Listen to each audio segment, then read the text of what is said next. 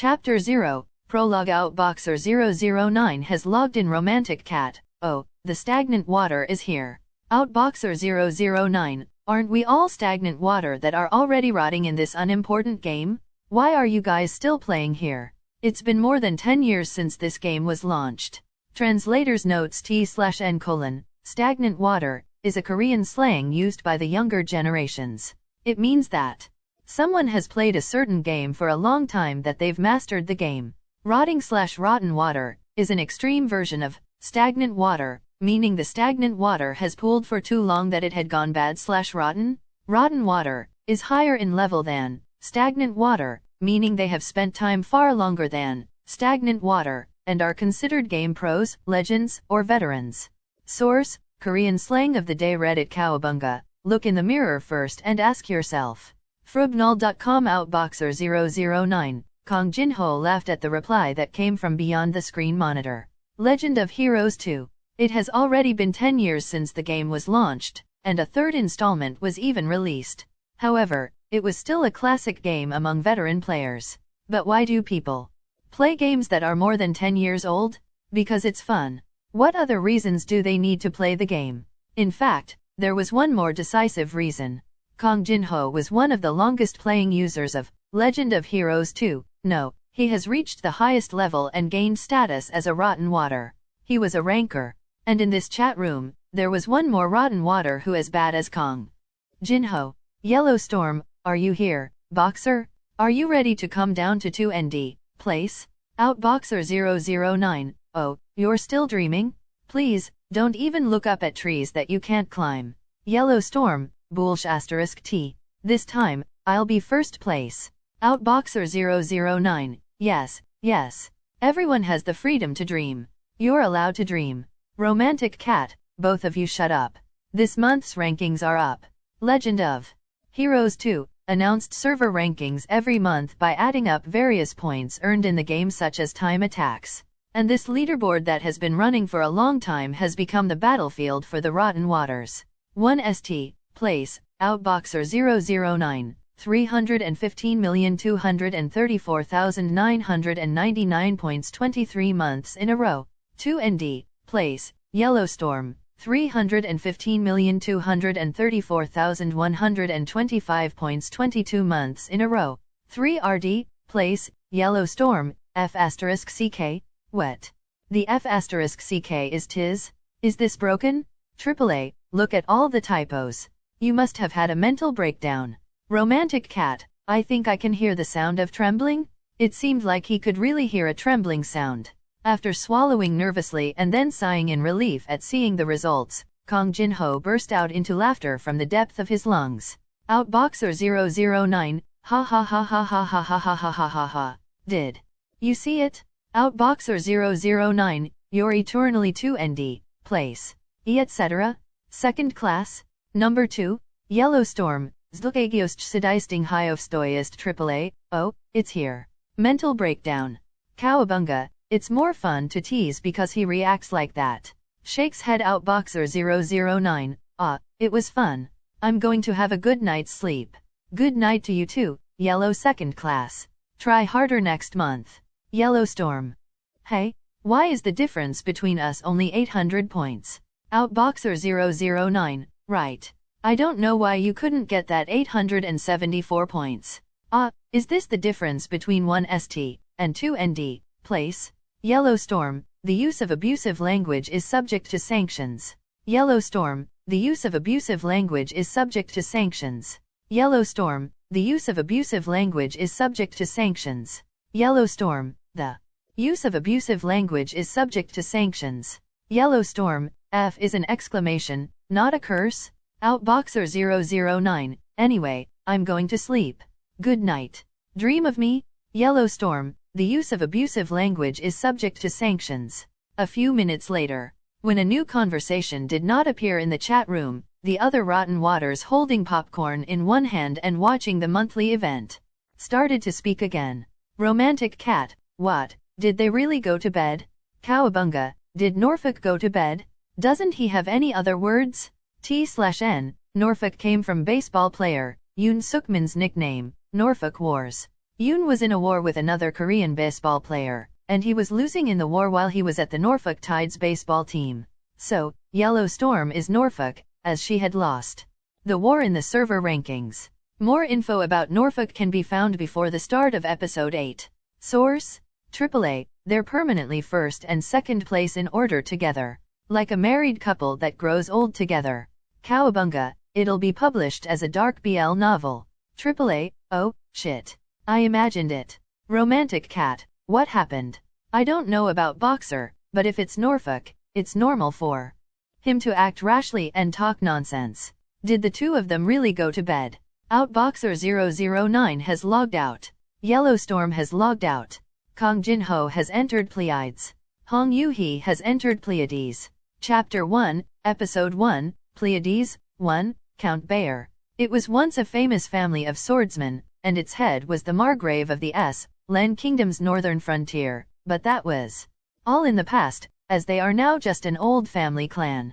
But even so, they were the Bayer family. Even if the father and son fell and their family declined in approximately 3 years, they still maintained their position at the bottom place of the 12 northern families.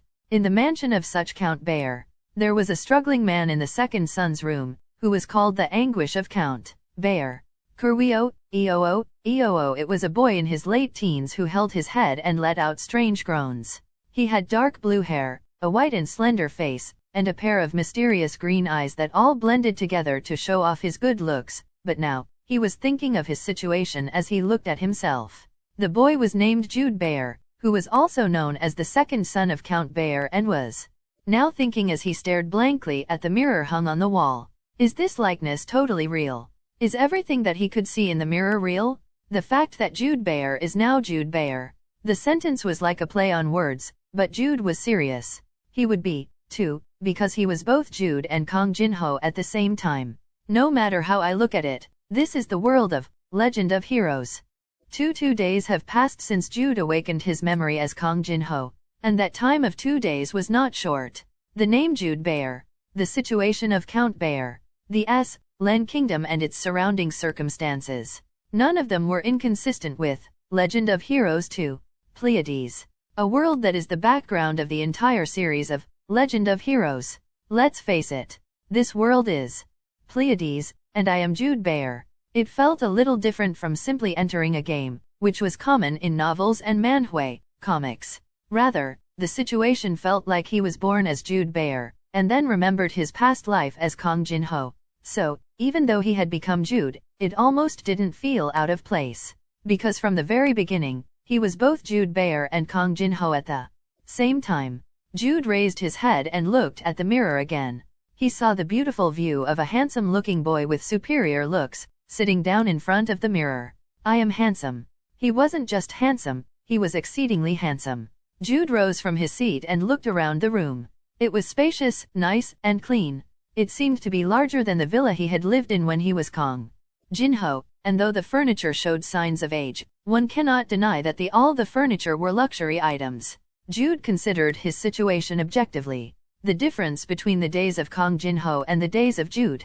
He was young again, a dozen times more handsome than before, and he had become a golden spoon noble. It was absolutely perfect. It was an upgrade to the point where he felt like applauding. But then Jude thought, isn't this eat up though? It wasn't because of Jude. Although Jude Bayer was character with some flaws among the characters of Legend of Heroes 2, the bigger problem lies in the fact that this was the world of Legend of Heroes 2 itself. The background setting of Legend of Heroes 2 was not a peaceful fantasy world. No, it was a world of great tribulation. Demons descended from the demon world, and angels came down to fight against them. All the countries and races of the continent were embroiled and killed in the war. In short, it was a world destined for apocalypse. I was fortunate that it wasn't the third installment. Legend of Heroes 3 dealt with the aftermath of the war between the angels and demons, where all human nations had collapsed. If he had entered Legend of Heroes 3, he wouldn't be sitting and looking in the mirror like this, but he would have been bitten and torn apart by monsters. As expected, there's only one way. He must become strong, so that when the times of great tribulation come, he could endure it. And if possible, he must become strong enough to protect himself and those around him. In the real world where Kang Jin-ho lived, there were clearly limitations for humans in becoming strong, but this was Pleiades, the world of Legend of Heroes. It was possible for an individual here to demolish mountains and become an absolute power that can shake the sky. Well, the authenticity of that is questionable, but moving on. For a while, he looked at his slender forearm, but soon made up his mind and clenched his fist again. Let's do it. He can do it. He must do it. Jude himself is outboxer 009. Wasn't he the rotten water that kept the top spot in the server ranking list for a staggering 23 months? So, Jude decided to consider Jude Bayer's situation first. Jude Bayer, the second son of Count Bayer. He hails from the Bayer family, which has produced outstanding warriors for generations, but he himself hasn't mastered even one of the sword basics. Of course, he wasn't just a useless guy as he was one of the playable characters. Jude certainly had a talent. It wasn't just an ordinary talent but a truly incomparable talent. Shinmujish, heavenly martial body. As the name implies, it's a heavenly talent for martial arts. But there's a trap card here. Jude was born with an abnormality in the yin meridians of his whole body, particularly called Gyumjulmuk, 9 yin severed meridians. T/N. Gyumjulmuk is a fictitious congenital disease seen in Korean martial arts novels, like the scholar's reincarnation. To quote its description from the above series, it is being innately born with yin energy but with blocked meridians. Treatment is very difficult and most people with this disease die very early. It means that the yin energy is so strong that the meridians are blocked, and the circulation of qi/qi does not work properly. Short-lived, weak, inability to use mana, but possessing a tremendous amount of yin energy. These were roughly the effects of Gyumjulmuk. He was an unlucky genius born in a body with both Shinmujish and Gyumjulmuk. That was the boy named Jude Bayer. Couldn't I just have been Leon? Or Maximilian? In Legend of Heroes 2, where various playable characters existed, it was Maximilian who was the main character of the game. A cheat character born with a great talent in both sword and magic. It was the so-called title character prepared by the production team to allow beginners to see the ending of the game. Then, Maximilian will be here too, right? Maximilian wasn't the only one. There was a high possibility that all the characters in Legend of Heroes 2 existed here. It's making me excited for no reason. He had just lamented that he had fallen into this world, but this was Legend of Heroes 2. His heart began to throb when he thought that he would be able to meet the characters of the materialized Legend of Heroes 2. Okay, if that's it, all I have to do is treat my Gyumjulmuk. Then the heavenly martial body will start to bloom. Of course, it was not an easy task to cure Gyumjulmuk. The evidence was that Count Bayer had not been able to do anything about Jude's Gyumjulmuk even up to this day. But there is a way. As the rotten water of Legend of Heroes 2, he was a player who knew several treatments for Gyumjulmuk. However, knowing and executing it were different. Is it possible to secure a remedy with his current body, which is itself weak because of Gyumjulmuk? No matter how much he thought of it, it was impossible. It wasn't something he could do alone. But that was not the case if he could leave it to others. All of the methods he could think of were quite complicated, and he wondered if the Bayer family members would even believe in Jude's words. I need allies. Someone who will believe and carry out Jude's words. Someone who will be on Jude's side anytime and anywhere. But it was then. Young master, may I come in? The voice he heard from outside the room was Maha, Jude's exclusive maid. Exclusive maid. Although it was a world where a great tribulation was predicted and he had a body with Gyumjulmuk, Jude thought that his life was much better now than when he lived as Kang Jin-ho. After his brief lapse of thought, Jude immediately raised his head and said, "Oh, it's all right." With his permission, Maha opened the door silently and entered. She was a woman in her early 20s with her blue hair tied neatly, and her cold expression belied her attractive beauty. As soon as she entered the room, Maha bowed to Jude and said immediately, ReebNovel.com Lady Cordelia Chase, your fiancé, is here to visit you. Ah, visiting a sick person. Come to think of it, he thought, it was worth it coming here. When he awakened his past memories as Kang Jin-ho, he remembered a lot of nonsensical stuff. Moreover, wasn't Jude usually considered a sick person here? What should I do? He had awakened Kang Jin-ho's memories, but Jude's memories did not disappear. In other words, meeting his fiancée, Cordelia, didn't pose any problems. Cordelia. She was an incomparably beautiful girl with red hair close to pink. Wasn't the ratio of handsome and beautiful people here too high? Then again, wasn't the original game characters all like that? Anyway, if it's Cordelia Chase, Kang Jin-ho knew quite a lot about her. Chase, the famous family of wizards. If Jude's family, the Bayers, were a famous family of swordsmen, the Chase family were a famous family of wizards. Of course, both families were now weak compared to the past. In any case, Cordelia Chase was a wizard character, born with a fairly outstanding magic talent. She didn't have a natural-born talent like Jude, but instead, she lacked a weakness like Gyumjulmuk, making her easier to handle in the game. I'm nervous. He didn't think he would meet his fiancée, who's also a playable character in Legend of Heroes 2. Young Master. Huh? Oh, yes, okay. I'm going to see her right now. When Jude willingly answered, Maha hesitated for a moment, but soon nodded and stepped back. She is waiting in the drawing room. After Maha said that, she began to take the lead as she guided him to the place. I am a real nobleman. It was a new experience for him, but as he stepped out of the hallway, Jude realized that this was a noble family's house, a residence that once boasted great power. It was a hall that emphasized practicality rather than splendor, but it was so big and grand that it felt like he was walking in a big castle rather than a mansion. Mr. Jude Bayer has arrived. Maha, who raised her voice once they were in front of the drawing room door, opened the door with a restrained movement. Unlike the hall, which gave a stark impression, the drawing room was well decorated. Inside, there was a girl with red hair close to pink, and a female knight right next to her who served as an escort. Cordelia Chase. Jude Bayer's fiancée. Jude swallowed deeply as stepped into the drawing room. He faced Cordelia with a natural smile. But right after, the moment he made eye contact with Cordelia, Jude widely opened his eyes. And so was Cordelia. The two shouted almost at the same time. Why are you here? Chapter 2, Episode 2, Pleiades, 2, Young Master. Miss. Maha and Cordelia's escort, a knight, said almost simultaneously. That's because Jude and Cordelia looked at each other out of the blue and said strange things. Why are they here? Didn't we come here to meet the visitor? Isn't it because we came here to visit? At a time when Maha and the female knight were thinking rationally, Jude calmed his astonished self and thought of the girl in front of him. And like himself, Cordelia was full of emotions too, such as embarrassment, surprise, and so on. What? Why is Yellowstorm here? The girl in front of him, Cordelia, was so beautiful that the word great beauty could be attached. The 2nd place Yellowstorm had nothing to do with Jude's own fiancée, but it was strange. When their eyes met with each other, the player named Yellowstorm came to his mind. It was good to say that it was an absolute feeling. Moreover, it was important that the opponent showed a similar reaction to him. No way. Is she really that Yellowstorm?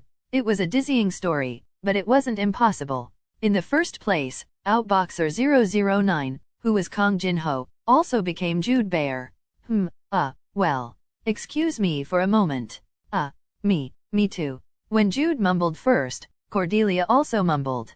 However, the way he looked at her side was also unusual. First, please sit down. Yeah. Once he sat down, Maha and the female knight tilted their heads at the awkwardness of the two, but it was only for a short time. Maha brought out the newly prepared tea, and Jude continued to exchange awkward glances with Cordelia. Let's test her. He didn't know if only he felt something, but he thought that she would have felt something similar too. If the opponent really is Yellowstorm like he felt, it would seem like a catastrophe has come, but if it really is, he would likely understand. No. Hi, Yellowstorm. Jude's voice trembled because he was embarrassed to say it out of his mouth.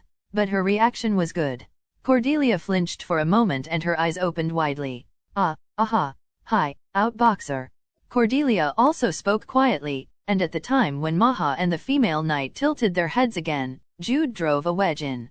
Hey, you too. Yay, me too. Young Master. Miss. Maha and the female knight's face now had a rather serious look of concern. Why are the two suddenly acting like that? But Jude couldn't care less about the reaction of those two. Crazy? Are you really Yellowstorm? When he spoke with his eyes, the other returned a similar answer. Jude took a deep breath for now. He wanted to ask a lot of questions right away, Like what happened and when did she became Cordelia, but there was Maha and the female knight here. Therefore, Jude tried to turn around. Coop reset 9 o'clock 3-9. One of the contents of Legend of Heroes 2 is the Coop mode that resets every night at 12 o'clock. Meaning it was reset at midnight. 9 o'clock refers to the 9 o'clock direction, and 3-9 meant 9 blocks down, that is, 18 meters below the entrance coordinates. Therefore, the interpretation of Jude's words was as follows. Let's meet at midnight in the corner of my garden. Honestly, it would be difficult for a normal, Legend of Heroes 2, player to understand what he meant, but it would have been understandable if it was the rotten water yellow storm. And indeed, Cordelia nodded and said in a whisper, Roger that. It was a radio term meaning understood and is one of the most distinctive phrases of Yellow Storm. I'm glad you're healthy. It's already late today, so I'll see you next time. It was nice to meet you. I look forward to seeing you next time. They couldn't have a proper conversation here. So, after deciding on when and where to meet, they quickly ended their meeting. When Cordelia and Jude stood up after talking to each other, it was Maha and the female knight who were confused again. You're going already, miss. She was so surprised that Maha's usual expressionless face was now full of surprise. However, Jude and Cordelia had already reached an agreement and exchanged their greetings. Jude laughed awkwardly and saw off Yellow Storm, no, Cordelia, who likewise walked out with an awkward smile and a quick walk. Young master. This is, well, that's it. What the hell is going on here? But one thing was certain. The appearance of an ally who would be on his side and believe Jude's words. Looking at the entrance of the drawing room where Cordelia had left, Jude clenched his fist. Jude Bayer's father, Count Bayer, was out on a northern expedition with his successor, G.A.L. Bayer, who is the older brother of Jude. It was a small-scale expedition, called the Northern Monster Subjugation, which was like an annual event, and the period from departure to return was 1 month. In any case, the quiet part of the house was now even quieter. This is because most of the vassals here went on the expedition following his father and brother. Having finished dinner alone in the room, Jude waited impatiently for midnight to come. And finally, the deepest of night, midnight, came.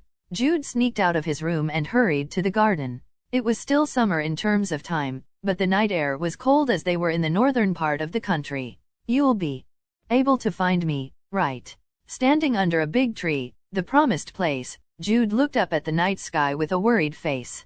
It's a real Pleiades. There were 2 moons in the sky, Selene and Helene, twin goddesses illuminating the night sky. In fact, the 2 moons were even more beautiful and mysterious looking than when they were seen through the monitor screen. Hey! It was at that moment. With a very small voice that came out of nowhere, Jude became alert and looked up the wall, and identified the owner of the voice. The owner of the voice was a red-haired girl wearing a hard-pressed brown hood reminiscent of monk's robes. Yellow Storm. Outboxer 009. Speaking quietly, the same little voice came back. And, whoosh. Cordelia crossed over the wall using fly magic and looked at Jude. With a face full of mixed feelings. Really? Yes, really. They just confirmed each other's nicknames. It's really something. What? I'm madly pleased to see you. At Cordelia's words, Jude nodded. It was the same with himself. He thought that he had fallen alone in a completely different world, but he knew a face? No, he was glad to see another person like him. Since when? 2 days ago. What about you? 2 days ago, too. It happened suddenly when you opened your eyes. Yeah.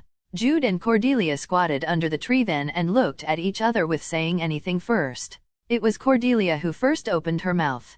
Hey, aren't you supposed to be a guy? How did you get a girl to go over the wall of a man's house? What is this sexism all of a sudden? And don't you know? Jude Bayer. Gumjulmuk. How am I supposed to cross the wall? Come to think of it, it wasn't just that. And since when did you become a woman? From birth. Huh. From birth, you crazy guy. At Cordelia's confession, Jude rubbed his eyes and soon spoke in an embarrassed voice. Yellow Storm was a woman. Then were you a man? I was a man. I was a woman. Yes. Then again. They've known each other for 5 years, but they've never talked with each other in the common voice chat. When they met in the game, they met as game characters, so there was nothing for them to recognize about the other's real sex. That's not what really matters now. When Jude spoke, Cordelia nodded, though she frowned a little. What mattered was that Outboxer 009 became Jude, and Yellowstorm became Cordelia, and that this world was the world of Legend of Heroes 2. Jude decided to try to lay the basics first. So do you?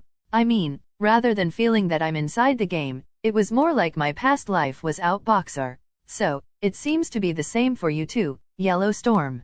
Me too. I feel the same. At first glance, there may be little difference, but in fact, there was a decisive difference between the two, whether or not they could return. If you were really reincarnated in Pleiades, the world of Legend of Heroes 2, log out would not exist. You were reincarnated in the first place, so where are you going to go? But neither Jude nor Cordelia thought deeply about it. Though they felt strongly about the fact that they were both Jude and Cordelia now, there were also more important issues that they had to resolve. The Great Summons, an event where the angels and demons come down in earnest.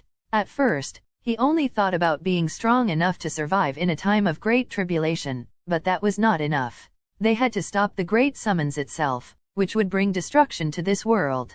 Of course, it was a vague story. The advent of angels and demons was indeed the fate of the world of Pleiades. No matter how much of a rotten water he was, it was too much for him to do it all alone. But if he's not alone, if it was also with those who ranked as the 1st and 2nd places in the server rankings together. I like our picks. Jude Baer and Cordelia Chase. Both were non-mainstream characters that were far from weak ones, but the picks that she spoke about weren't just about character performance. Cordelia said with a bitter smile. Perfect for sharing. Bingo. Jude was a warrior, and Cordelia was a wizard.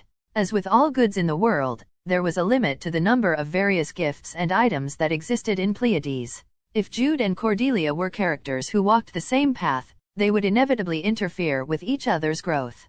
But they were both warrior and wizard, so they could share the goods of the Pleiades with each other. I never thought I'd have a party here that I haven't had in 5 years.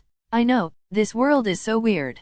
It's ridiculous to be reincarnated in the world of games, but he couldn't believe he reincarnated with the Forever 2nd place girl. Moreover, they were also engaged.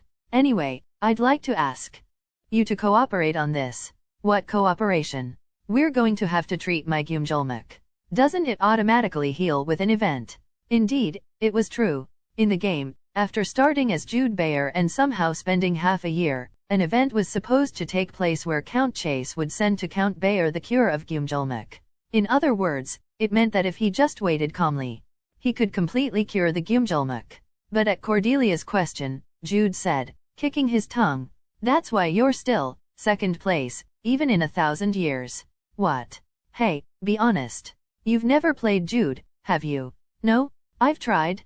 I know it gets cured because I've played him. But do you agree to that? To just wait for half a year to get treated. There are 6 months in half a year. 180 days in 6 months, and 4,320 hours in 180 days. It was such a waste of a long time." Cordelia frowned back at Jude's point. "Then what will you do?" "I need to treat it before that. Using all kinds of tricks. In a way that only they who have climbed over the stagnant water and reached the stage of the rotten water can do." "Come closer." Jude, who beckoned to Cordelia, began to talk. Chapter 3. Episode 3, Pleiades. 3. Terms used in this chapter. Reading a Korean book, it refers to monotone acting. It came from students reading aloud the Korean textbooks indifferently without showing any emotion. This expression is usually used for those who can't act, so they end up saying things in a monotone manner. Gyumjulmak refers to a constitution in which the inner yi energy is so strong that an abnormality occurs in the whole meridians and the circulation of qi is not properly achieved. Therefore, in order to treat Gyumjulmak, it was necessary to relieve the yin energy that were blocking the meridians at once. Do you know what Jude will eat in half a year? I know. It's the sunfire carp. Oh, it's not 2nd place anymore. I'm a little, rather, why do you keep saying, second place? Cordelia warned sharply, but Jude just laughed. It was fun when he teased her in the chat window, but now that Yellowstorm had become an incomparably beautiful girl and showed her expressions, it had become more interesting. Well, as you know anyway, the sunfire carp is a carp that possesses extreme yin energy. So, let's go fishing to catch it. Are you really? The second in the server. I'm the second in the server. Yes, I'm the first. When Cordelia trembled and clenched her fists, Jude moved on to the next topic. Controlling the degree of anything was important. And this person was a little different from me. They were Outboxer 009 and Yellow Storm that had ranked 1 ST and 2 ND on the server back-to-back, but in fact, it was not an exaggeration to say that their playstyles took completely different paths. I was an attacker, and she was a fighter. If Outboxer 009 was an attacker who gained points for achievements by digging into the limit of characters, events, and items that exist in the game, Yellow Storm was the ultimate combat fighter that raised scores by hunting a lot. Of course, both were rotten waters, so Outboxer 009 is also a good fighter, and Yellow Storm also knew enough about Legend of Heroes 2, but their majors were different. Whatever. Jude, who erased the distractions from his head, spoke quickly. If we can get in our hands an item with powerful yang energy, we can treat the Gyumjulmuk much faster. I know that, but was there something like that? Cordelia frowned and groped her memory. Although there were quite a lot of items with yang energy other than the Sunfire Carp that Jude had mentioned, it was questionable if Jude and Cordelia could find it for themselves now. There is one. Near that, too. You know what I'm talking about, right? Huh? Well. Oh, that's it. That. Well, there was that. Cordelia nodded, as if awkwardly reading a Korean book. Yes, that. So please help me deal with it. That's what I need to prepare. Oh, I know. Yes, I know. What does she know? Jude could completely see that she didn't know anything. Jude shook his tongue and decided to give the right answer. It was fun to tease her, but time wasn't infinite. You can just wear the sun's necklace that Lysgang has. Yay, if you wear the sun's necklace of Lysgang, demon. Lysgang eep. A startled Cordelia jumped up from her seat and tried to raise her voice, but fortunately, she was able to cut it in the middle. Jude, who hurriedly shut Cordelia's mouth, said in a low voice, "Hey, we're meeting each other in secret, remember?" It was midnight, a quiet time for the entire place. It was a good thing that most of the people in the house followed Jude's father and were out. Otherwise, someone would have come by after hearing the sound. Be serious, okay? I'll take my hand off only when you've calmed down, okay? Cordelia nodded at Jude's reminder. Okay, here. Phew Wadash? Hey, are you really talking about that Lysgang? The Red Moon Demon Lysgang. As soon as Jude pulled his hand out, Cordelia asked quickly in a low voice. She looked dumbfounded. Yes, the Red Moon's Lysgang. Are you crazy? How will you defeat him? Don't you know that its level is like a bully to us right now? The Red Moon's Lysgang. A demon sealed in the north of the Len Kingdom, and one of the mid-bosses that appeared in the middle of Legend of Heroes 2.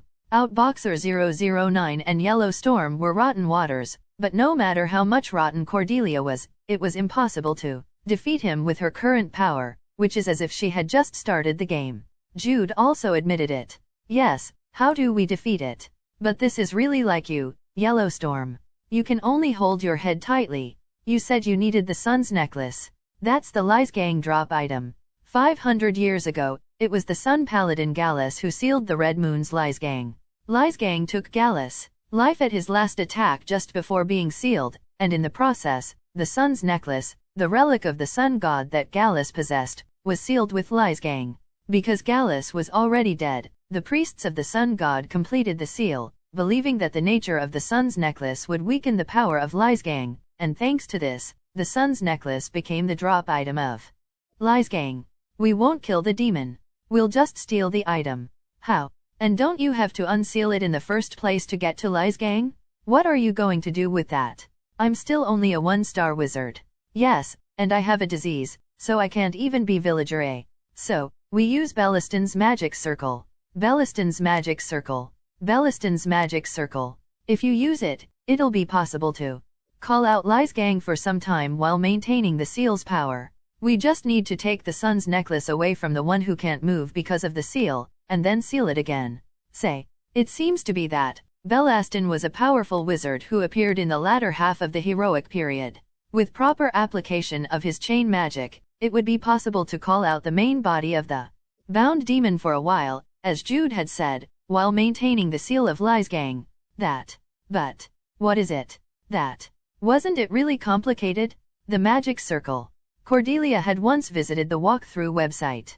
It was rumored to be the perfect magic circle for sealing a demon, but she found it too complicated to draw now even if it was right beside her, so she had abandoned the thought of using it. At Cordelia's question, Jude nodded.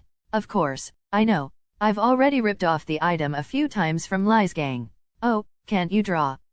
No, I can draw it too. How many times have I drawn it? Because I memorized everything too, right? Yeah, I think so. It's 2ND, in the server. Don't tell me you can't memorize that one. Cordelia smiled awkwardly with a tearful face as Jude patted her shoulder and gave her a trusting look. Wow, it's all over her face. He now knew why she didn't use the voice chat. She seemed like the type who could never lie. Yes, since the wizard is you, I'll ask you to draw it. Really reliable. I will only believe in you, Yellowstorm. Yes. Trust me, only me. Yes, only me. The appearance of Cordelia, who smiled with no confidence, was indeed spectacular. Then let's take the sun's necklace that Li's gang has as our first quest target. But isn't it a little far away? I don't think I'll be able to make a short trip at night. The place where Li's gang was sealed was an abandoned temple in the middle of the Balkan Mountains. It was a half-day drive from the frontier city where Count Bayer and Count Chase lived. Yes, so I thought about it. There's a solution for this, too. What is it? You and I are engaged for now, aren't we? Well, that's true. Cordelia slipped back at the word of engagement, and Jude also felt awkward by it. Yellowstorm and engagement. Meaning a promise of marriage. It seemed like he was going to feel dizzy thinking of it, but in any case, using anything available was the mindset of an attacker. So, let's go on a date. A date in a carriage. Who? You, and me. You and I outboxer and Yellowstorm 1ST, place and 2ND, place. What would the people in the chat room say when they see this situation? Cordelia had already made her white face even whiter, a creepy look in a word, and she hardened, and Jude had a similar expression. Oh, it seems like the time limit is coming. Time limit. Yes, my Gyumjulmuk. After a long time in the night air, his hands and feet were already cold, and it seemed that the night dew would continue to spread throughout the place. Are you okay? Would you like a heal? I'd appreciate it. But the way, how do you use magic? What about magic usage? Is it okay? It's a little different from the game, right? It's a lot different. It's amazing. Well, it's really fantastic. Unlike Jude Bayer, who was born with a disease, Cordelia Chase was a wizard who had been well established from the beginning. She used fly magic to cross over the fence just a go. Since arriving at the garden, Cordelia had felt tired and weak from being swayed around by Jude. But now, she was smiling confidently. Phew, take this body heal. Yes. Cordelia put her hand on Jude's forehead, closed her eyes and chanted the spell. The beautiful appearance of Cordelia and the green light coming from her hands were combined, making it a truly spectacular sight. What do you think? Did it work? Yes. It's a little easier to breathe now. Jude thought he could get back to his room safely. Then I'll go back for now. Cordelia put the hood on. Again. Although Count Bayer and Count Chase were neighbors, but they weren't right next to each other, so it would take some time to get back. I'm sorry, if I can treat my disease, I'll try to cross over the fence of your house. No thanks. I'm fine with just the date plan. Okay. A date request. Hey, shouldn't we just call it the quest for Li's gang? Yes. That would be good for our mental health. Jude and Cordelia stood side by side and awkwardly bade each other farewell. Then, go. Good night. Yay, good night to you too. Dream of me. Cordelia, who answered with a middle finger to his habitual greeting, flew up and crossed the wall. That's real magic. The world where angels and demons exist, as well as magic. Looking at the wall where Cordelia had disappeared for a moment, Jude turned in the direction of the Balkan Mountains. Red Moon's Li's gang and the Sun's Necklace. It was the beginning of their plans. Chapter 4, Episode 4, Pleiades, 4, the next morning. Jude thought as he woke up with a groan. I'm really weak. Although he was healed by Cordelia, his Gyumjulmuk was still there. When he woke up, he felt heavier and dizzy than usual. I must hurry.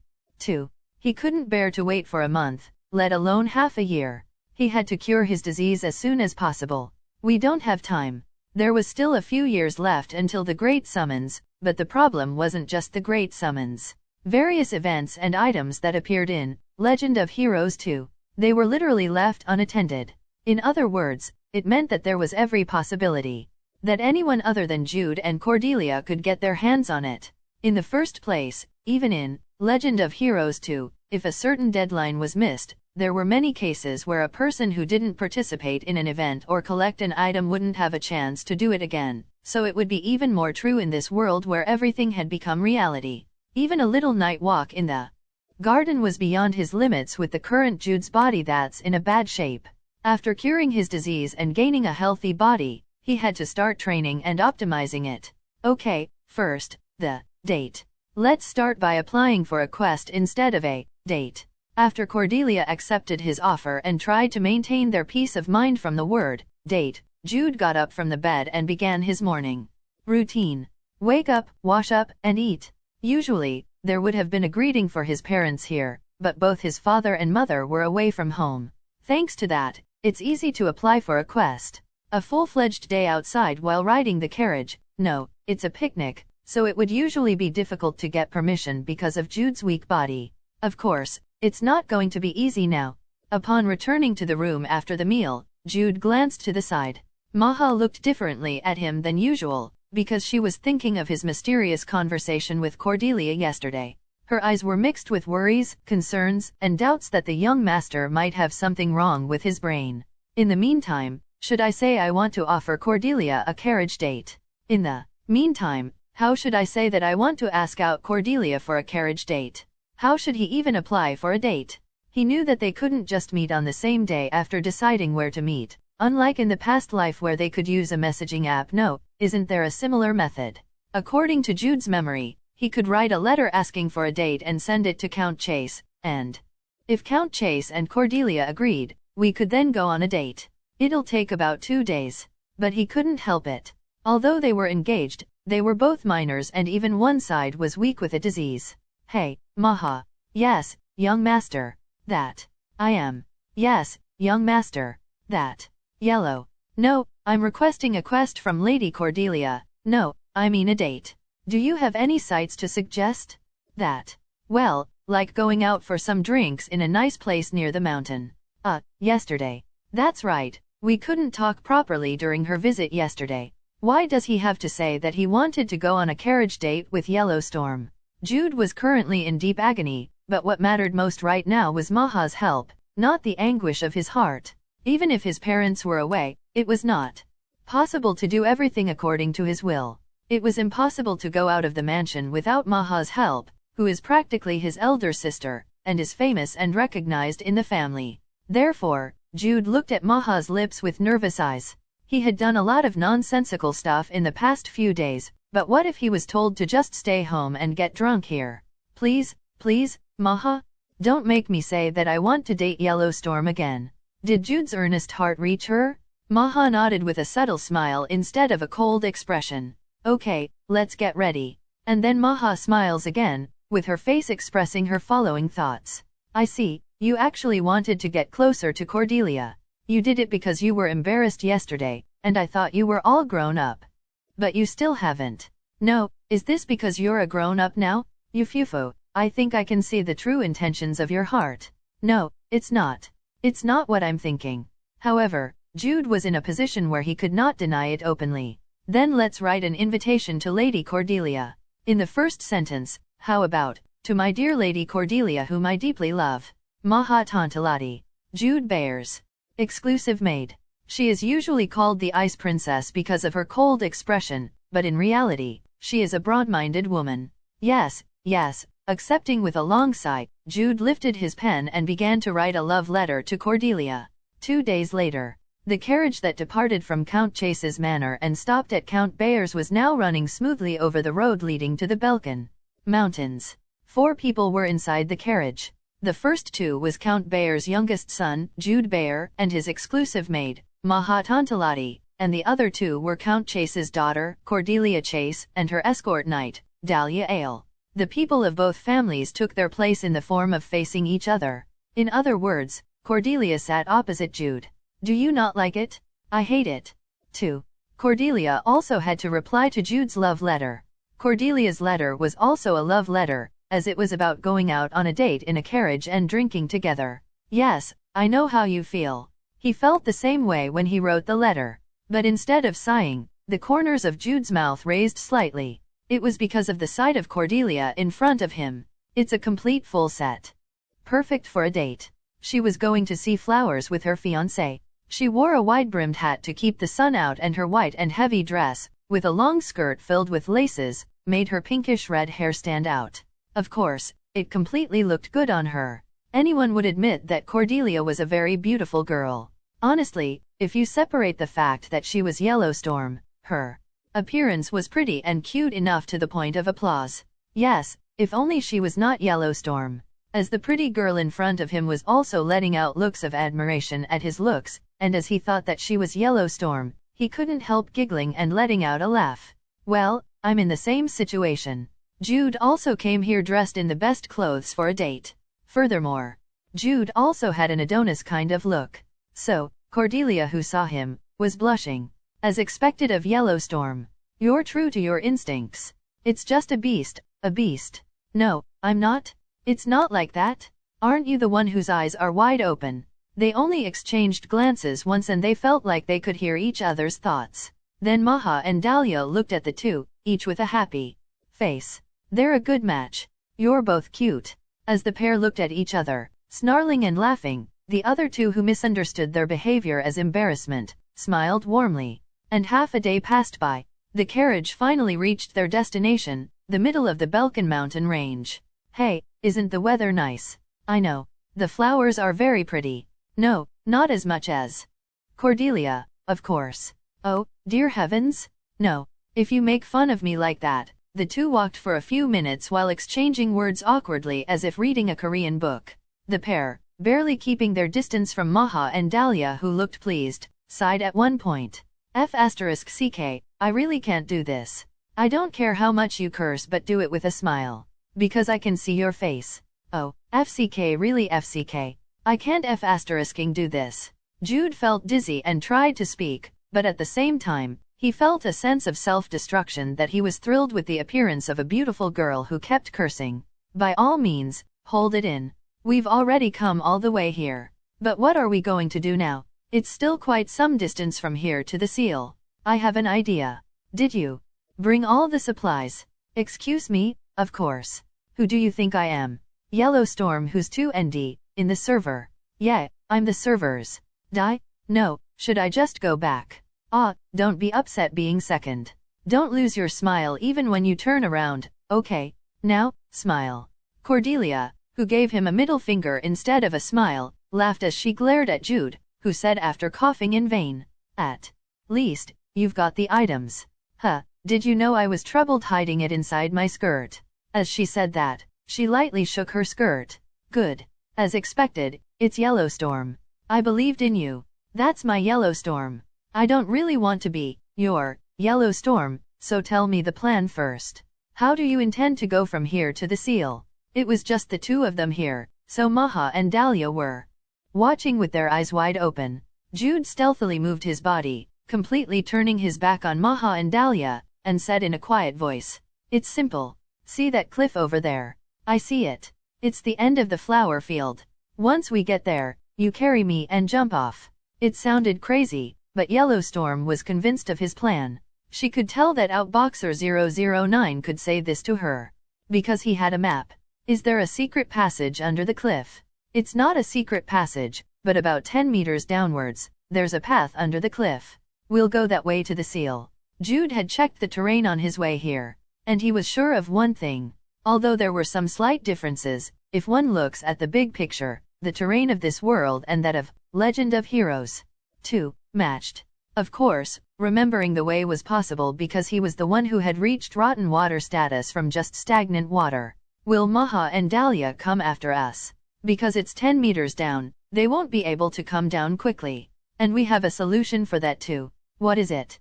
Instead of answering Cordelia's question immediately, Jude took a moment to pause. At the time that Cordelia, who has always tried to interject him, he opened my mouth. Just make one promise first. What promise? The promise to hear me and not be angry. Don't even hit me. What are you going to say? Is that a promise? Yes, so what the hell is it? It's this. Jude started talking in a low voice. After a while, at the edge of the flower field, Jude looked behind his back and signaled to Cordelia. Now, as promised in advance, Cordelia suddenly held Jude's hand. Maha and Dahlia, who saw the bold skinship, let out surprised voices, but there was still more to be surprised. Run! Jude and Cordelia ran towards the cliff edge and leapt without any hesitation. Young master. Miss. No, what are the things that those who are already engaged doing now? It's not that their love is unachievable in this life, that they're trying to achieve it in the next life. Either way, the surprised Maha and Dahlia reached the cliff edge in the blink of an eye, and they both breathed a sigh of relief. This is because they witnessed the sight of Cordelia, who carried Jude in her arms, landing on the ground with fly magic. Young master. Miss. Maha and Dahlia, who both raised their voices, looked around helplessly. They were trying to find a way down. As expected, Dahlia did not know how to use fly magic. Jude hurriedly urged Cordelia, and Cordelia shouted with a completely red face. I want to spend time together with Jude. We'll be back before dinner, so just wait. Don't worry about us. Miss. Dahlia shouted out of panic, and Jude urged Cordelia again. Quickly, quickly. The next line. We're not going to do anything weird, so, don't worry. Jude is a gentleman. This was enough. Maha and Dahlia were the only ones here anyway. Count Chase's coachman was taking a nap in a faraway place, so if only Maha and Dahlia were to shut their mouths, the coachman would not know. Either way, they succeeded in getting away from Maha and Dahlia, and they also finished making excuses to earn time. Now, the only thing left was to head for the seal quickly. Let's go, quickly. Cordelia reacted quickly to Jude's prompting.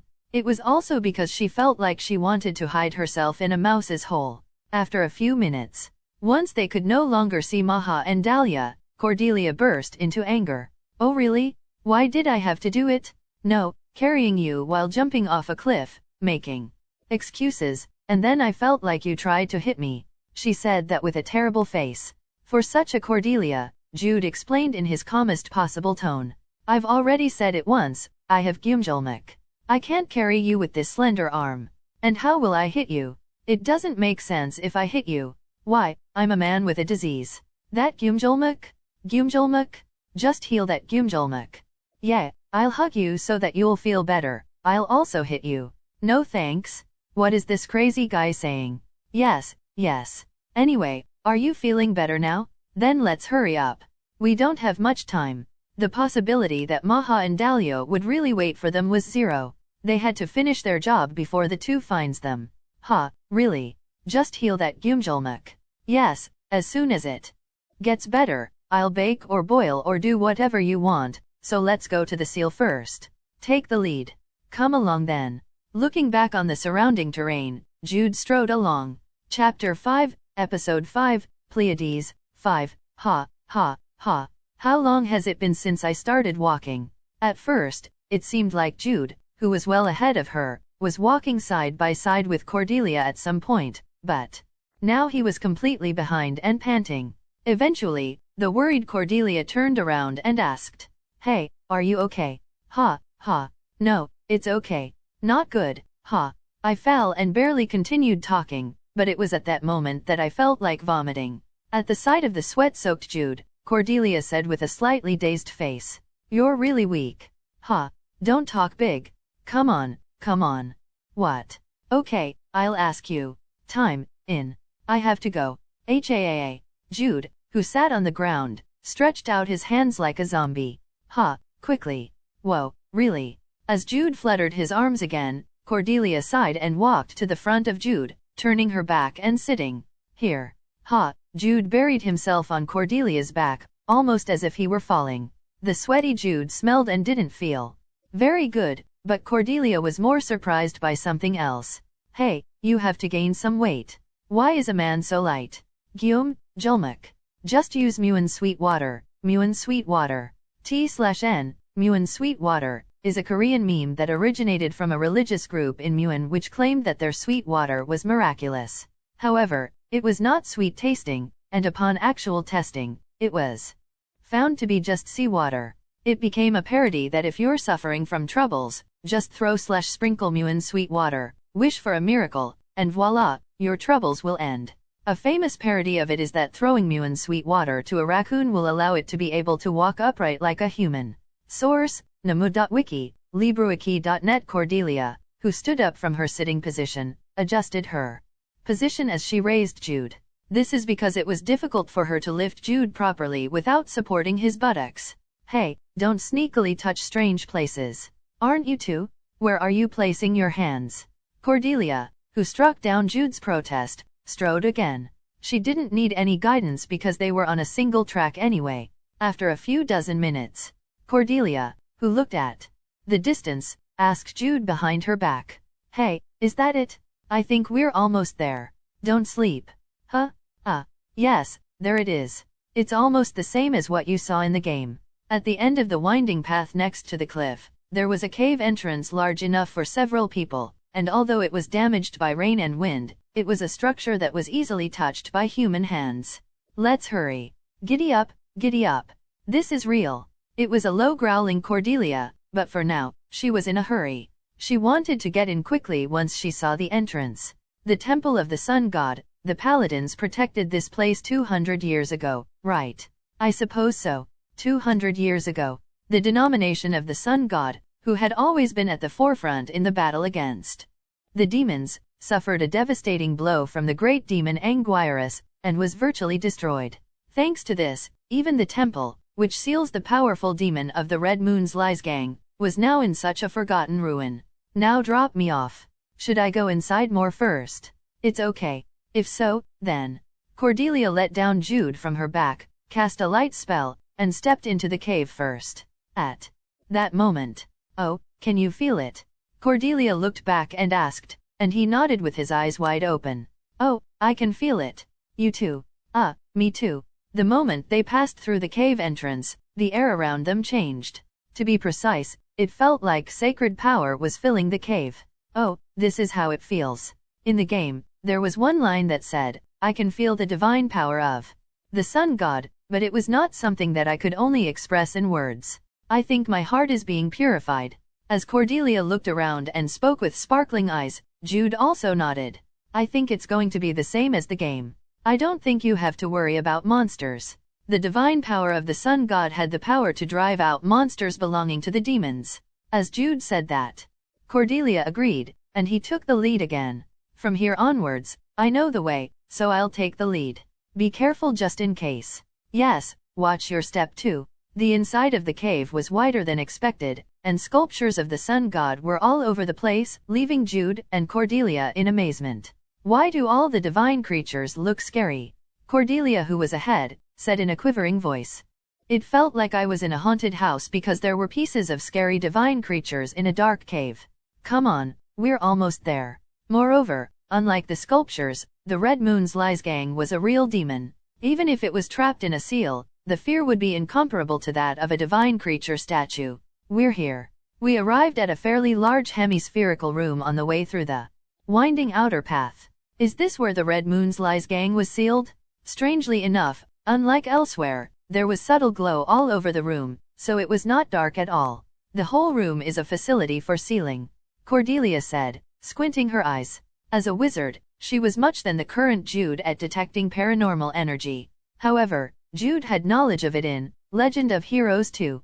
After a nod, I looked at the magic circles engraved on the ceiling and the floor. Okay, it's the same as what I saw in the game. When I came here, I was honestly uneasy. Install a magic circle and call out the demon.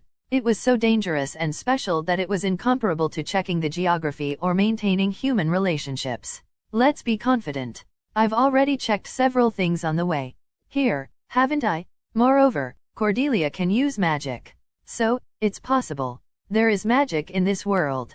Jude, who spoke to himself as if he were admonishing himself, looked back at Cordelia after he had hardened his mind. Cordelia, the supplies. Just look over there and wait. All the supplies were inside her skirt. When Jude turned around awkwardly, Cordelia separated the skirt itself, and laid out the items she had tied to her thighs and calves on the floor. I'm done.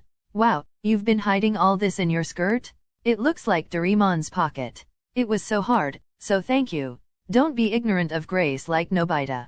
T/N, to those unfamiliar with it, Doraemon's pocket refers to the magical pocket of the Japanese character Doraemon that can store any item regardless of size. And Nobita is the main character who always gets helped by Doraemon with his items. The two who exchanged whispers began preparations for drawing the new magic circle. The best method is to draw it on the ceiling and carve it in the floor, but that's difficult. So, let's draw a magic circle using a magic drug made by mixing catalysts. Here, the magic drug. Cordelia pours a fourth of a red liquid into a spacious paper bowl. At first glance, it looked like blood, but it was a pure magic drug mixed with various medicinal ingredients. I'm glad Cordelia's a wizard. Otherwise, it would have been difficult to get the ingredients to make the drug. Give me a pen. I secretly brought my father's, so don't break it. Okay. Cordelia checked her items and brought out a pen made of griffin feathers. We're definitely Jude and Cordelia. Yellowstorm did not possess Cordelia's body. Cordelia had remembered her memories as Yellowstorm.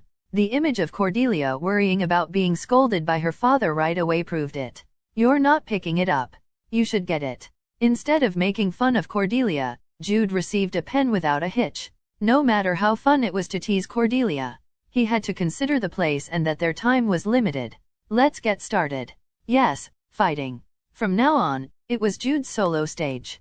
Cordelia, who shook her fist as she cheered fighting, sat down in the corner and watched Jude's actions. He had to draw a large magic circle that had to use almost the entire floor, so he shouldn't be disturbed. 1 hour after, Jude gestured to Cordelia as he sweated after having finished drawing the magic circle. Let's get started. Come this way. Huh? Yes. At Jude's call, Cordelia came up with a startled face. Why, no, it's just, actually, it wasn't just. Cordelia was admiring Jude, to be exact, to Outboxer 009. As expected, he's Outboxer 009. Now that we've come this far, it's only natural, but I never thought he really memorized Belliston's magic circle. Why, are you respecting me now? This is how I got into first place, isn't it? No, it's not.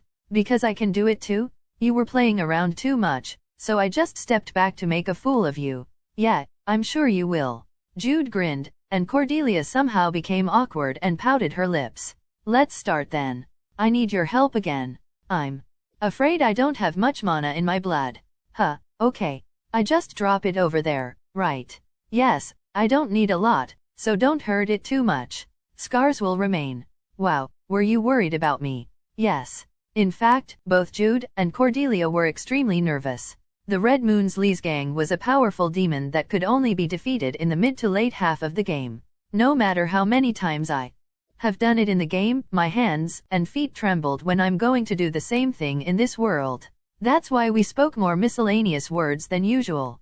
Let's do it then. Yes, let's do it. I'm sure we can do it.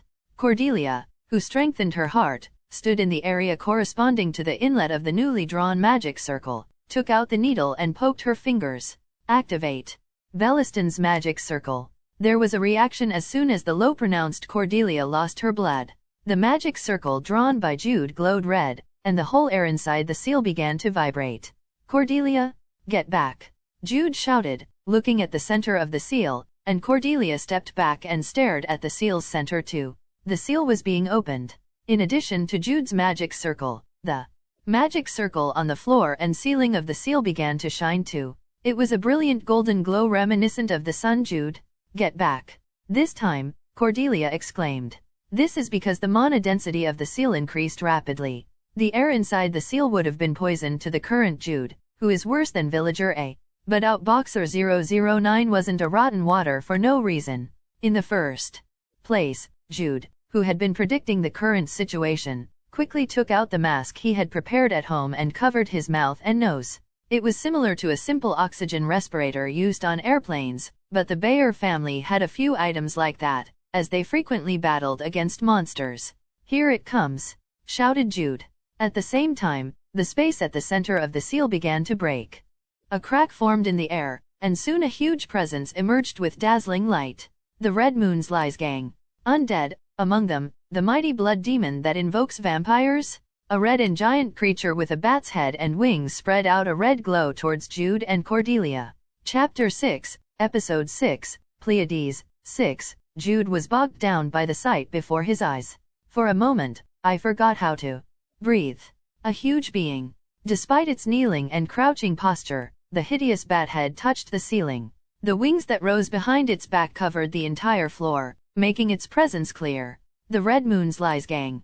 Demon prince that covets blood. I couldn't even compare it to when I saw it in the game. The appearance itself was the same, but the pressure was different. The limbs had been bound. A chain that seemed to be thicker than Jude's waist covered the entire body of Lies Gang. Nevertheless, I felt afraid. Just by facing it, Jude felt like his own existence was trampled and crushed. Get a hold of yourself. Just then, Cordelia shook Jude's shoulders. Unlike Jude, who can't handle mana itself because he had Gumjulmek, she was a true wizard, even though she was only a 1-star. She put the necklace she prepared in a hurry on Jude's neck. Are you okay? Is your mind okay? It was a magic tool that slightly raised one's magic resistance. I brought it just in case, but I think it was a good thing that I did. Jude's eyes began to refocus. Cordelia. Yes, it's me. Get a hold of yourself? Huh. Jude blinked. Took a breath. He was so nervous that he could feel the enormous presence behind his back. Lies Gang of the Red Moon, it was real. The mighty demon prince was before us. You can do it. Jude thought. The seal of the sun god was still working. Belliston's magic circle was also playing its part. The given time is about 3 minutes. More than that, the Belliston's magic circle could not hold out. There it is. Over there, by the waist. Cordelia said in a tense voice. Lies Gang's waist.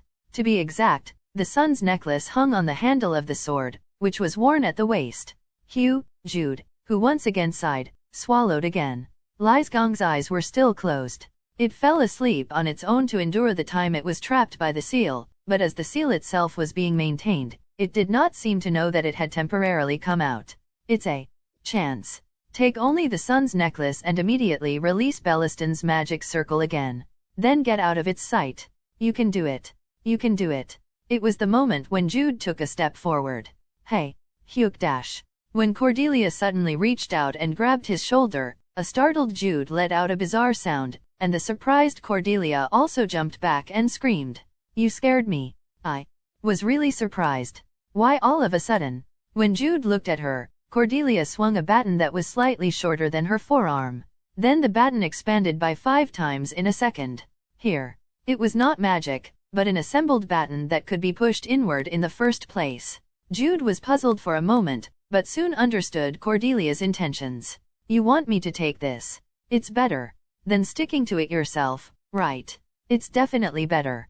Jude gave a sincere look of gratitude, and Cordelia gave a merry, pleasant snort. In any case, time was ticking along in the midst of all this. With a baton, Jude crept to the side of Lies Gang. Here it goes. I stretched out the baton and somehow reached the distance. Jude used the baton to poke between the strings of the necklace and lifted it carefully. Good, good. Almost done. Speaking very quietly, Cordelia nodded and swallowed slowly. And immediately after, the moment I finally took the necklace out of the handle, Jude was frozen once again. The same was true of Cordelia this time. And the two almost instinctively raised their heads and looked up to the heights. The Red Moon's Lies Gang. It was opening its eyes. It glared at Jude and Cordelia and let out a red glow like when it first appeared in the seal. 1 second like that. No, it felt like an eternity. Take it. Bounce back. Cordelia and Jude shouted almost simultaneously. Jude quickly pulled the baton and backed away greatly. He grabbed the sun's necklace that came down along the baton. No, freeubnovel.com said Lies Gang. It opened its mouth, and the roar shook not only the seal but also the entire cave. Jude stumbled and fell. Lies Gang gave strength to its arm to hold on to such Jude. Kaduk! But there was a chain. The seal of the sun god still held tight on Lies Gang. Hurry up! Cordelia yelled. Jude stood up staggeringly, and Lies Gang spoke again. And at that moment, Jude once again witnessed an incredible sight. A small light burst in the open mouth of Lies Gang. To be exact, an arrow of light flew towards the mouth of Lies Gang and exploded. Magic Missile, the most basic attack magic that 1-star wizards can cast from the beginning. It was Cordelia. No, it was Yellowstorm. The moment Gang tried to attack Jude, her instinct as a fighter to the bone was triggered. Hey, crazy. As he was about to shout loudly, Jude blinked in surprise. And so was Cordelia. Level up. Cordelia was enveloped in a ring of white light. The level up effect that I've seen countless times in Legend of Heroes 2 was clearly seen. Cordelia spoke out. Then she shouted again. This time, together with Jude.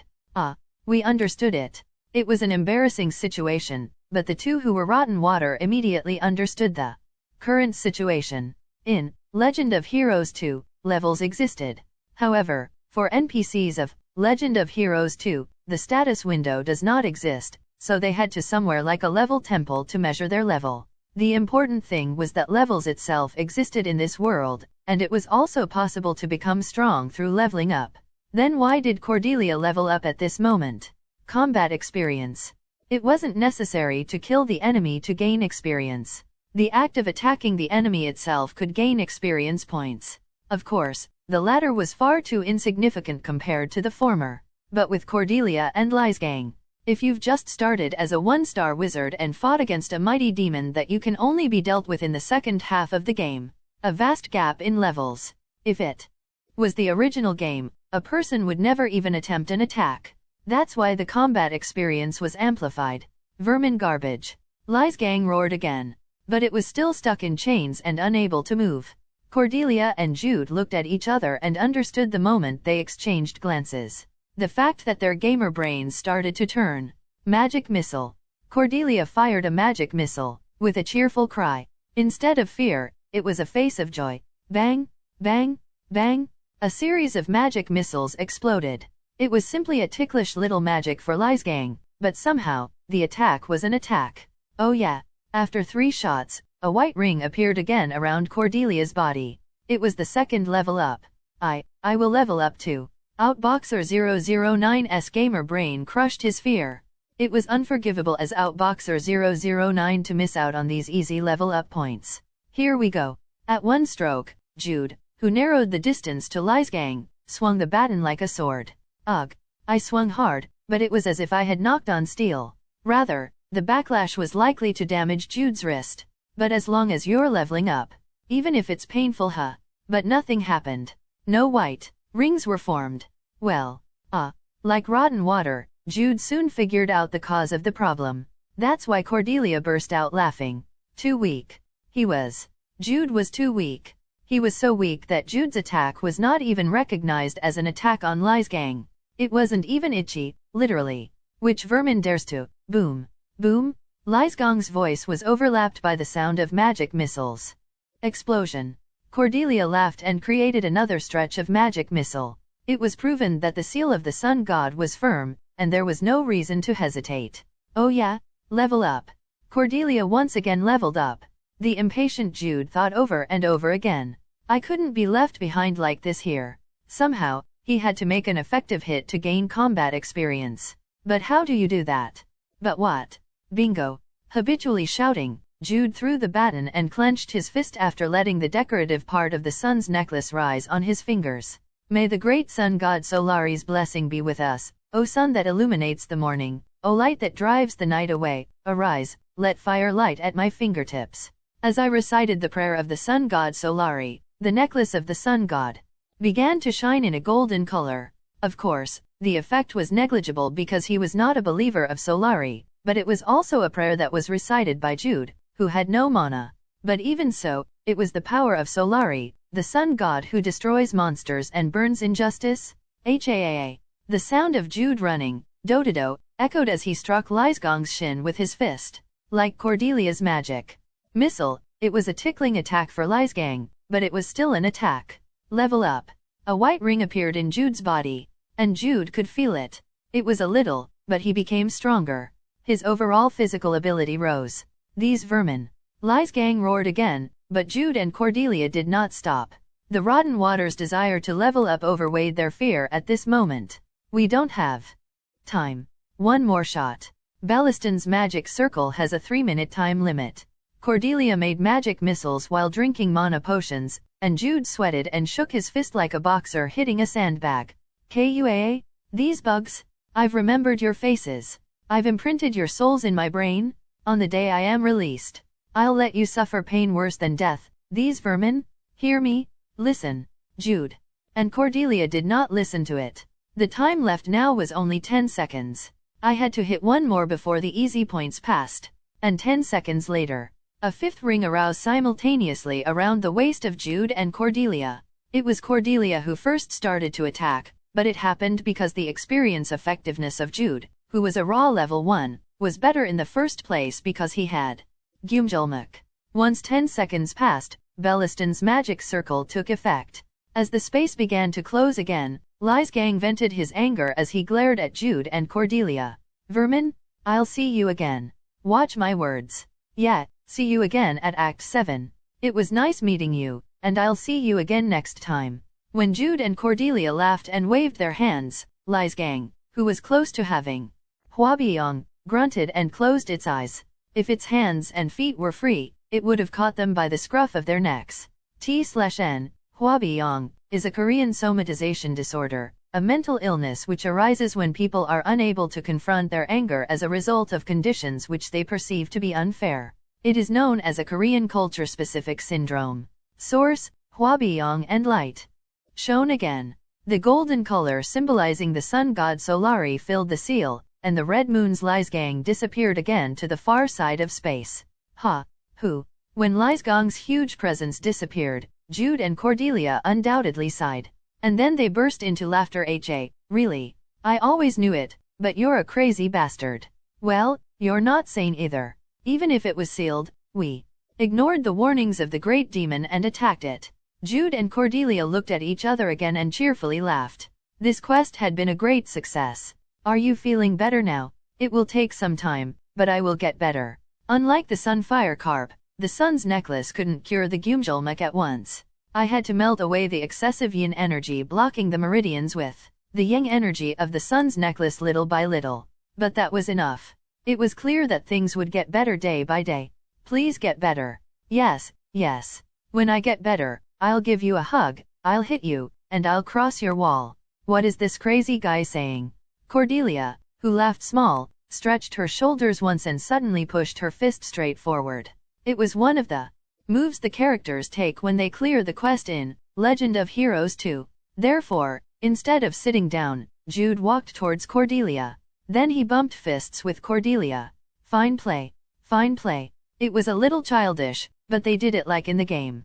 Jude and Cordelia faced each other and smiled.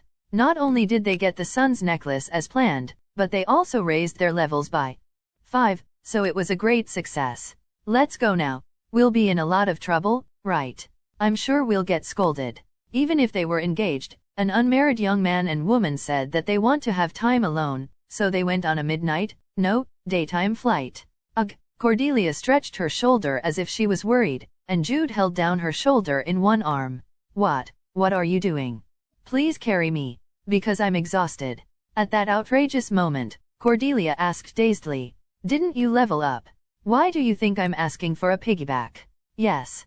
Cordelia laughed as she gave Jude a piggyback ride, and the two stepped in good harmony side by side.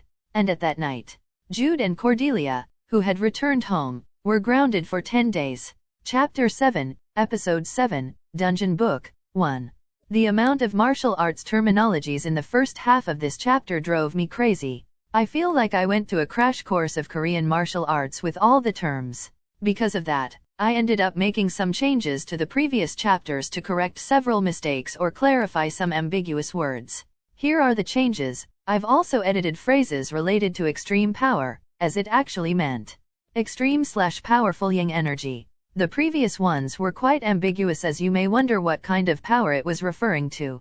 There's also the fact that the sun is associated with yang energy, so the Sunfire Carp and Sun's necklace having lots of yin energy to cure/combat Gyumjulmuk's excessive yin energy makes sense, as yin and yang are dual opposites.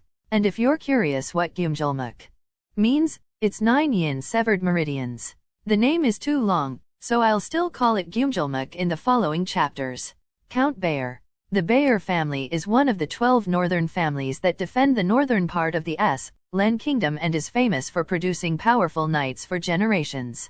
Victor Cromwell, a longtime vassal of the Count and now a retired knight, reddened his eyes with tears at the sight in front of him. Ha!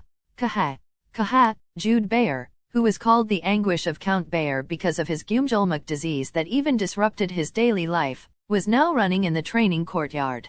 Though he gasped for breath as if he was going to die soon.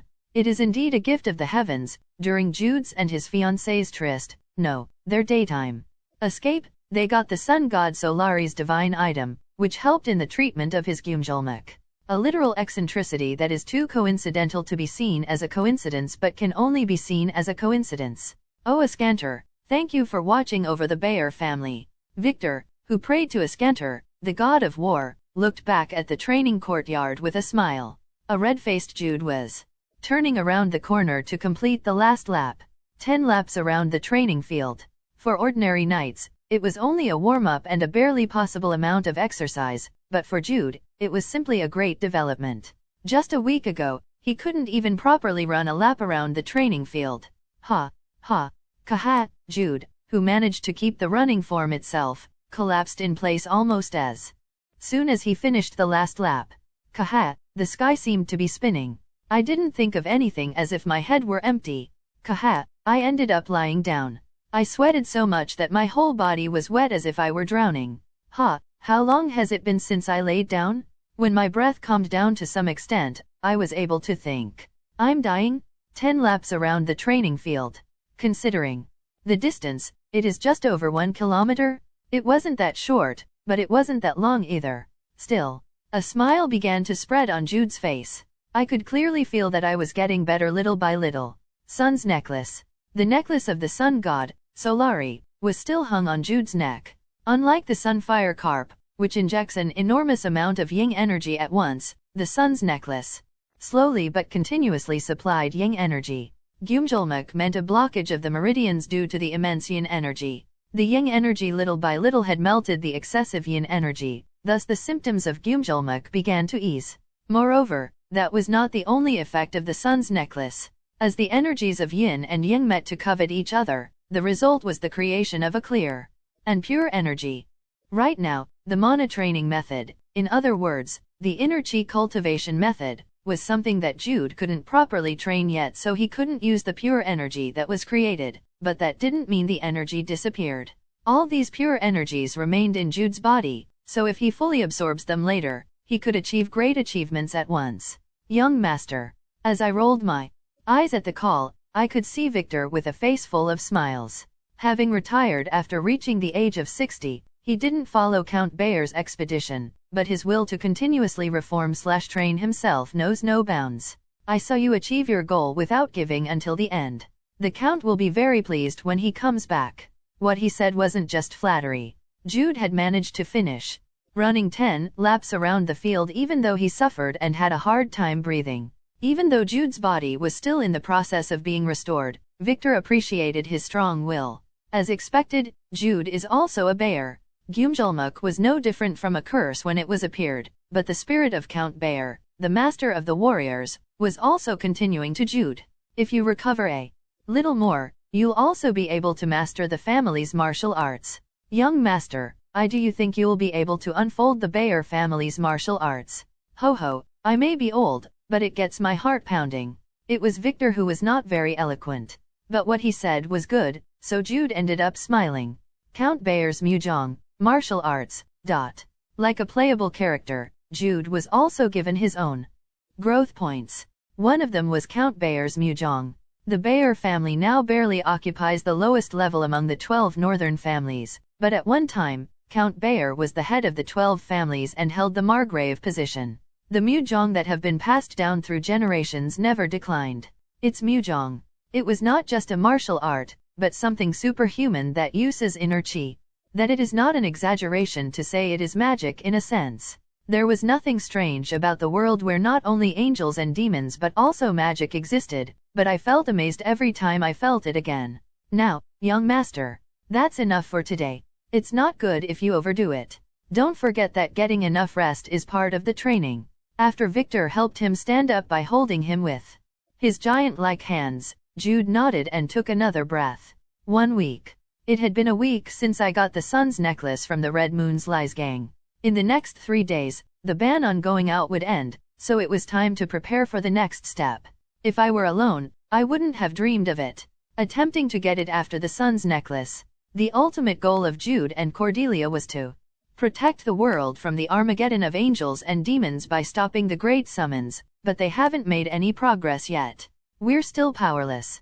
It was obvious to say that it was impossible with the combination of a 1-star wizard and a guy who can barely run 10 laps.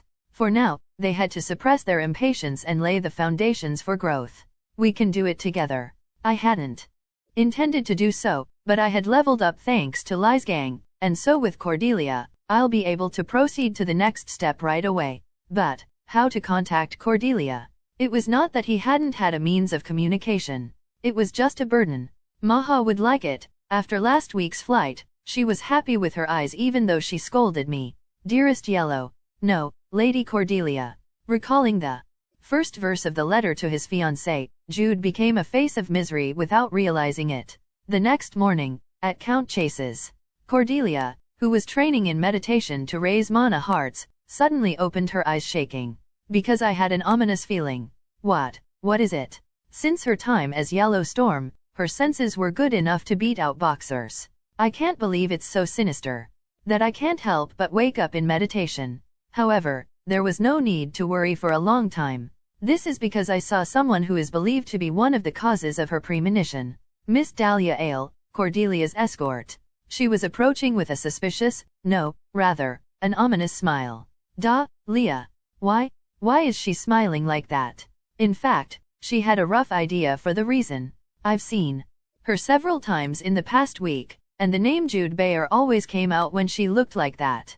It wasn't the act of a chaste maiden, but I support your love. Dahlia came up to her and said it to her, who had received a restraining order. Her words were creepy enough that I could remember it without a mistake. Why are you laughing like that again? You're going to say something strange this time again. When the anxious Cordelia smiled awkwardly, Dahlia nodded as if she understood everything and said in a soft tone, Miss, you have half a face. I understand. T/N, half a face, came from the Korean idiom, which literally means, to become half-faced. It means to look very haggard from sickness or pain. Source, Tutor K. I'm telling you. I've been training hard. It's not for any other reason. Haha, if you insist. She said she understands it, but her eyes say otherwise. It was clear that she was thinking completely different things. Oh, really? This was all because of Jude. If it wasn't for that day, or those shameful lines and dialogue, Dahlia wouldn't have misunderstood this much. In fact, Cordelia wasn't the only who got punished for her weekly run with Jude. Dahlia was also given a pay cut for failing to escort her properly, but she was still taking the same attitude.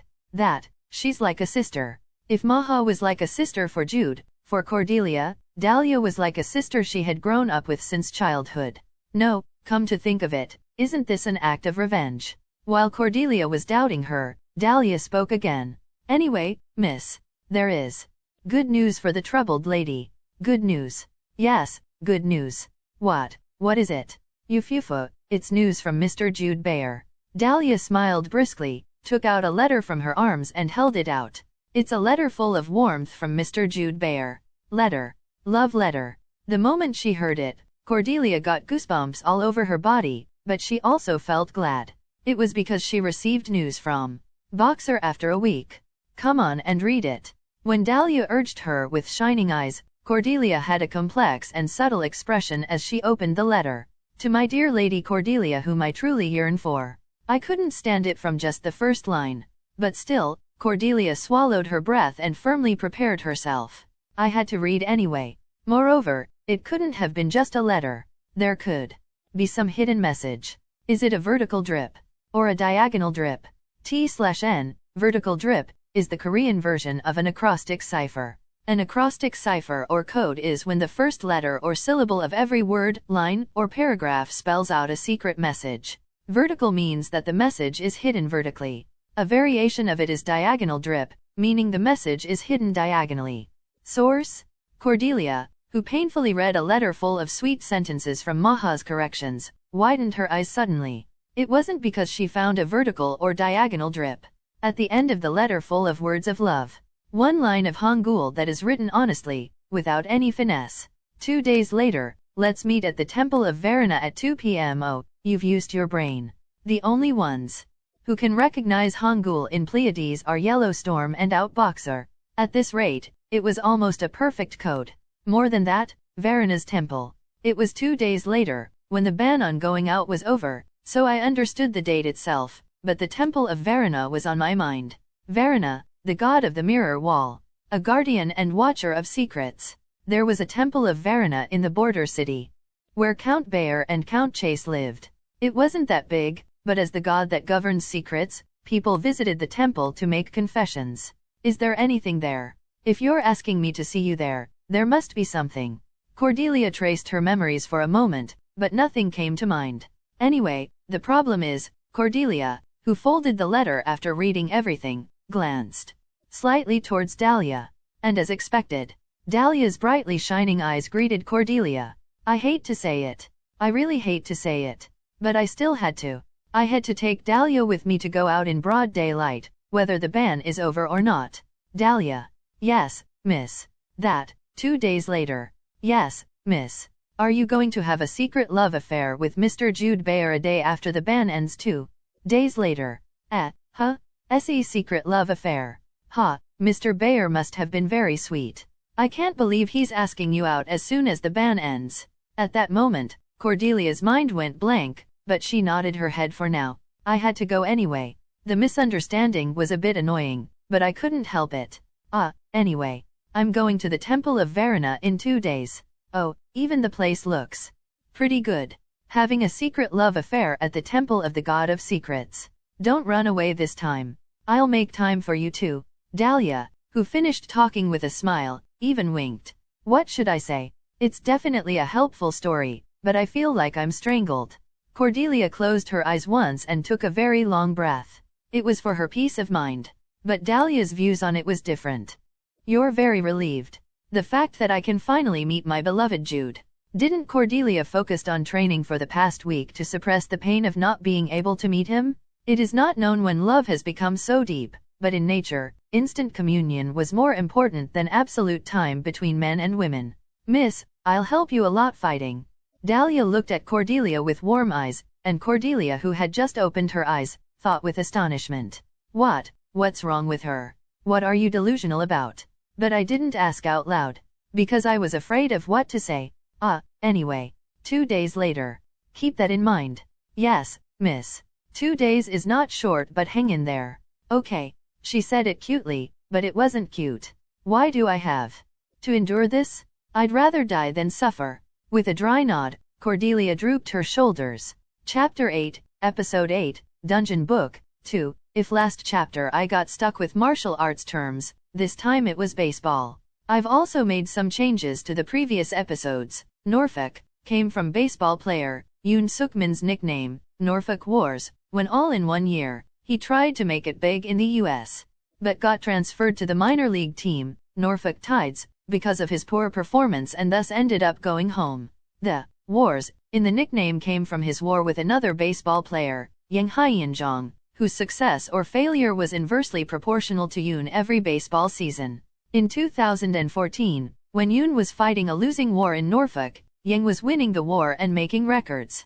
So if Yellowstorm is called as Norfolk, it meant she is like Yoon and is losing the war. Server rankings, against Outboxer 009.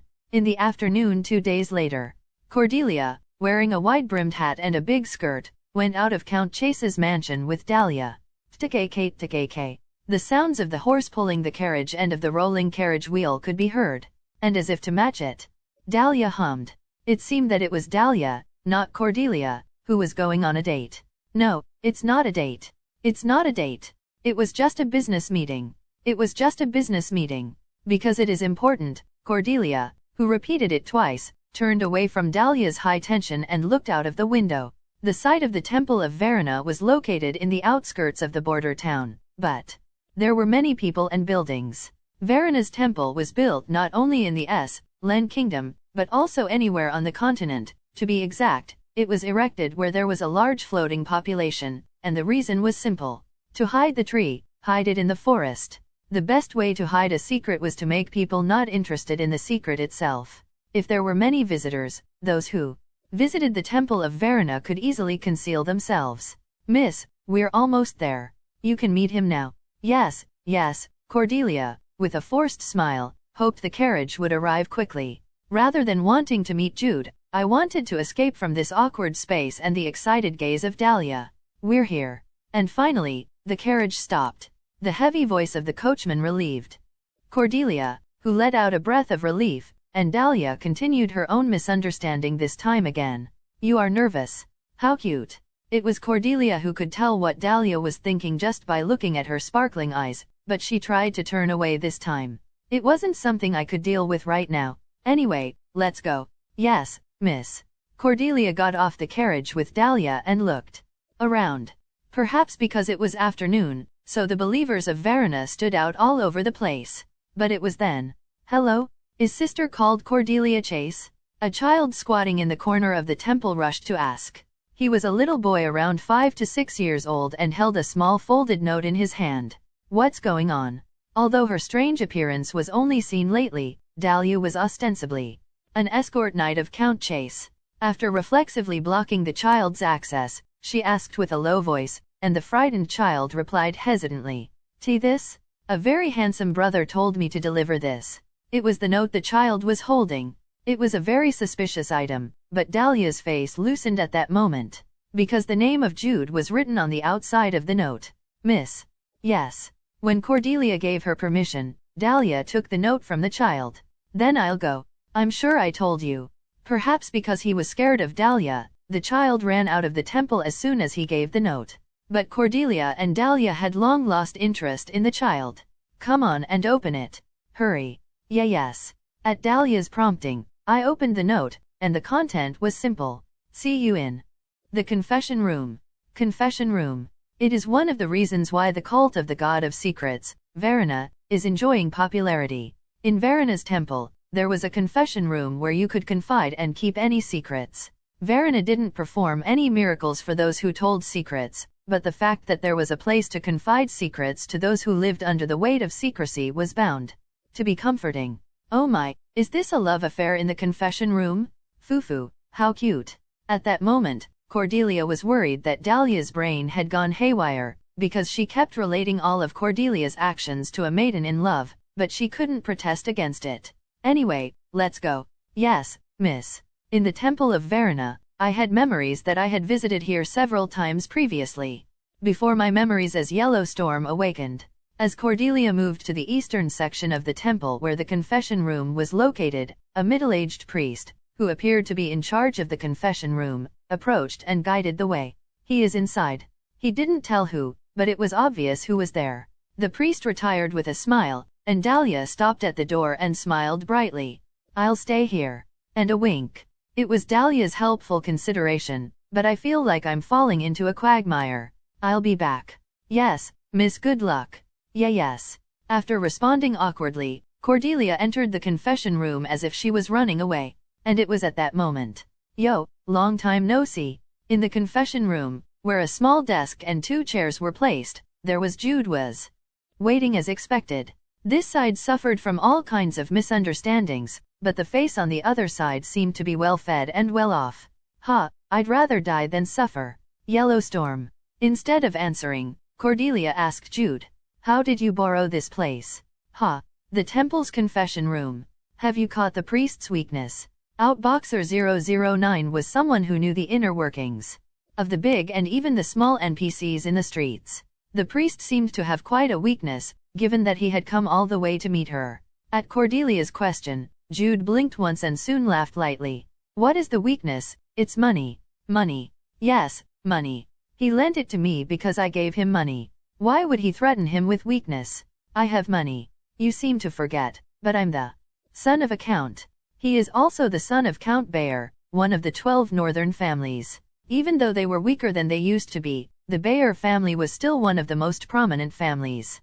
What? I'm a daughter of a count, too. I know. As the awkward Cordelia grumbled for no reason, Jude smiled small and offered her a seat, while Cordelia, opposite Jude, asked, slightly opening her eyes, "How is your gyumjulmuk?" "I'm recovering little by little." Perhaps because I heard the story, it did seem that Jude's complexion was better than before. "What about you? Any accomplishments?" "I think there's a little more before I become a 2-star. I leveled up a lot last time." A smile spread across Cordelia's face when she recalled the fight against Lai's gang. "I wanted to do it one more time at heart, but unfortunately, Belliston's magic circle was good for one use only. If we forcibly summoned Lai's gang again, there could have been some problems with the seal this time." "Why did you call me anyway? There's nothing here." "Why not? You know." "Huh? There is." "Oh, there is. Hidden event." In Jude's response, Cordelia blinked. "Because I could not understand." "No. Wait, that's not possible. There was nothing on the walkthrough sites." "I wasn't talking about a typical walkthrough site. She was talking about Legend of Heroes Wall, a site created by a large number of rotten and stagnant water, including Yellowstorm." Did Cordelia forget about it? But that was not it. Yellowstorm's memory was correct. The cause of the problem was without Boxer 009, not Yellowstorm. "No wonder there isn't." "Huh. Because I'm the only one who found it." The first discovery notice came up when it was discovered. And Jude kept this event in his mind. "No, why would you post hidden event information that you've struggled to find on the walkthrough site?" "Wait, you didn't post on the Legend of Heroes Wall walkthrough site." I did post, but only the things that everyone knows. Secrets can only have value when they're kept secret." "What, so you just put it all up?" "Really?" Cordelia didn't answer, but you could tell the answer by just looking at her face. "Yes, so you're 2nd place.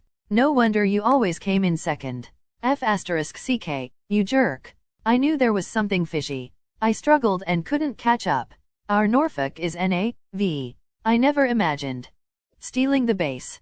T/N, for Norfolk, please see the explanation I wrote before the beginning of this chapter. As for stealing the base, that's a baseball terminology. Yeah, the author's a baseball fan. Source? But in fact, I had just guessed it. While I was having fun browsing at people's comments, I saw a clue buried in the guide's posts.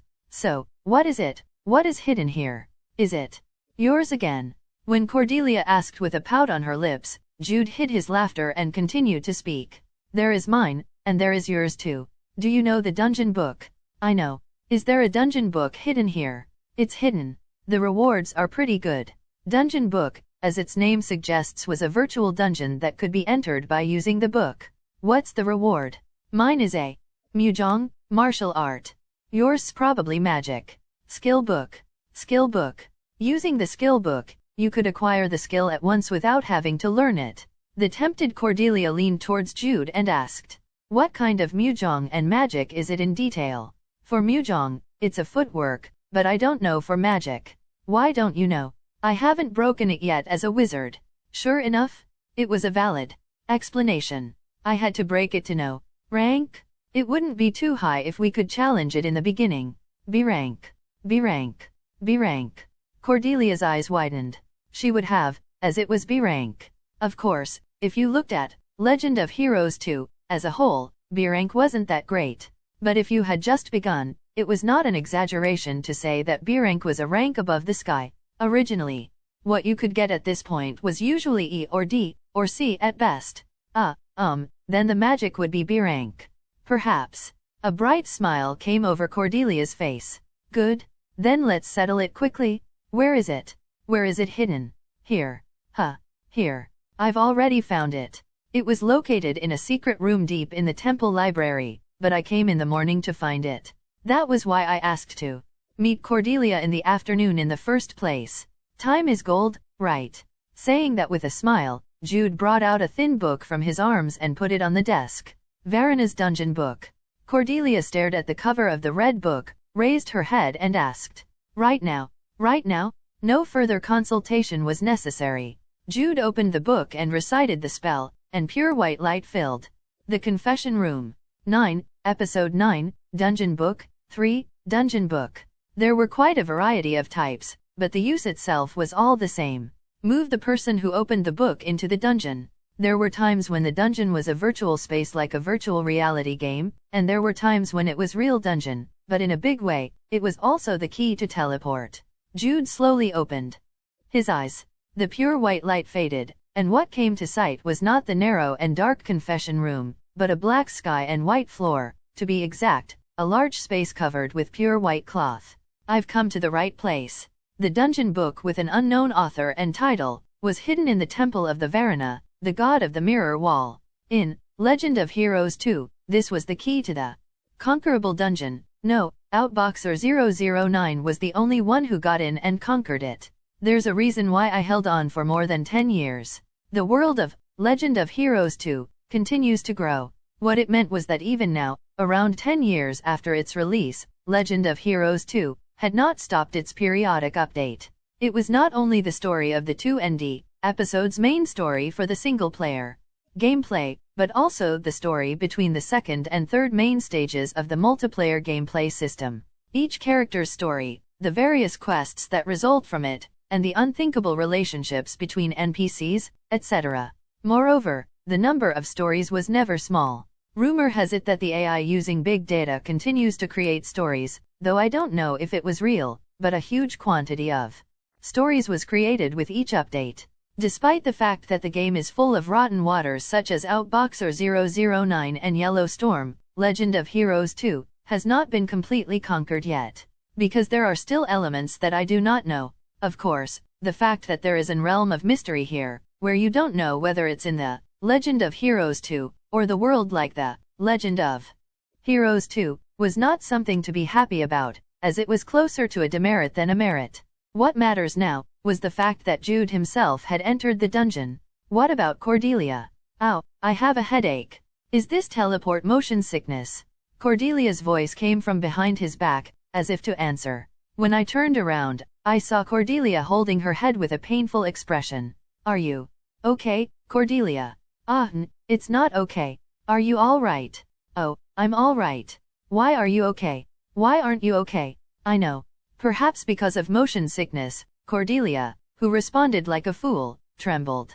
Anyway, this is the dungeon in the dungeon book. Looks like a virtual dungeon type. The biggest difference between a virtual dungeon and a real dungeon was the presence or absence of death. If it's a virtual dungeon, even if you die inside the dungeon, you don't really die. Though you felt pain, you were deported from the book and no injuries were left. Of course, there were penalties besides pain. Retry is impossible. Once kicked out, they cannot return to the virtual dungeon. It's much better than dying though. There were 2 reasons why Jude originally chose Varuna's dungeon book at this stage. One was the reward was good, as I had told Cordelia, and the other was to experience actual battle without the risk of life. Legend of Heroes 2 is a fighting game, after all. The journey to stop the Great Summons was also accompanied by battles. Once again, Jude, who had cleared his mind, looked toward Cordelia, and soon had a little smile on his face. Wow, it's really real. It was a place where I went in and out countless times in the game, but in this reality, this was my first time. It was strangely interesting and mysterious, so I looked around with my eyes wide open. That's it anyway. Jude turned to his left hand and smiled again at Cordelia. Bingo. As planned, he held a large bag in his left hand. It was a bag he deliberately held just before opening the book. Even in the game, the dungeon book also took inside all the items I was holding. Jude smiled and opened the bag. As the size of the bag was large, there were quite a variety of items inside. I should have brought my bag too, Cordelia said, lifting her skirt slightly. It seems that she has been carrying many things in her skirt again. What did you bring? Just the basic stuff. Cordelia, answering Jude's question, looked around again and said, pouting her lips. Don't look back until I tell you. Should I just turn my back and sit? That's good, then. Cordelia, who had said so far, laughed, and Jude quickly turned around and then rummaged through the things in his bag again. By the way, yes. What tech are you specializing on? You mean magic? Yes, magic. First, elemental. I'm going for the flame types. What about buffs or debuffs? I have to get it. But the base is elemental. Because I'll need firepower. Well, what a typical Yellow Storm answer. A life-risking battle maniac. In response to Jude's comments, Cordelia replied with a small smile. Because that's me. You can turn around now. Then without hesitation, sitting around again, Jude's eyes widened, and soon smiled again. It's our yellow storm, as expected. Cordelia, who had just been wearing a wide skirt and a dress full of lace, was wearing her own combat uniform at this moment. Body-fitting blouse and leather trousers, a dagger in the waist, and a short magic wand shaped like a baton in her hand. Her shoes were not dress shoes but leather boots. Did you know you were coming here? No, but I thought something must have happened when you called me, so I brought it in my skirt. Can you show me the inside of that skirt later? I'm curious about the internal structure. What is this crazy bastard saying? There was a stream of abuse, but Cordelia was smiling. Jude also shrugged once, and then approached Cordelia with some of the things he took out of his bag. Come on, put this on, too. Huh. Don't hesitate.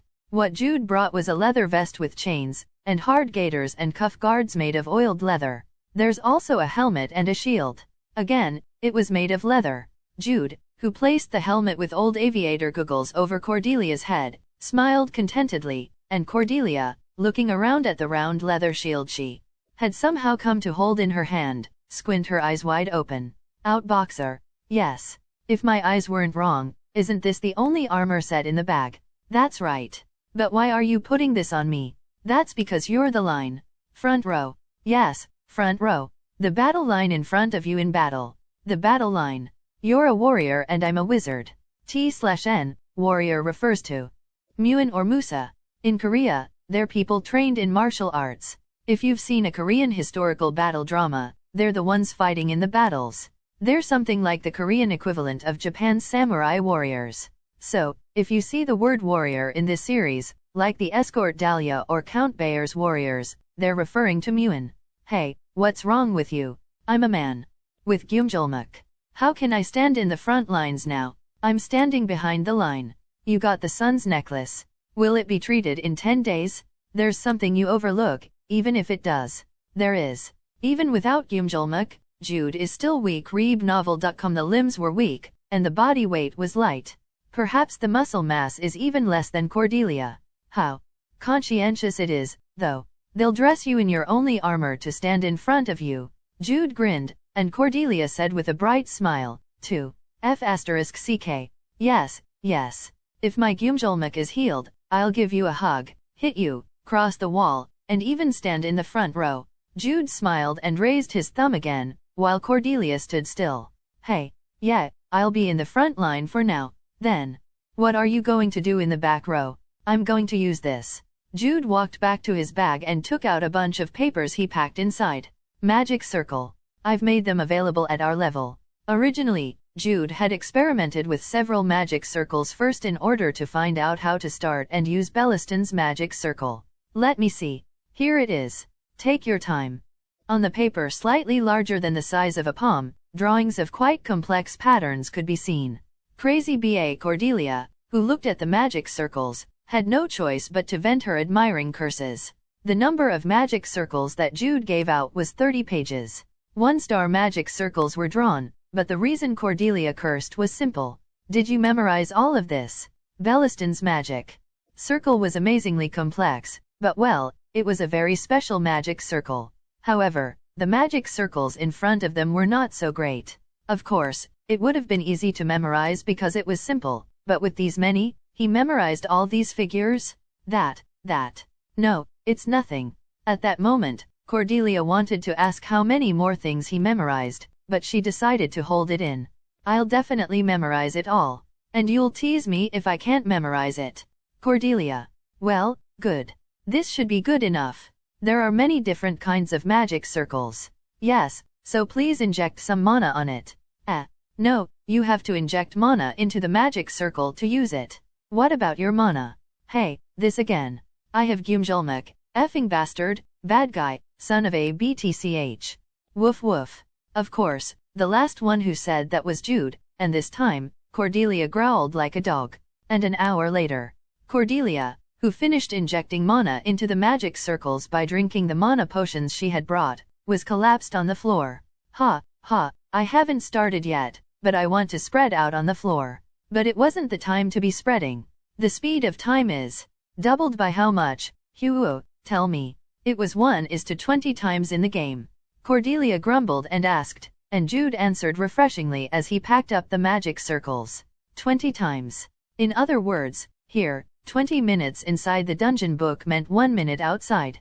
No matter how long much confession we're having, after half an hour, Maha and Dahlia will be worried. So, let's finish it before that. Wait, half an hour? How long does it take to attack here? I don't know. At our level now, roughly 8 hours if you include the resting time. Crazy. What's in here? As I have already explained, B-rank Mujong and magic skill books.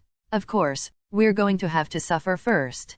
At the snap of the answer, Cordelia thought she was rolling her eyes, but soon closed her eyes and gave up a sigh. You just have to use those stinking magic circles. No way. Jude, who answered leisurely, sat in front of Cordelia and unfolded a large piece of paper. It was a map of the dungeon drawn in advance based on his memories. I remember all the roads, but you should know them for now. We should also talk about the monsters that will come out inside. Why? No, it's nothing. What can a guy who can even memorize Belliston's magic circle not memorize? Once again impressed, she and Jude began to talk in earnest about their dungeon strategy. How long had it been since then? After a rough discussion, Jude and Cordelia stood side by side in front of a large arched door. If the place you are now in is a safe zone, beyond that was a dangerous place for monsters to appear. Jude took a long breath, then looked at Cordelia, and she also looked back at him. Shall we get started? Let's get started. Varana's dungeon book attack. The two who stood side by side took their first steps. Chapter 10, Episode 10, Dungeon Book 4. The top scorer of Legend of Heroes 2 was Outboxer 009, who ranked number 1 in the server rankings. However, the one who hunted the most in Legend of Heroes 2 was Yellow Storm, the number 2 in the server rankings. If you count the numbers of monsters you've hunted, Yellow Storm has twice as more than Outboxers. She was the one who had experienced the most battles in Legend of Heroes 2. However, Cordelia had not experienced an actual battle. Lai's gang is not counted. It couldn't even move because of the seal, and frankly, at that time, Cordelia herself and Jude went crazy because of the level up. Anyway, this was our first real battle. Therefore, although Cordelia was more nervous than expected, she was able to carry out the battle with ease. It's so comfortable. Varana's dungeon book was never easy. Basically, there were goblin monsters in the early stages, but they weren't ordinary. Goblins with different attributes appeared in each room, and their levels was not low either. In terms of Legend of Heroes 2, it was around level 10 or so. Monsters that were almost twice the level of Jude and Cordelia appeared with different attributes and abilities, so it was not an exaggeration to say that the difficulty was in nightmare mode. Nevertheless, Cordelia felt comfortable. The hands and feet are so in sync. I don't want to admit it, but I did. Furthermore, Outboxer 009 was the most perfect support play ever experienced by Yellow Storm.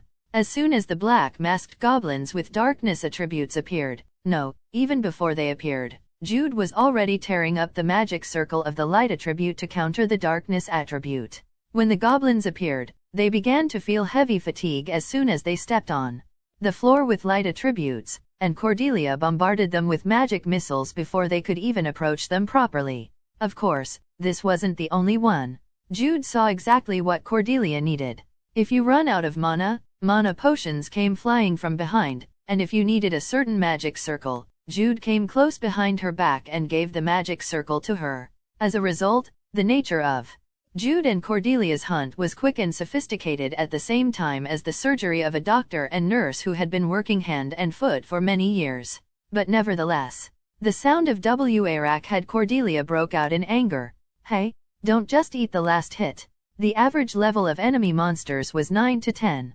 Nearly twice as many as Cordelia's. It was almost impossible to knock it down in one shot, and the number of those scurrying to the brink of natural death was also considerable. And every time those guys showed up, Jude put in a gruesomely perfect hit. When did you also bring a bow and a hand axe? Moreover, his hit rate was significant.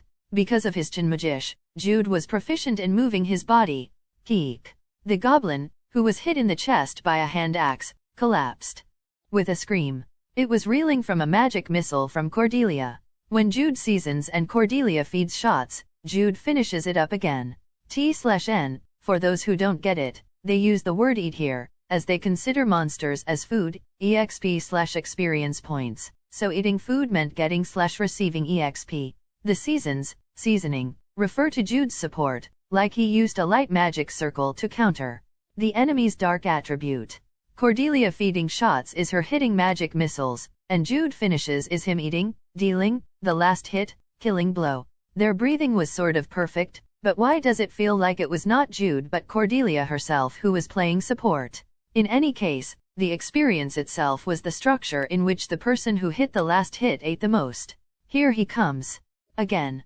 Jude, who pulled out the hand axe stuck in the goblin's chest, shouted as he looked straight ahead. The hobgoblin, which is about twice the size of the goblins that have appeared so far, came rushing and screaming. Grease!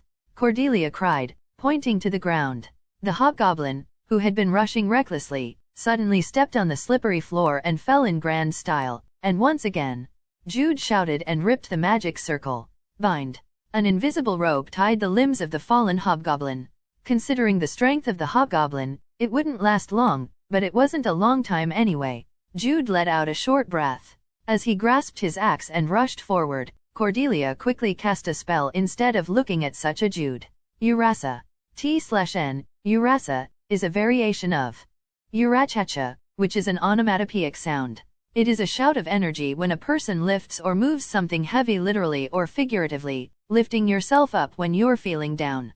In Jude's case, it's his body. Sources, High native Jude did not lie to Cordelia. Thanks to the sun's necklace, his Gumjulmuk was being treated, but he still had a weak body. Even so, he still possessed minimal strength. If so, it would have been enough to attack a place where even that minimal strength could strike a critical hit. Kerway.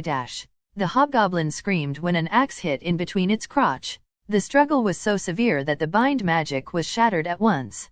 Oops.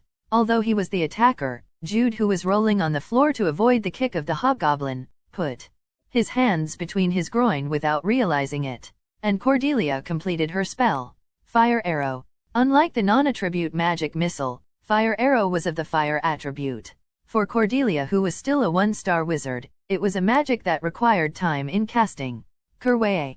The arrows of the flame fell again between the groin of the hobgoblin, and the fluctuating hobgoblin stretched out at one moment with a crackling sound.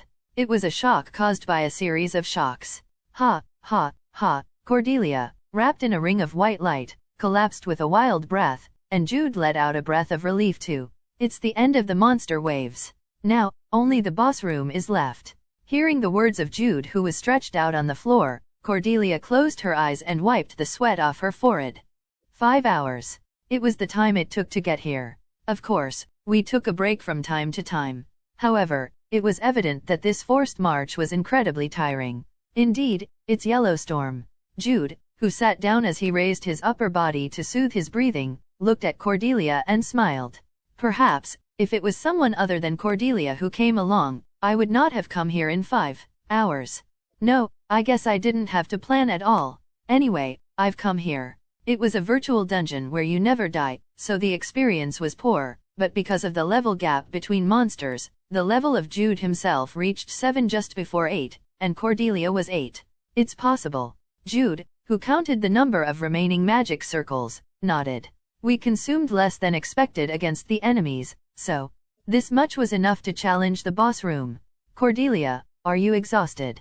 In response to Jude's question, Cordelia laid down instead of answering, so Jude decided to take a little more rest. An hour later, Jude and Cordelia, who recovered their physical strength and mana through their respective respite and meditation, stood side by side at the large black door, which is the entrance to the boss room. T/N, respite, Ungijasig, is a term in fictional martial arts that refers to the act of generating energy and controlling the flow through breathing in the pores. It literally means moving, chi/energy, to regulate breathing. In the game Mabanaji, respite is described as using your inner willpower to restore health and stamina. Sources, Mabanaji World Wiki. What's going to come out? Fury Wolf. It's not a goblin. Fury Wolf. Its movement is fast. You and I have to constantly move. What's our plan of action? I tie him up, you beat him. But, you focus on evading until I give the signal. I have some preliminary work to do. Why? When Jude asked, Cordelia narrowed her eyes once instead of answering immediately. Are you trying to do something weird? What's weird? The two of us are on the verge of catching them when we work together. All right. If you insist. The determined Cordelia relaxed lightly and then jabbed at Jude, who opened the door of the boss room. The moment I opened the door, silence fell. The atmosphere itself has changed. A land covered with white cloth under a black sky. In the middle of it stood a giant wolf. With its green fur and clear yellow stripes, its eyes lit up yellow and it gave out a hot breath. The distance is about 30 meters. It was never close, but it wasn't a safe distance either. Jude had a side glance at Cordelia, and so did Cordelia. The two gradually distanced themselves from each other after they exchanged looks. The fury wolf did not move hastily. With hot drooling, it alternately between Jude and Cordelia, and at some point, it bristled up its hair and gave strength to its limbs. Right after, when Cordelia exhaled, Kwang, the fury wolf kicked the ground. It rushed at Jude, and Jude, who had predicted it in advance, threw his body without delay and rolled on the floor. Cordelia. Instead of answering, Cordelia tore up the magic circle that she had taken over. During the break, the bind magic struck the fury wolf, and in the midst of it, Jude who stood up also ripped a magic circle. It was bind again.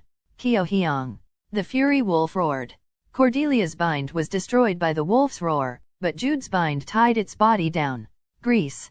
Cordelia unfolds the magic again. It was between Jude and the fury wolf, and the wolf who released the binds by force slipped on the floor. Jude threw an axe towards the fury wolf. He tore up the magic circle without even looking at whether it hit or not. Kwakong? It wasn't a bind this time. The first one was a waterfall that he had saved, and the second one was lightning. A pool of water generated in the air hit the fury wolf. Then a single bolt of lightning struck the wet wolf's head. Kyo Hyang. The fury wolf roared in pain. But Cordelia felt a sense of incompatibility at that moment. Jude. She screamed and moved away at the same time.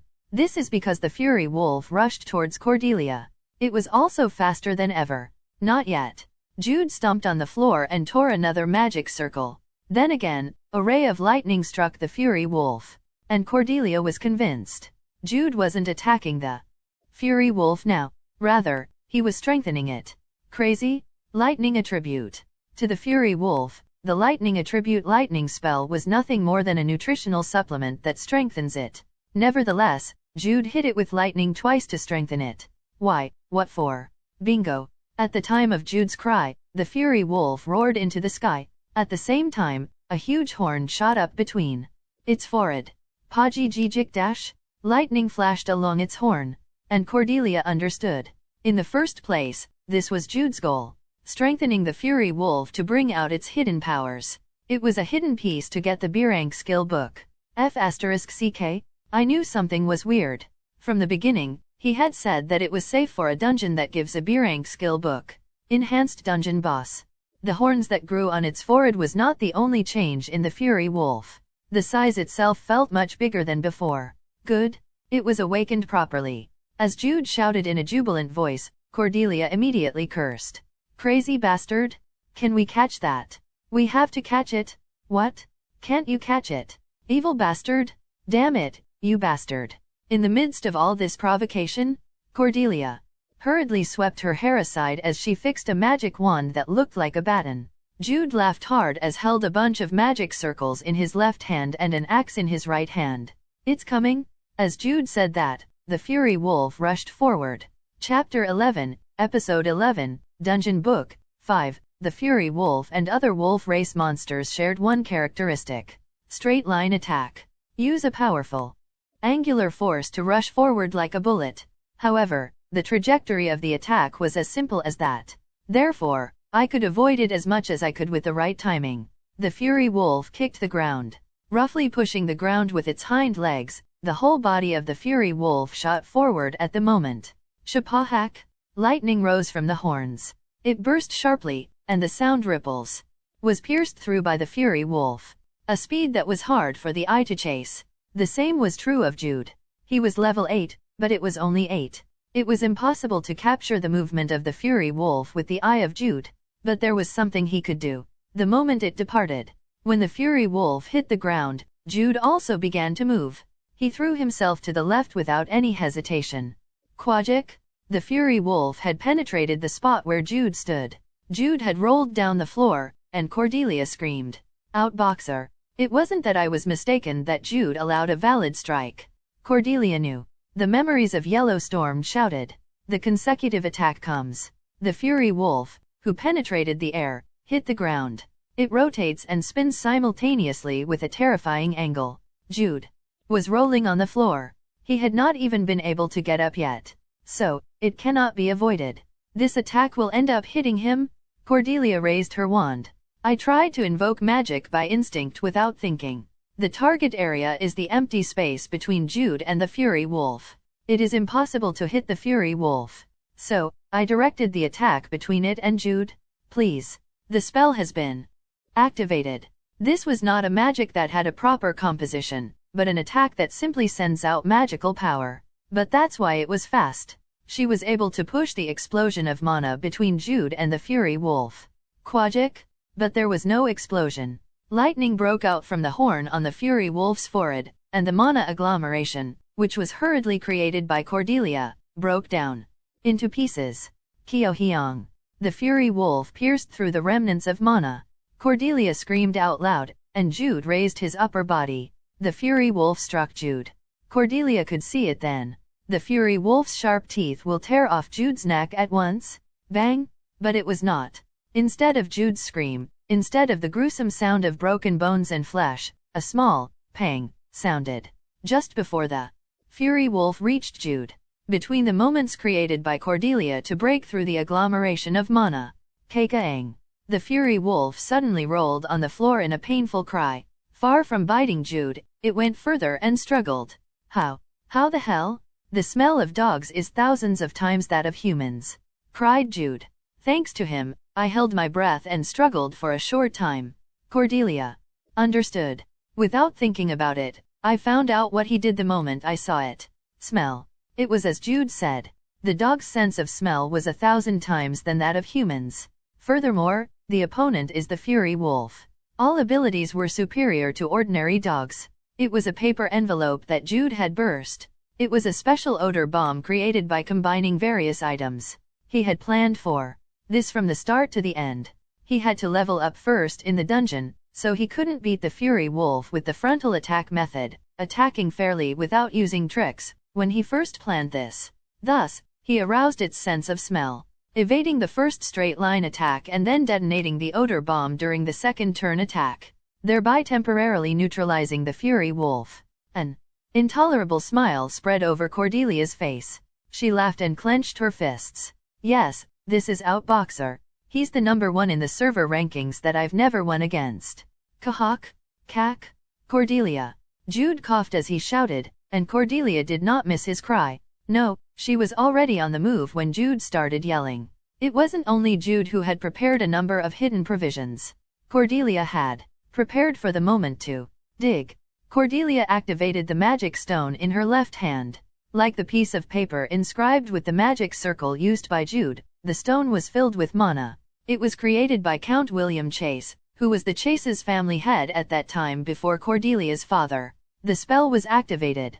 It was a pit with 3 meters in diameter and 3 meters in depth, which was formed with the Fury Wolf at the center, who was still tormented by the smell. Kk-ching. The Fury Wolf that was suddenly stuck in the pit made a sneezing sound, but Cordelia did not stop. As soon as I stopped in front of the pit, I wielded the wand to invoke magic this time. Dig, dig, dig. Most of the beginners of Legend of Heroes 2 always chose attack magic as the first magic to learn. It was not strange. Attack magic was needed to deal damage to the enemy. However, attack magic was not the only way to attack the enemy. Moreover, the wizard was not just an artillery unit that fired off attack magic. The wizard is the one who controls the situation. Among the rankers of Legend of Heroes 2, it was Cordelia who risked her life more than anyone else, but she did not forget the most important fact. The wizard was not just an artillery unit. They were the ones who controlled the situation. They were the ones who made it possible to win fights that could not be won. Therefore, Cordelia was not obsessed with attack magic. I learned grease to make the floor slippery. I learned dig to dig a pit. That can transform the battlefield. Dig. It couldn't compare to Count Chase's dig. However, it worked because it was used 4 times in a row on an existing pit. 7 meters deep. If it's only this deep, the Fury Wolf can somehow escape. But it was okay. Because Cordelia knew it. Because Yellowstorm believes it. Outboxer 009. As soon as she was exhausted and fell on her lips, Cordelia said, quietly. And in response to her call, Jude, who had been running, tore up all the remaining magic circles in the pit. Bingo. Immediately after speaking in a low voice, Jude threw himself at Cordelia. He fell almost at his stomach, and at that moment the ground shook with a loud roar. Quack-a-ga-ga-ga-gack dash. Flames, lightning, and wind were rampant. The magic in the narrow space influenced each other to create a greater explosion. Quagwong. The last roar. Jude and Cordelia raised themselves up almost simultaneously. The two of them slid their heads into the pit side by side, and soon smiled contentedly. The level has gone up. Jude spoke loudly, and white rings of light swirled round the bodies of Jude and Cordelia in succession. 1, 2, 3. Jude's level was 11, and Cordelia's level was 10. And that was not the end. You acquired the title Caught the Fury Wolf before level 10. Permanently increases all stats by 1. The phrase came into my mind. I couldn't open the status window, but I felt a new surge of energy coming up like when I level up at the moment. Title. Bonus points you can get when you achieve something. Jude held out his fist to Cordelia. Fine play. Fine play. Cordelia, who bumped fists with him, replied with a smile, but only for a moment. Ugh, the smell? Hey, get away first. You smell like shit right now. When the odor bomb was burst, the smell had clanged to Jude too. In response to Cordelia's reproach, rather than feeling sad, Jude laughed and leaned towards Cordelia. Ugh, I'm suddenly feeling anemic because of my Gumjulmak. Hey, I can see. You're acting. But still, Cordelia reflexively supported Jude. Jude leaned on against such Cordelia and pointed his chin at the sky. I guess it finally came out. It's true. Wow. Cordelia, who was trying to push Jude away, opened her eyes wide and admired. I had no choice but to. B-rank skill book. 2 columns of light formed in the shape of a book and floated in the air. Jude and Cordelia exchanged looks, and a bright smile spread across their faces. Skill book. As the name implies, it is a book which you use to acquire skills, and it's the most popular means to acquire skills in Legend of Heroes 2. Because it's easy and simple. Using the skill book, you could acquire the skill right away without having to learn it. Of course, each skill has its own skill level, so it was impossible to master it as soon as you learn it, but its biggest advantage was being able to use it right away. Learning from the NPC or self-studying by reading from a book takes time to learn. However, one drawback to this skill book is that it was a one-time use only. When you get the skill book disappears. Therefore, it is impossible to share it with others. Wow, it's really B-rank, B-rank. Can you see that border color? Is our suffering worthwhile? Pointing at the silver border surrounding the skill book, Cordelia smiled brightly. It was the same in the game, but when compensation time came, Yellowstorm really liked it like a child. I'm raring to see the reward. The number of skill books is 2. Moreover, one was martial arts and the other was magic, so there was no need for Jude and Cordelia to quarrel with each other in the first place. This was my favorite time. What? When opening the item. Oh, I'm just nervous about what's coming out. Cordelia, who showed a charming girl like an absolute beauty, brushed the dirt off after standing up and then reached towards the sky. Then the B-rank skill book slowly flew towards Cordelia. Whoa, it's a real B-rank. Hehe, what will come out? But is this a confirmed item? Do you know what will come out? Yes, it's a confirmed item. Mine is footwork, as I've said before. Jude also reached out to the sky to get the skill book. The color of the cover changed according to the rank of the skill book, and red symbolized the B-rank's color. Skill book with a red cover and a silver border. Cordelia turned to Jude, embracing her share of the skill book. So, what is it? What footwork? Chinhasamsapyukbo, 36 worldly steps. Chinhawat. Chinhasamsapyukbo. T/N, Chunhasamsapyakbo, literally means world, 36, steps, so it's world's 36 steps, but 36 world steps sounds better. I'll be spelling numbers in their word forms. 36, instead of their numerical value, 36, because it's more formal looking for a technique name. In response to Jude, Cordelia frowned and was puzzled. I thought I've heard it from somewhere, but clearly nothing came to my mind. It's a Birank Mujong. Besides, you like magic more than martial arts. When Jude shrugged and made excuses instead, Cordelia strained her lips, but she didn't pretend to know. So, what is it after all? As the name suggests, it is a footwork technique made of 36 steps. It specializes in evasion. And, hey, this is Birank. Looking at Cordelia's eyes to see what more she wanted to know, I nodded. There is actually more to it. The reason why 36 world steps is so special compared to other Birank Mujong. This is an upgrade. The 36 worldly steps was just the foundation. When learned perfectly, the door to the next stage was opened, and the number of steps that make up the footwork decreased as the stages progressed. A-rank footwork technique, 24 Gale steps, Jilpungai Sibsabo. S-rank footwork technique, 12 Faith steps, Sinloi Sabibo. And the so-called ultimate fantasy footwork technique, X-rank footwork technique, 9 celestial steps, Chingugyubo. Can you hide from the sky in 9 steps? In fact, it is not an exaggeration to say that it is the king and end goal of all existing footwork techniques in Legend of Heroes 2, and even for Outboxer 009, he only knew of the footwork technique but never got to learn it. 36 world steps, come to think of it, it has a similar name to the 12 faith steps you often used. Yeah, Jude, who responded moderately to the naively talking Cordelia, grinned and laughed before pointing to Cordelia's chest, to be exact, the skill book she held in her hands. Yours. Huh? You really don't know. I really don't know. I told you I'd never woken up as a wizard. Ha, really? So, it's really your first time opening it? I'm excited. Cordelia smiled brightly like a child with a gift box in front of her and opened her skill book. Then the title appeared on the cover. Fire Missile, Biranko? This is good. I like this one. As Cordelia laughed and stroked her skill book, Jude nodded unconsciously. It's custom made. The reason why Yellowstorm could stay 2nd in the server rankings, whose knowledge of Legend of Heroes 2 was less than Outboxer 009, no, it was even less than the guys in the top 30. Yellowstorm lived in dealing damage, and mainly played as a wizard who was good at dealing damage with the highest efficiency, clearly showing why her nickname was Storm in each battle. The baptism of magic bullets that swept like a storm. While others deal with 10 at the same time, she was literally creating a storm, dealing hundreds of magic bullets that were difficult to handle at the same time.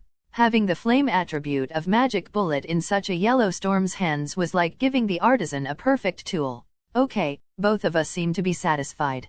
Shall we slowly get ready to go back? Jude looked back at where the Fury Wolf first appeared. A billowing spatial door to escape the dungeon, which was shaking like the surface of a windy lake, had appeared. Wait a minute, let's change clothes first. We do smell a little. Dahlia will definitely ask. Well, I suppose so. In fact, Jude had also brought a change of clothes. It was in his intentions to use an odor bomb in the first place. Don't look back. Just you, Jude and Cordelia, who turned their backs on each other, hurriedly began to change clothes. By the way, yes, the title in on, right. It came up. There is no status window, but the title itself is there and its benefits should be applied, right? Maybe. As soon as I answered, a smile was drawn on Jude's face. This is because I have a few titles in my head that I can use right now. Well, then. Yes. You and I are both over level 10, right? No more. Do you have anything in mind for the next step? Yes. What about you? Me too. The rustling stopped for a moment. Instead of looking back, Jude opened his mouth again, grooming his clothes. Shall we speak at the same time? Okay. 1, 2. The Devil's Hand. Jude and Cordelia spoke the same words at the same time, and both smiled. You're good at it. Just you? Devil's Hand. I wasn't talking about items or new skills. In Cordelia's main scenario, it was the roaring antagonist. In short, it was the name of a group of demon followers. Legend of Heroes 2, had a variety of playable characters, each with their own main scenario. The main scenario of Cordelia was half a year earlier than Jude's main scenario, but the day of its beginning was approaching. About 15 days in the future. Cordelia's main scenario began when she traveled to join a social gathering of children from the 12 northern families. The main event in the beginning is that the Devil's Hand attacked the gathering of the 12 northern families. Because of that event, some of the children of the 12 northern families were killed or injured, and some were kidnapped by the Devil's Hand and even brainwashed. In the game, I had to be contented that Cordelia alone managed to run away, but this was not a game anymore. Moreover, there were two people who knew what was going to happen in the future. We should stop the Devil's Hand. In the first place, Jude and Cordelia's purpose was not to follow the scenario of Legend of Heroes 2, as it was. The promised bad ending of Armageddon would be waiting for them then. Make a new ending. Stop the great summons and the world destruction that lead to Legend of Heroes 3. Stopping the Devil's Hand was the first step in that journey. There, so to speak, that. When Jude asked again, Cordelia pouted and got angry. You know, right? What Cordelia herself is trying to say now. Still, Jude shook his head deftly. No, I don't know. I'd have to hear it myself. Hey, just now, you already know the answer, right? Jude laughed pleasantly. It was as Cordelia said. But can't you just tell me first? That's how I get motivated. *CK, I really can't. Cordelia, who mumbled quietly, took a big breath once and then said in a small but clear voice, Let's go together. The social gathering of the 12 northern families will be held at the northern heart of Langisthei. Jude Bayer did not originally go to Langisthei. It was because long-distance travel was impossible due to his Gyumjulmak. But now it was different. If you are the Jude now, it was possible to go together. It was why I was in a hurry in the first place. It was one of the reasons for hastening the treatment of Gyumjulmak. If my beloved Lady Cordelia wishes for it. On Jude's answer, Cordelia shuddered for a moment, but only for a short time. After smiling brightly, she finished the hem of the skirt, turned around and said, Okay, you can turn around. I'm already looking. *CK. Jude, who completely laughed at Cordelia's blushing face, walked towards the spatial door and said, Anyway, hurry up. Time is gold, right? Just talk, only talk. Cordelia, who was grumbling and pouting her lips, stood beside Jude, and the two took a step at the same time after looking back at each other. The two began their first steps towards a new ending. Chapter 12, Episode 12, Count Chase. 1. The Kingdom of Len, which is competing for supremacy with the Argon Empire for the position of the continent's most powerful nation, had three major territories. The north, connected with the unexplored northern region, a land of severe cold and barbarism. In the center, the Salates Plains, which was called the continent's breadbasket, and the southern region extending its influence on both the inland and foreign seas. The north was like another kingdom that existed within the Len Kingdom, which protected the kingdom and the entire continent from the barbarians beyond the unexplored regions for many years. For generation, the king of Len entrusted the rule and defense of the north to the northern Margrave, and the northern Margrave cooperated with the famous northern families in protecting the borders. Just as the Margrave seat was transferred from Count Bayer to Count Hr. Svelger, the northern families also differed in number or organization from generation to generation, with 12 families occupying seats at the present time. Count Bayer, the famous family of warriors.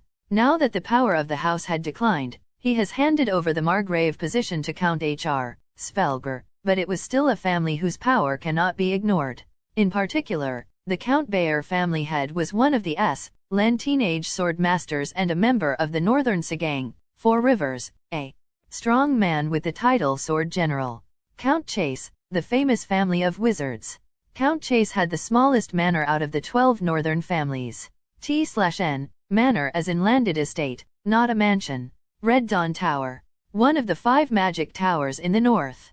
At that time, Count Chase was one of the 3 7-star wizards in the north and served as the tower master of the Red Dawn Tower. 10 other families. It was too long to list each one. In any case, Count Chase, who was practically without land, built a mansion and settled in the frontier city of Balin. Then, Count Bayer, who had stepped back from the Margrave position, returned to his hometown of Balan. Thus, the present situation of two families residing in one manor was created. Ha, ha, ha. Jude, who was breathing fast and loudly, ran through the training courtyard. His entire body was sweaty, and his face was red, but he didn't stagger or breathe like a person who was about to die. 10 laps around the training field. Just 10 days ago, it was almost a life-threatening challenge, but now it was different. It's just F***ing hard. My mind had gone blank. I was sweating so much that I felt like I had fallen into the water. But my breathing was regular. My limbs were sore, but they didn't look like they were going to break. Kaha! Once Jude stopped running, he breathed loudly. Instead of lying down, he bent his upper body, took his breath, and slowly stabilized his breathing. There's a result. His stamina increased. A lot of it. Because he was so weak at the beginning. But still it was that. His visible growth was enough to inspire motivation. This one too. Jude stabilized his breath to some extent and sat upright, as he closed his eyes and focused on his consciousness. Mana training method. In other words, it was to operate the inner chi cultivation method. Legend of Heroes 2's inner chi cultivation method was somewhat different from the inner chi cultivation method that usually appears in martial arts. It was the same in its use of the 3 danshin, but there was no need to move or stick to a specific posture during training. T/N, danshin, loosely translated as sea of chi or energy center, are the chi focus flow centers, important focal points for meditative and exercise techniques such as Qigong and martial arts. It has 3 categories: the upper, middle, and lower danshin. Source: Wikipedia. Should I say that it is close to practically the same if I pick it out? Jude tried to use the basic F-rank cultivation skill he learned from Victor. Feel it. I felt the warm and lively energy that was as big as a bean. Moreover, it was pure. It was not an exaggeration to say that the pure energy created by the combination of yin and yang energy was the crystallization of purity. But it's still tough. The gyumjulmuk hasn't been completely healed yet. There were still many blocked or cramped places in the big and small meridians, so it was difficult to cultivate properly. But Jude was not in a hurry. Just as his stamina was increasing, his gyumjulmuk was steadily improving. His stamina was the initial proof that his gyumjulmuk was being treated. I'm looking forward to it. When you use the right mujong. Though it was a little childish, I honestly wanted to try using mujong at least once properly. You'll be able to fly halfway using qinggong or use neigong to shoot powerful air waves. T/N, qinggong and neigong are common skills in wuxia stories. In wuxia, qinggong allows you to circumvent gravity to fly, cover tremendous distances in a single stride, run across surfaces of water, mount trees, and jump over or scale high walls. Neigong is building up and cultivating the chi/energy and use it to attain skills such as superhuman strength, speed, stamina, durability, and healing, as well as the ability to project energy beams and elemental forces from their bodies. Source: Wuxia skills and abilities. Wouldn't it be like those superhumans in a hero movie? I mean, it's amazing. Not only mujong, martial arts, but magic too. And the world itself, where all that is possible. There are levels, and there are level ups. There is no status window, but titles exist. But this is not a game. This is reality. Even at this moment, Jude himself is alive and breathing. Yes, that's the most important thing. The fact that I am alive. The fact that I am trying to live. It was not a matter of consideration such as the reason for entering the world of Legend of Heroes 2, and the reason for the existence of a real world like that of Legend of Heroes 2. Therefore, Jude decided to focus on the immediate reality. Good job. Hearing the voice full of satisfaction, Jude opened his eyes and turned his attention. Victor Cromwell, the old knight in charge of Jude's physical training, stood with a smile on his face. Your physical strength is increasing every day. If you keep going, by the time the Count returns, you will be able to learn the Bayer family's mujong. Victor said with joy, as if it were his own business. In fact, it was only natural. He was the one who had been watching the whole process of Jude growing up from Jude's birth up to the present moment. The child who had always suffered and been frustrated by the curse of Gyumjulmuk is now growing up day by day, so why would he not be happy? The tiger cub is a tiger. Victor also liked Jude's attitude. In terms of Jude's standard, which are much weaker than the average person, the training itself was conducted faithfully without any tricks. It's a blessing for the Bayer family. It really was. Because the sincere and faithful Jude had outstanding talents. It had only been 20 days since he began to treat the Gyumjulmuk with the sun's necklace, but it wasn't only Jude's physical strength. Almost all body functions such as muscle strength, agility, flexibility, etc. have changed beyond recognition. That's because I leveled up. Level 1 became level 11 now, so it was natural that it would be different. But anyway, whatever it was, what was good was good. I mean, Victor's gaze of admiration also felt pleasant. Young master is talented. So, you don't have to be disappointed or frustrated to your late initiation to Muzhong. You know what I mean, don't you? Yes, Sir Victor. I will keep that in mind.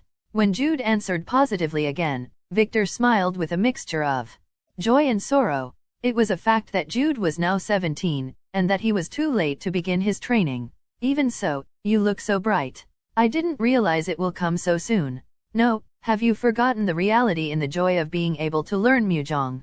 Dark emotions were back in Victor's deep blue eyes, but the concerned party, Jude, was thinking simply. Having Shinmujish is naturally awesome. Age doesn't matter. Shinmujish, heavenly martial body. It's a cheat talent that makes the main character into a hero. Young master, please cheer up. Young master, you'll definitely be able to do it. Yeah? Yes. I'll do my best. It was the time when Victor and Jude were working together but having different thoughts. Young master Jude. At the urgent call, Jude's and Victor's eyes turned at the same time. It was Jude's exclusive maid, Maha. However, the atmosphere was different from usual. She was always cold and calm-looking but was now approaching at a pace with a face that reminded me of when I was running. Maha, Jude, as well as Victor, were surprised. Maha's quick steps meant that much. What happened? At Victor's question, Maha picked up her breath. First before looking at Jude and saying, Young master, a letter came from Count Chase. Oh, from Count Chase. Did our cute lady send you a letter? Victor asked with an openly sparkling face. The rumor that the love between Jude and Cordelia had deepened has even reached the Count. Hehe, our young master is good at it too. Cordelia Chase was an absolute beauty that everyone had to admit. Victor's face, in which he imagined Cordelia shyly writing words of love while thinking of Jude, was filled with a delighted smile. But it was not. There can be no such thing that Yellowstorm is thinking about Outboxer 009 and worrying about writing words of love. It's not Lady Cordelia. It wasn't Cordelia who sent the letter. In Maha's words, Victor's eyes flickered, while Jude frowned. At this point, there were only two people from Count Chase that will send a letter to Jude himself. One was, of course, Cordelia Chase. And the other one was, it's a letter from Count Chase. Arthur Chase. The present Count Chase. It was the summons of his future father-in-law. Young master, please don't be too nervous. He's Cordelia's father. And the engagement was decided by Count Bayer and Count Chase together, so your relationship with her is literally approved. So, a slight deviation will be fine. Slight deviation. The daylight runaway where Jude and Cordelia said that they needed to spend some time alone together. Jude swallowed his saliva unconsciously. I'm nervous. Very much. That's strange enough. In fact, it was natural. How will he not be nervous when the son-in-law is going to see his father-in-law? Moreover, the daylight runaway incident was enough to make even Maha, who was called the Ice Queen of the Bayer family, talkative. It was natural to be nervous. Hugh. In a carriage that rattled faster than usual, Jude gathered his breath to stay calm. I closed my eyes and focused on my thoughts. Arthur Chase. Count Chase.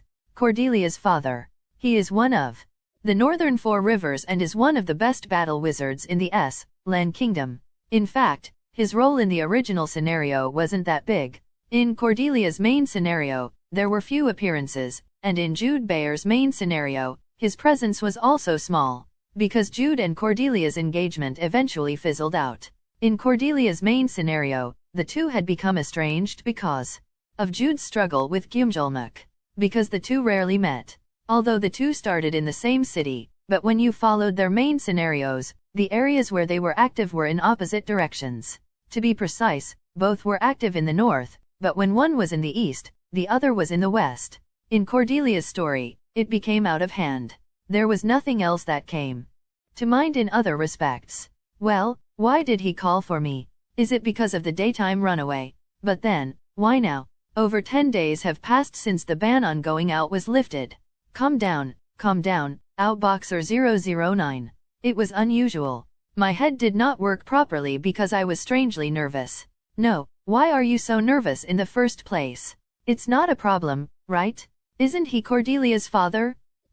Father-in-law. It was a time that I screamed silently at the strangeness. Young master, we've arrived. When Jude opened his eyes to Maha's words, he saw Count Chase's mansion when he looked out the carriage window. The wall that I promised to cross over someday was alas, high and was, too, high. If Count Bayer's mansion was the knight's castle, Count Chase's mansion was the wizard's model garden. After arriving at the front door of the mansion past the well-decorated spacious garden, Jude swallowed down. The reality that I've visited the house of my soon-to-be wife dawned on me. We welcome your visit. Please come this way. Following the butler's guidance, Jude admired the atmosphere of Count Chase's mansion, which was clearly different from Count Bayer's mansion. It was bright, radiant, and splendid.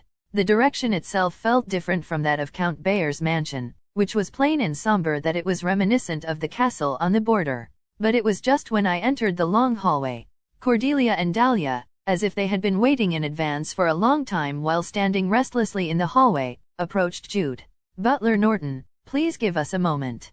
Dahlia smiled and pressured Norton, and Cordelia pointed at the corner of the hallway with an urgent glance. Her eyes suggested that before going to the boss room, they should have a little operational meeting. Jude was also in a situation where he desperately needed information, so it was not something to refuse. Quickly following her, Cordelia suddenly opened her mouth when the decor hid them from sight. What are you going to do? Please give me your daughter. When Jude replied reflexively without thinking, Cordelia covered her face with both hands. What is this crazy B** starred saying? No, why did you call for me in the first place? Do you know anything? No, it was just a sudden call. After all, is this because of the daytime runaway? I don't know, do you think he'll mention it? Why did you overdo it? Crazy B** starred, you ordered it? You. Anyway, now's not the right time to argue what's right and wrong. I want to argue like mad. But it wasn't really the time to argue what's right and wrong. If you think about it, the father-in-law only called for his son-in-law, so maybe he didn't have much purpose. Regardless, I'll do my best. Okay, I don't know what to do but good luck. Fighting. After receiving Cordelia's timid cheering, Jude nodded and approached Butler Norton, and asked to be guided again. And so, in what briefly felt like a minute, Mr. Jude Bayer has arrived. Butler Norton raised his voice. The boss room, no, Count Chase's drawing room door was opened. Chapter 13, Episode 13, Count Chase, 2. Like the rest of the mansion, Count Chase's drawing room was brightly and beautifully decorated.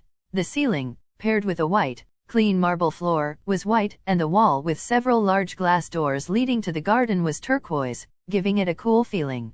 A carpet with a bold use of red and yellow colors to give off a sense of splendor, and luxurious furniture with a bright overall tone. A foreign presence stood alone in a place where it would seem more right for beautiful ladies to have a tea party here. Have you come? Arthur Chase. Count Chase. He is a member of the Northern Four Rivers and a 7-star wizard, and one of the most prominent battle wizards in the north. And as if to reveal that fact with his whole body, he was big, scary, and sharp-looking. If I can compare it to a sword, should I say he's like a claymore? Red Storm.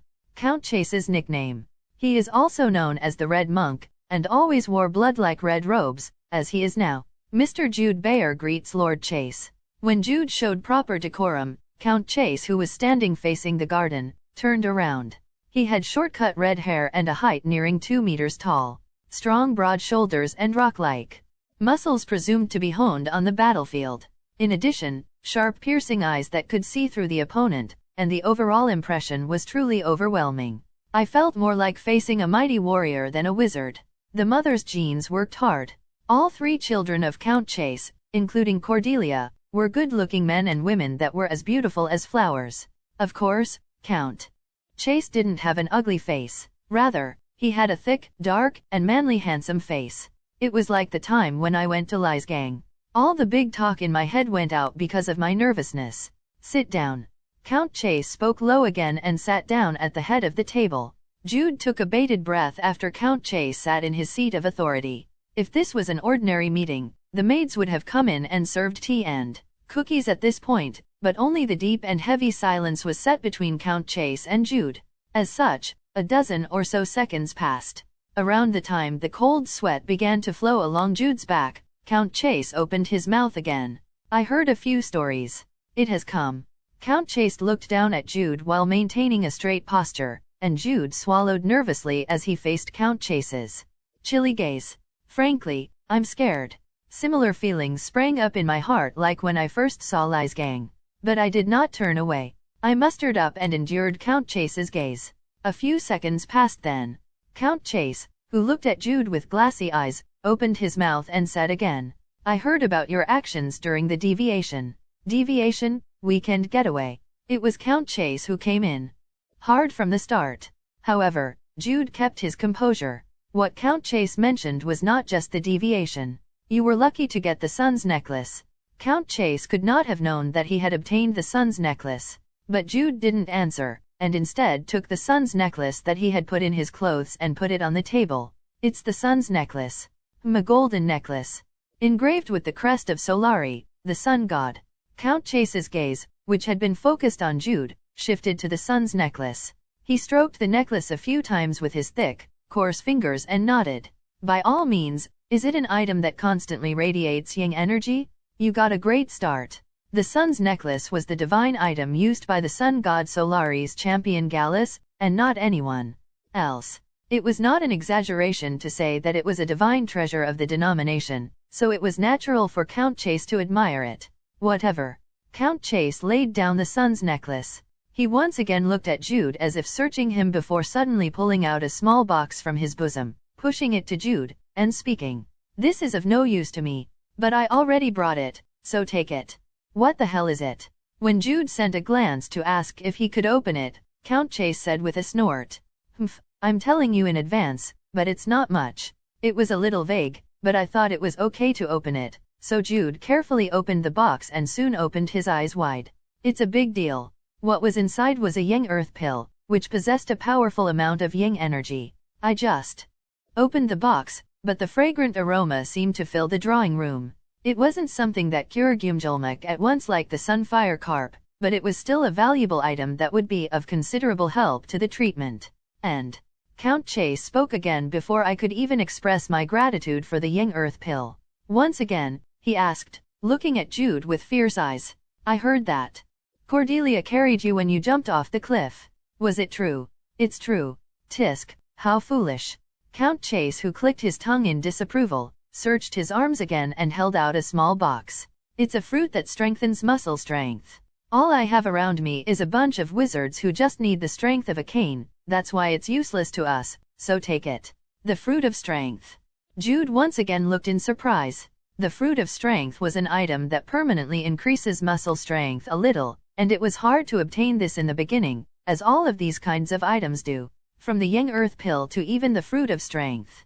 He's actually a very nice person.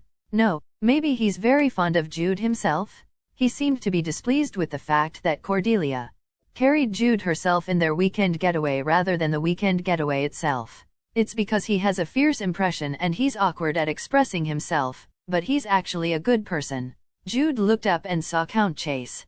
He still had a scary face, but somehow, he looked different from before. And he began to talk once again. Now, rather than being afraid of what he'll say next, Jude began to look forward to it. I've heard that you're going to join Cordelia in the upcoming social gathering. Children of the 12 northern families, specifically, it was a social gathering of underage children who have not yet started official duties. This time, Jude had given his word to Cordelia that he would participate too. Jude replied with a little expectation. Yes, I will. You need stamina to go a long way. It was absolutely right. Jude quietly waited, and Count Chase did not disappoint this time either. I thought he was throwing up a cough, but once again he took out a small box from his bosom. Everyone around me is just a bunch of geeks stuck in the lab, that's why it's useless, so take it.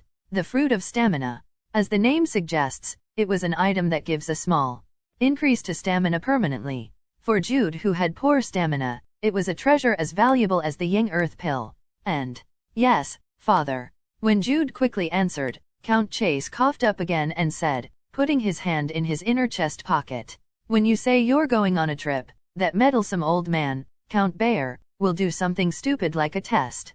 It's not much, but this will help. I didn't say anything this time, but the size of the box gave me a rough idea. It was clear that it was one of the fruit series. Father. Father. If I can do Legend of Heroes 2, again, I'll try to dig into Count Chase somehow. He's like a treasure goblin, no, a treasure father.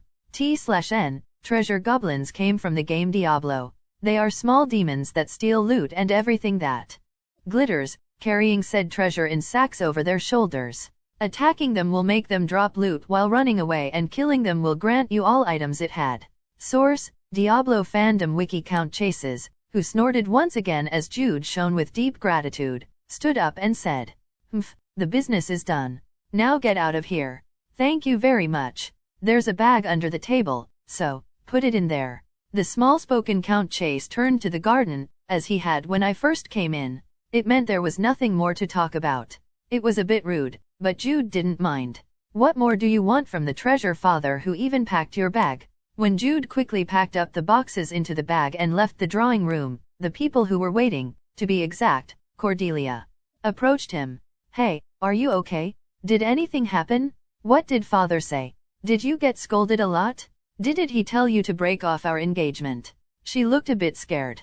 Before answering, Jude looked over Cordelia's shoulder, and smiled at the figure of Maha and Dahlia standing there restlessly. Hey, what did you talk about? Father. Father. He wants me to carry you around from now on. So, don't carry me. What? Cordelia opened her eyes widely as if asking what he meant, and Jude laughed cheerfully. At Count Chase's garden, Jude and Cordelia walked through the beautifully decorated flower garden, and Maha and Dahlia stood side by side and looked at the two such figures. So, Cordelia said in a small voice, covering her mouth with a hand fan. So, did father gave and packed you with items? Yay, he told me to eat, cheer up, and carry you around. Don't carry me. When Jude spoke again, Cordelia lightly blushed and snorted. Well, that's a relief anyway. You're your father's daughter. That snorting. What the hell? It worked out really well anyway. If I eat everything your father has given me, I'll be in a much better condition than I am now. It was really an unexpected luck. The condition of the Gyumjulmak is better than it is now, and if I eat the fruits of strength and stamina, and the fruit of agility given to me lastly, with a little exaggeration, I'll be 1.5 times stronger than now. Of course, it's not very good right now. Either way, 1.5 times is 1.5 times. The mere sight of the bag made me smile. By the way, are you going to give me something too? I love you, Ms. Banker. Please call me anytime. It's not? Hey, anyway, are you starting that now? Father's Test quest. I suppose so. Father's Test. The first main quest that appears in the main scenario of Jude Bayer. As the name implies, it was an event where my father, Count Bayer, recognizes that my Gyumjulmak is cured and that I'm ready to leave the city. In the game, after being completely cured of the Gyumjulmak with the Sunfire Carp event, I could challenge it if I practiced Mujong for a month or two, but despite it being the first main quest, it boasted an uneven level of difficulty. Readable.com. It was one of the reasons why Jude is a non-mainstream character. As a matter of fact, I started later than other characters, but I had to waste more time because of my father's test quest. Furthermore, unlike other quests, it was a quest that had no particular trick. Don't worry. This is why I got the 36 worldly steps. I'll be able to go with you to Langisthii. I'm not saying that I want to go with you together to Langisthii. Well, what should I say? It's a typical dialogue, but it works well with your good appearance. What's this crazy B** starred saying? Cordelia blushed like a character with a typical dialogue, and Jude had a small laugh. And Maha and Dahlia, who looked at the two from a distance, also smiled warmly. From afar, they were a cute couple shyly whispering love. When does it start anyway? First of all, we'll be leaving after the fortnight. My father's coming in 10 days at the latest, so there won't be a problem with the time. After passing his father's test quest and preparing for his trip, he'll head to Langesthai with Cordelia. Can I trust you? Just make sure you're well prepared for the trip. There are things to pack on the way. This was enough. It was Cordelia who understood exactly what Jude was saying as a rotten water. Then I'll be waiting for the news. Yes, I'll see you again soon. The two, who bumped their fists like a habit, moved towards Maha and Dahlia. And a week later, Count Bayer is back. Chapter 14, Episode 14, Count Chase, 3. The mornings in Count Bayer's mansion were originally quiet. However, it was different today. Led by Baron, the long-serving butler of Count Bayer, all of the servants of Count Bayer's mansion has been very busy since morning. This is because the news that Count Bayer, who had been away for more than 2 months on an expedition, will arrive 3 days earlier than scheduled. It was the return of the Lord of the Bayer family after their annual expedition to reduce the number of monsters in the Balin area prior to winter. After all, the preparations for the reception could not be neglected. While sitting in a sunny spot and looking at the bustling servants, Jude turned to his side and asked, "But why are you here?" "I know." Cordelia, who was dressed up and sitting next to Jude, answered with a slightly absent-minded voice. In fact, both of them knew why Cordelia was here now. "I didn't realize that your father was this great until today." "He is great, isn't he, Count Chase?" It was because he had appeared with Cordelia today.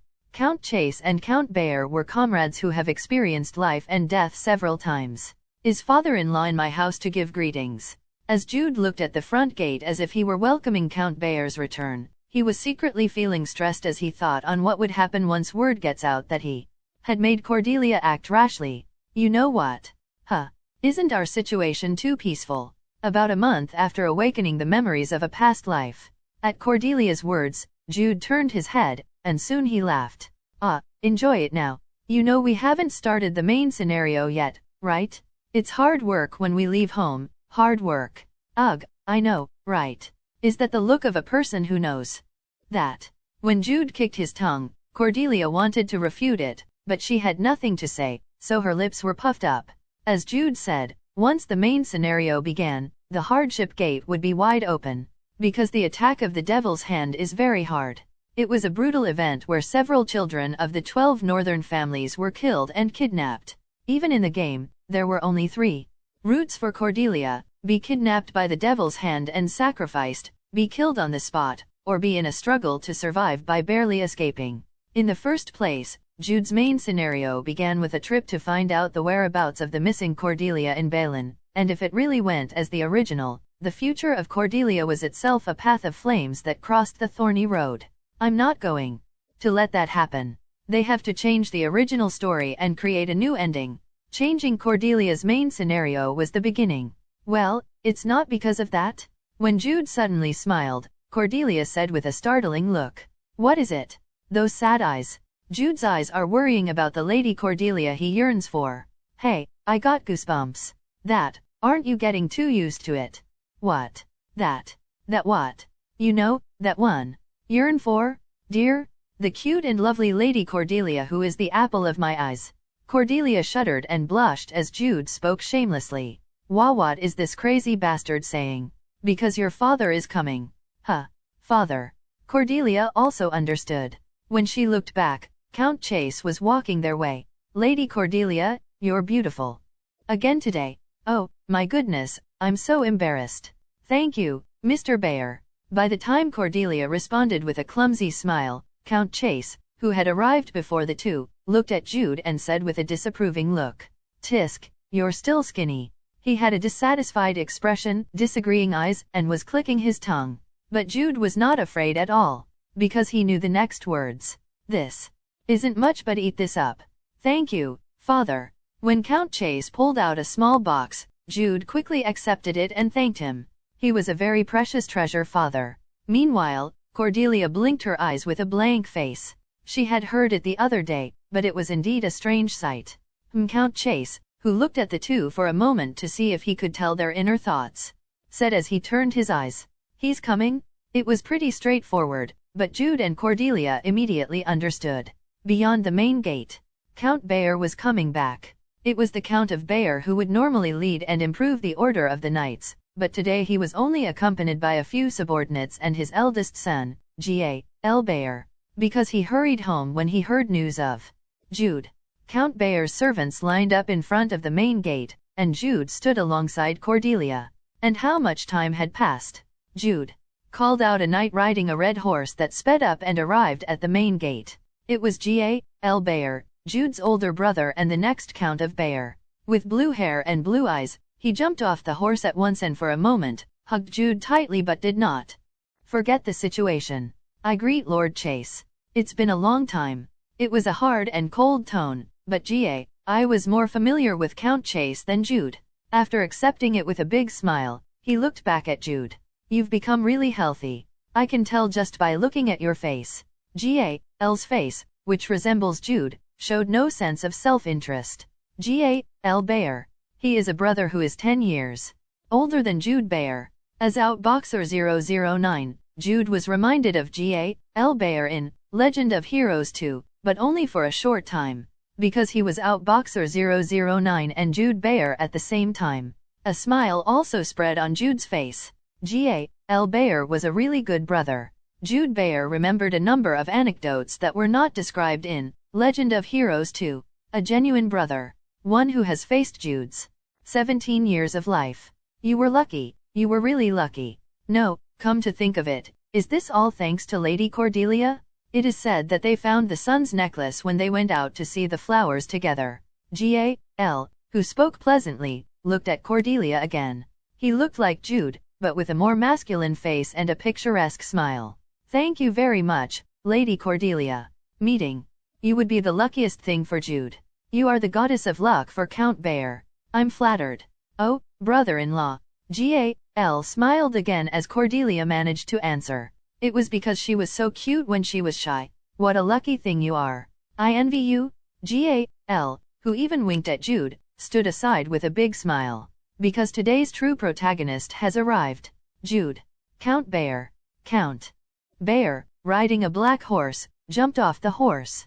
With a tall height and broad shoulders that were second only to Count Chase, he was a black-haired, blue-eyed beauty. Although he did not make a fuss like G.A.L., Count Bayer's eyes were also filled with joy. You have a lot of stories to share. Let's go in. Yes, father. It was Jude who reflexively answered, but the moment he answered, he felt like his heart was shaking. It was because he could clearly feel his father's heart, Count Bayer, who cared and worried about Jude himself. I guess I'm invisible. How can I not recognize a man as big as you? Thank you for coming. Count Bayer, who laughed and tapped Count Chase on the shoulder, also did not forget Cordelia. G.A.L. already said it, but thank you very much. Thank you so much. If it weren't for the daytime runaway, I wouldn't have found the sun's necklace. G.A.L., nodding his head as if he agreed, spoke out. Father, the love between Jude and Lady Cordelia caused a miracle. Haha, it really is true, but let's stop it. Isn't Cordelia embarrassed? Cordelia was really embarrassed at the father and son's exchange of words. Her face was red, and she looked helpless, so she eventually tugged the hem of Jude's shirt. Hey, do something. Haha, this will all come to pass. To Cordelia's desperate eyes, Jude answered with tranquil eyes, and everyone who watched the small actions between the two smiled warmly. Let's go in for now, Baron. Yes, my lord. The banquet is ready. We sincerely welcome your return. As Baron, the butler who had been taking a step back, stepped forward. Things proceeded quickly. Inside the banquet hall of Count Bayer, like other places in the mansion, it was a place that felt like a hard fortress, but it still looked good because of the various delicacies that were on the large table. At the head of the table was Count Bayer, and at each side were Count Chase and G.A.L. Jude and Cordelia were seated next to G.A.L. at a table full of gloomy men, and the pretty boy and girl sitting side by side stood out more than Count Bayer sitting at the top. What a happy day, a happy day. Count Bayer, who had a drink with Count Chase, spoke with a pleased face, and all those around him nodded their heads, with eyes gathered not on Count Bayer, but on Jude and Cordelia. **CK. I can't even eat. Haha, this too shall come to pass. When he answered Cordelia, who had sent a desperate gaze, his eyes were like that of those who attained nirvana. Jude then looked at Count Bayer and said, Congratulations on your safe return, father. Yes, This expedition was a great success, with no one dead, even though there are injured people. Your brother, Gal, was also very active. Haha, so are you, father. I'm embarrassed in front of Lady Cordelia. He said so, but he was really happy that his mouth was full of smiles. Don't tell me Gal likes Cordelia. Based on the original story, Gal had a fiancé whom he was about to marry. By the time Jude was on guard, Count Bayer opened his mouth again, looking at Jude. Jude, I heard from Victor. You said you wanted to join Cordelia in the social gathering, right? Yes, father. I'd like to join. Lady Cordelia. When Jude decisively answered clearly, the eyes of the knights and retainers of the Bayer family were pervaded with delight, and Count Chase also smiled a little with a humming sound. Count Bayer nodded. Yes, you are a son of our Bayer family, so you deserve to participate. But Jude, our Bayer is a family of warriors. Therefore, in order to leave the house, one must pass a test. That proves one can protect one's own body. You know that, don't you? I know, father. Father's test quest. When Jude gave an outspoken answer this time, Count Bayer, who became happier, stood up. I'd have to set a date for the test, but that would delay the journey. What do you say, Jude? Would you like to be tested right now? It was a sudden offer, but Jude was not embarrassed. As the preparation was already done, the earlier the test schedule, the better. Can you do it? I can do it. Jude, who answered Cordelia with his eyes, took a breath once and stood up from his seat. I'll take the test, father. The last hurdle to start the main scenario. It was a natural conversation, but Jude knew the correct answer. Chapter 15, Episode 15, Count Chase, 4, Count Bayer's Test 4. Leaving home was simple. Succeed in dealing a strike against an opponent, who is at the standard of an ordinary knight, in a duel. Although it was very simple and clear, there was little room for the so-called tricks. Testing only your abilities in a fair manner. Count Bayer passed the test when he was at the young age of 12, and Gal, though he wasn't naturally gifted and as good as his father, passed the test at 13, younger than the average age. Jude's age is 17. The truth is, at this time, applying for the test was close to irrational because his age was 2 years older than the average age of passing the test for the Bayer family, which is 15 years old. 1 month at the most. Before he got the sun's necklace, let alone having proper training, even training. His physical strength was difficult for Jude. No matter how long Jude tried to catch up on his training period, it was only a month ago that he got the sun's necklace and started his treatment, of which his martial arts training time was less than 15 days. Furthermore, Jude's condition, as of now, was not completely cured. His Gyumjulmuk was getting better and he was gradually getting closer to having normal strength, but if you look at it from the knight's standard, he was still on the weak side. However, Count Bayer did not intend to humiliate Jude in front of everyone. Of course, he also had no intention of conducting a sloppy test on purpose for his child. Victor, I believe in you.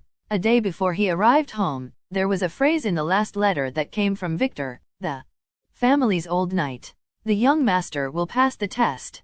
I believe it if Victor said so. He was not one to speak at length groundless stories. But even so, Count Bayer was also a man. His curiosity grew. What was it that gave confidence to Victor that he came to the point in his report? Perhaps it was a stupid idea that Jude did not have talent, and that maybe, Jude actually had a talent that even surpasses his. His heart was pounding. It must have been Count Bayer himself who waited for the current test more than anyone else in this place. Father. Gal said in a low voice, as he handed a wooden sword to Count Bayer who took his place in the middle of the indoor training area. Count Bayer laughed at Gal's bitter eyes that asked whether the Count even needed to play the role of the opponent himself, but Gal eventually abandoned the thought and shook his head, saying in a low voice, "Go easy on him." Okay. He was no one else but Count Bayer, one of the Len Kingdom's teenage sword masters. Restricting his swordsmanship to the level of an ordinary knight was quite easy. Count Bayer, who received the wooden sword, pleasantly looked at Jude preparing for the test at a distance, to be exact, at Jude and Cordelia. Likewise, Gal, who looked at the same place, laughed and said with a smile, "They're a really well-matched pair, right? Yeah, it's really a nice sight. I think it was not to that degree before I left for the expedition, but in the meantime, they've significantly become closer. Because they had a good time together.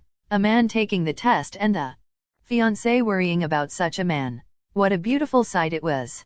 Surely, they must be exchanging pretty and sweet words. Hey, you crazy bastard. Count Bayer directly came out. Ask him to at least change your opponent. Hey, I'm certain he'll adjust the level. And if you lose? You clamor about your Gumjolmuk day in day out. If I lose, you're going to Langus the eye alone. Main scenario. Fighting. What's this crazy bastard saying? Cordelia, who said those pretty and sweet words in a hushed whisper, said with a sigh, okay, I'll believe in you. You're outboxer, so you'll do it somehow. Still, don't overdo it and get hurt. Okay, Yellowstorm. Why, you really resemble your father. Of course, who else will I resemble but my father? You're right. Jude, who wrapped up the conversation with a giggling laugh, stretched his shoulders and exhaled a long breath. Finally, he looked back at Cordelia and said, let's go together. To Langus the eye. To reform the main scenarios of Jude and Cordelia.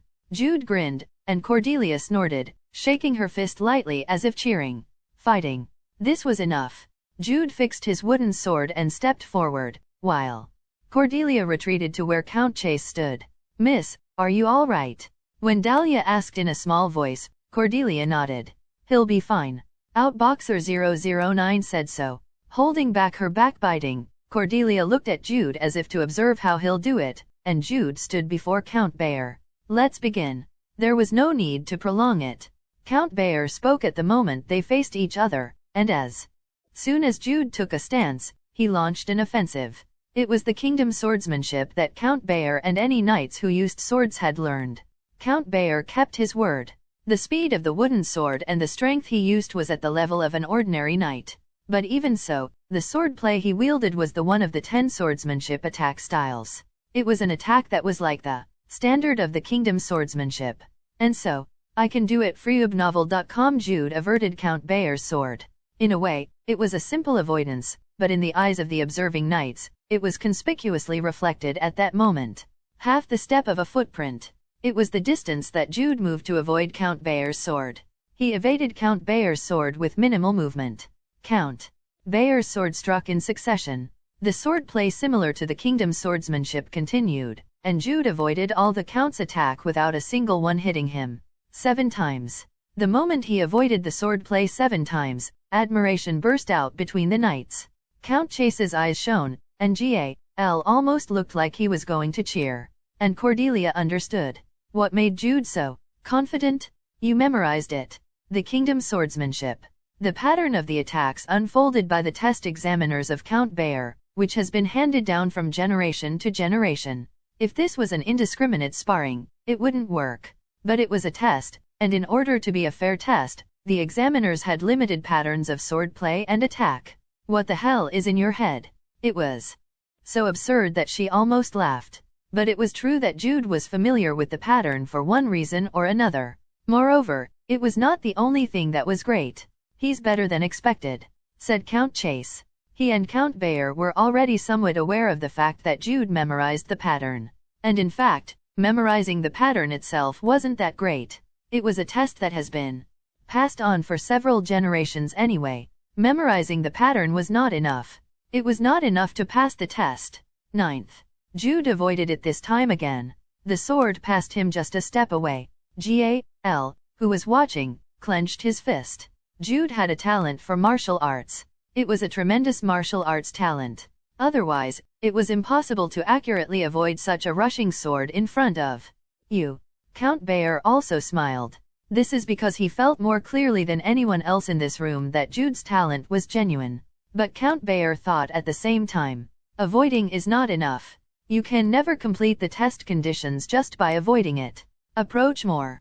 Penetrate it. Don't just avoid. Don't just stay outside but step inside. Count Bayer caused his sword to swing wildly. Jude evaded by stepping sideways, and at that moment, Count Bayer's sword rushed towards Jude as if it were chasing him. Consecutive attacks. It was one attack to another attack, so the attacking side should eventually be overwhelmed by the amount. Jude knew it. I've been waiting for this moment only. Thud. He kicked the ground. It wasn't a simple takeoff. 36 world steps. It was the footwork. Skill. The sword cut through the air. Jude slipped forward. Instead of penetrating in front, he turned to the left and pierced the gap of Count Bayer. Quajic? Count Bayer moved his left hand and caught Jude's sword. Soon after, Jude let go his sword and smiled with a sweaty face. One jab. That one strike just now. An ordinary knight couldn't block it. Count Bayer, one of the 10 sword masters, blocked it. A moment of loud silence filled the training area. Count Bayer looked at Jude, and soon burst into a boisterous laugh. I lost? Oh, young master. Cheers erupted from all over the place. Victor's eyes reddened with tears, and Gal ran at once to Jude and hugged him. Humph, it was impressive. When Count Chase said that, Jude was in Gal's arms and saw Cordelia, and she snorted and slightly smacked the air with her fist. Fine play. Jude laughed again. And Count Bayer, who stopped his continuous and spirited laugh, turned to Count Chase and said, I'm sorry, Arthur, but I'm going to delay the departure by 3 more days. Originally, I was going to start right away tomorrow, but I changed my mind. I've seen Jude's talent. I didn't realize he was never an ordinary child. Humph, I'll wait. Count Chase allowed it, and there was no one who dissuaded him. And at that moment, the Rotten Water Yellowstorm understood the reason why Count Bayer changed it into 3 more days. The reason why Jude was more pleased with the fact that Count Bayer came forward himself. Additional rewards. The only thing Count Bayer could teach for 3 days was Mujong, martial arts. Cordelia saw Jude and this time he responded. He knocked through the air with his fist slightly clenched. Time has passed. In the morning 4 days later, instead of dressing up like she was on a picnic, Cordelia was dressed in horseback riding clothes. She stood in front of the carriage, slightly tilted her head, and soon made a large smile. Have you had some success? I have. It was only 4 days, but Jude, who seemed to have become more manly than before, answered with a grin. At Count Bayer's gate, 1 big carriage and 4 horses prepared by Count Chase. There were 4 people in the carriage, Jude, Cordelia, the exclusive maid Maha, and the escort warrior Dahlia, and 2 escorts each from Count Bayer and Count Chase. The social gathering of the 12 northern families in Langesthai was literally a social gathering. Moreover, since it was to gather the minor children together, there was no reason to set up a grand procession that boasted of their family's power. But we still have companions. Jude glanced at Cordelia, who nodded very small. It was a sign that she was ready for something to take with you on our way to Langesthai, which he mentioned prior to the trip. I'm very happy to be with you in going to Langesthai. Me too. I'm looking forward to the trip with Mr. Bayer. Because they were in front of Maha and Dahlia, the 2, who pretended to laugh haha and ho-ho, each settled in the carriage. And Maha and Dahlia, after exchanging warm looks, took their places beside them. Then, let's go. We have already finished the greetings for both our parents, so our departure wouldn't take any longer. Jude, have a pleasant journey. Gal, who was in the garden, raised his voice, and Count Bayer nodded. Count Chase snorted as usual. You do know how to pay, right? T/N, the how to pay phrase that I used here is actually N, which is a Korean slang for a paying system where the total cost is divided by the number of people and then paid. For example, 5 people had dinner at a restaurant and the total sum was $100, so each person has to pay $20 because $100 divided by 5 people is $20. This system is called N-pang. Source, Open Slang Dictionary. Cordelia's gaze turned to Jude's waist. It was because she saw the money bag that Count Chase gave to Jude when he said hello earlier. Jude shrugged his shoulders, pretending to not know the answer, and then looked out the opposite window. To the northeast. Towards the heart of the north. Hi-ay. The carriage set off with the cry of the horseman. It was the start of the main scenario. Chapter 16, Episode 16, Sacred Rod, 1, a night when the very bright moon hid the stars. Sitting under the dark blue night sky, with her angel-like beautiful face, Cordelia spoke. FCK, FCK, F***CK. The use of abusive language is subject to sanctions. What is this crazy bastard saying? Yes, this is an exclamation, not a curse. Anyway, decide quickly. Cordelia wasn't the only one sitting under the fantastic moonlight. Deep in the mountains, the 2 were facing each other at the place where the sound of the valley river's ripples were heard. Cordelia, who was almost about to cry, said as her shoulders drooped. Hey, do we really have to do this? You have to do it. You have to. Cordelia's main scenario was harsh from the start. In order to completely defend and not just hinder the devil's hand's attack on the social gathering, a holy relic, which possesses power that is incompatible with the demons, is needed, the sacred rod, Moonlight. Yellowstorm. Why? When Yellowstorm answered lifelessly, Jude coughed once and took a step. He placed his hands over Yellowstorm's shoulders and said with a serious face and voice, "Only you can do it. Only you can do this. Even if you say it nicely, your nature remains the same. If you don't like it, you can stop. Is this my event? It's your event." The event to get the sacred rod was for Cordelia only. F***ck, I really hate the game crew. It was Cordelia who spit out curses again, but she seemed to have given up resisting because she was in low spirits. Jude let out a sigh full of various emotions and then tapped Cordelia's shoulders again. "If you're going to do it, let's get ready. We don't have time. We have to do our best, but we can't miss the event because we missed the timing, right? I'd rather die than suffer. Yes, I'll do it. I'll do it very perfectly." Jude, who smiled and gave a thumbs up, took a step back and looked at the night sky again. It was the incident on the road to Langesthai 2 days ago that started all of this.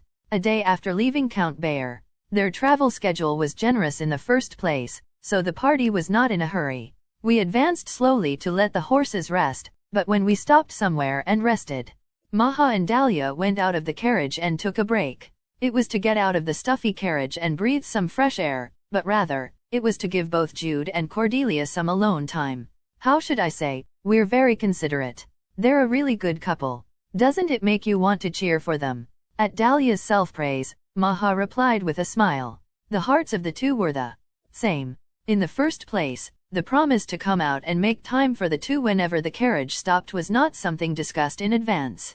It naturally happened because of the consideration of the maid and escort who really thought of their masters. Sitting in the shade of a tree, Dahlia, who took the offered teacup from Maha, continued while laughing Yufifo. Originally, they were a good-looking man and woman who got along well, but their relationship has suddenly improved since last month.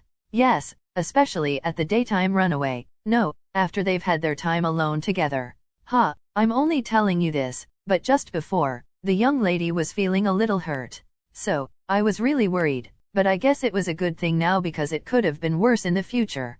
Oh my goodness, the young lady too. When Maha blinked as if she was surprised, Dahlia spoke along with an aha exclamation. Come to think of it, even the young master at that time was feeling troubled too. Yes, a little. In fact, Maha was just talking nonsense and making a fuss, but even so, Dahlia is an escort to his fiancé. No, rather, it wasn't something to reveal because she was a person in that position. And it was the same with Dahlia. When Cordelia was feeling hurt a month ago, she did a lot of nonsensical stuff as well as spilling a storm of curses that surprised all those who were listening. What it was really back then, a pretty lady that looked like a doll was pouring out such vulgar curses out of her mouth. Indeed, it was a sight I would never want to see again. But it worked out really well. The young master's body is getting better, and they're going to the social gathering together. You're right. After looking at each other, the laughing maid and escort gazed at the carriage again. What are the two people inside talking about? Is it my imagination that the two were smiling cutely and exchanging sweet words of love? Hey, be humane and pay properly. Your father gave me this, who do I have to pay? T/N, pay? They're talking about the paying system N, that I explained in the previous chapter. It's the money my father gave me to buy me something delicious. Yes, I'll properly budget it and buy you something delicious. Both Cordelia and Jude, who had an unsatisfactory conversation about the stuffed money bag that Count Chase gave before the trip, did some stretching exercises. The magical carriage boasted of a comfortable ride even though it was running on the road, but because they were stuck inside, they were feeling frustrated. But it's better than playing the fiancé role in front of everyone. Even though it was a bit frustrating, it was much easier and better to be alone together like this. Anyway, let's have a productive conversation now. What? Like the future schedule? Yes, schedule.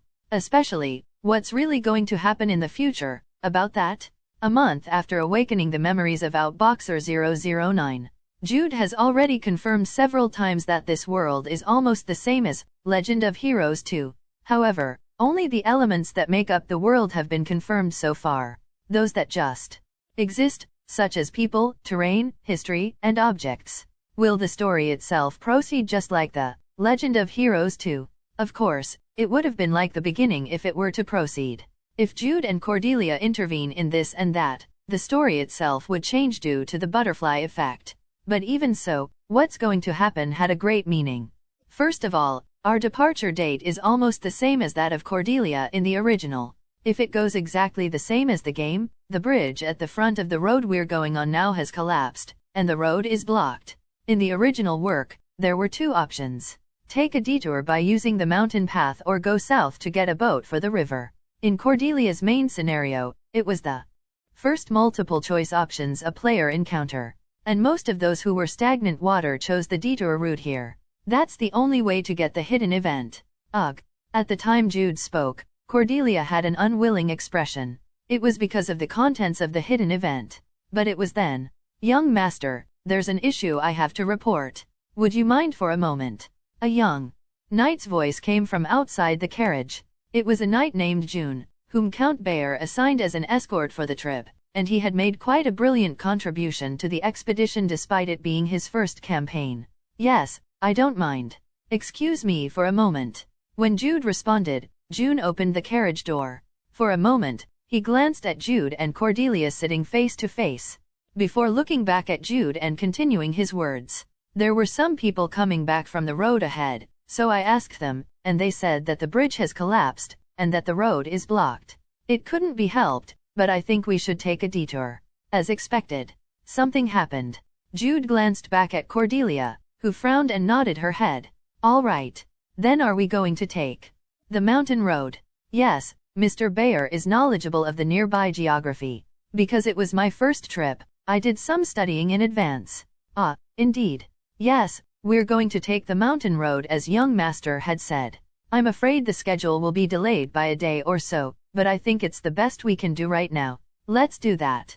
There's plenty of time in the original schedule, so we can afford not to hurry. Thank you for understanding. When Jude appeared as decent and kind, Jun's face, which was quite stiff at first, was loosened. He seemed to like Jude more now. I look forward to working with you, then. Okay. Although the road we'll use is off our itinerary, we won't have any problems with the safety of the two of you. June, who declared proudly as a knight, bowed again to Jude and Cordelia and closed the carriage door. And immediately after, Jude said to Cordelia, "It happened. As in the game, the road was blocked, and a detour was taken. The significance of this event was quite great, and in local terms, the basic conditions for beginning the hidden event were in place."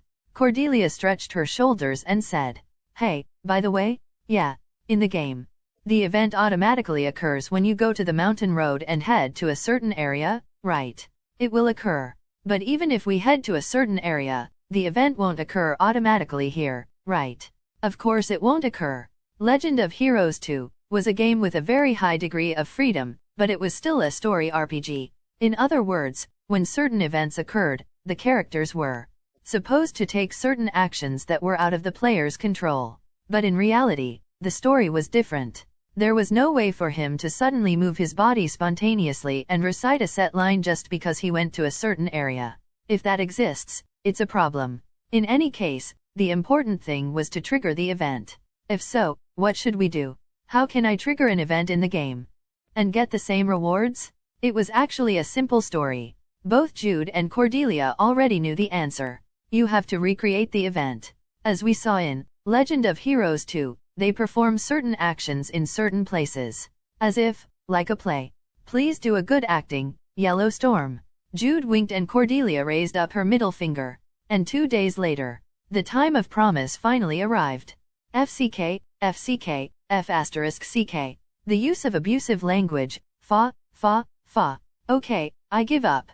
It would be good if you could focus on acting because you've relaxed your mind by cursing.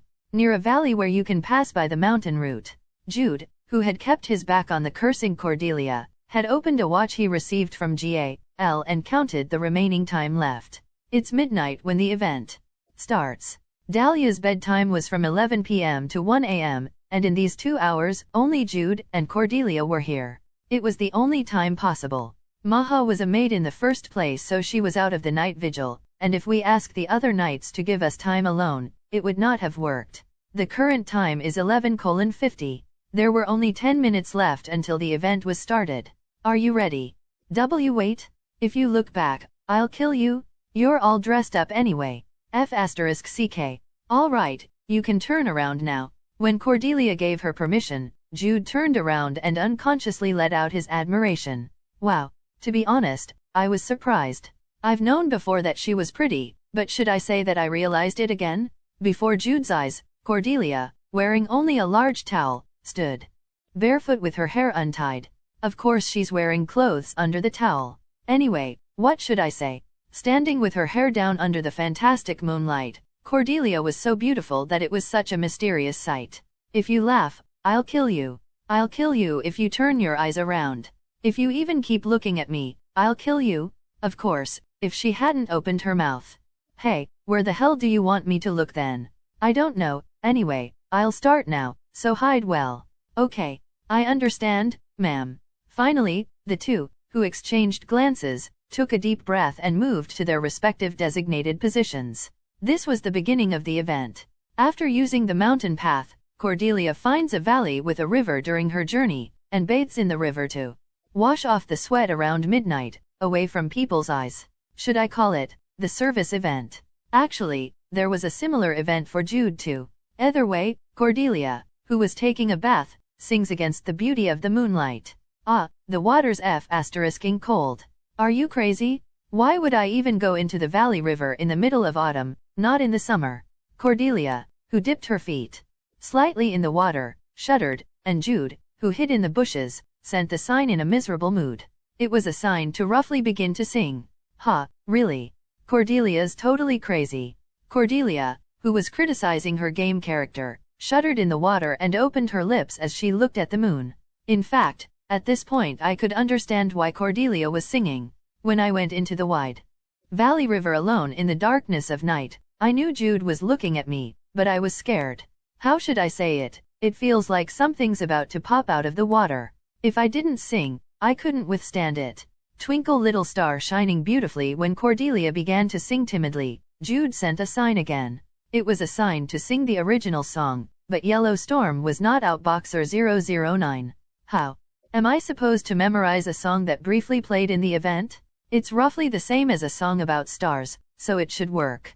How long has it been since I continued to sing with that thought? Beyond that, under the fantasy moonlight, there were those who responded to the song. Chapter 17, Episode 17, Sacred Rod, 2. The original event was like this.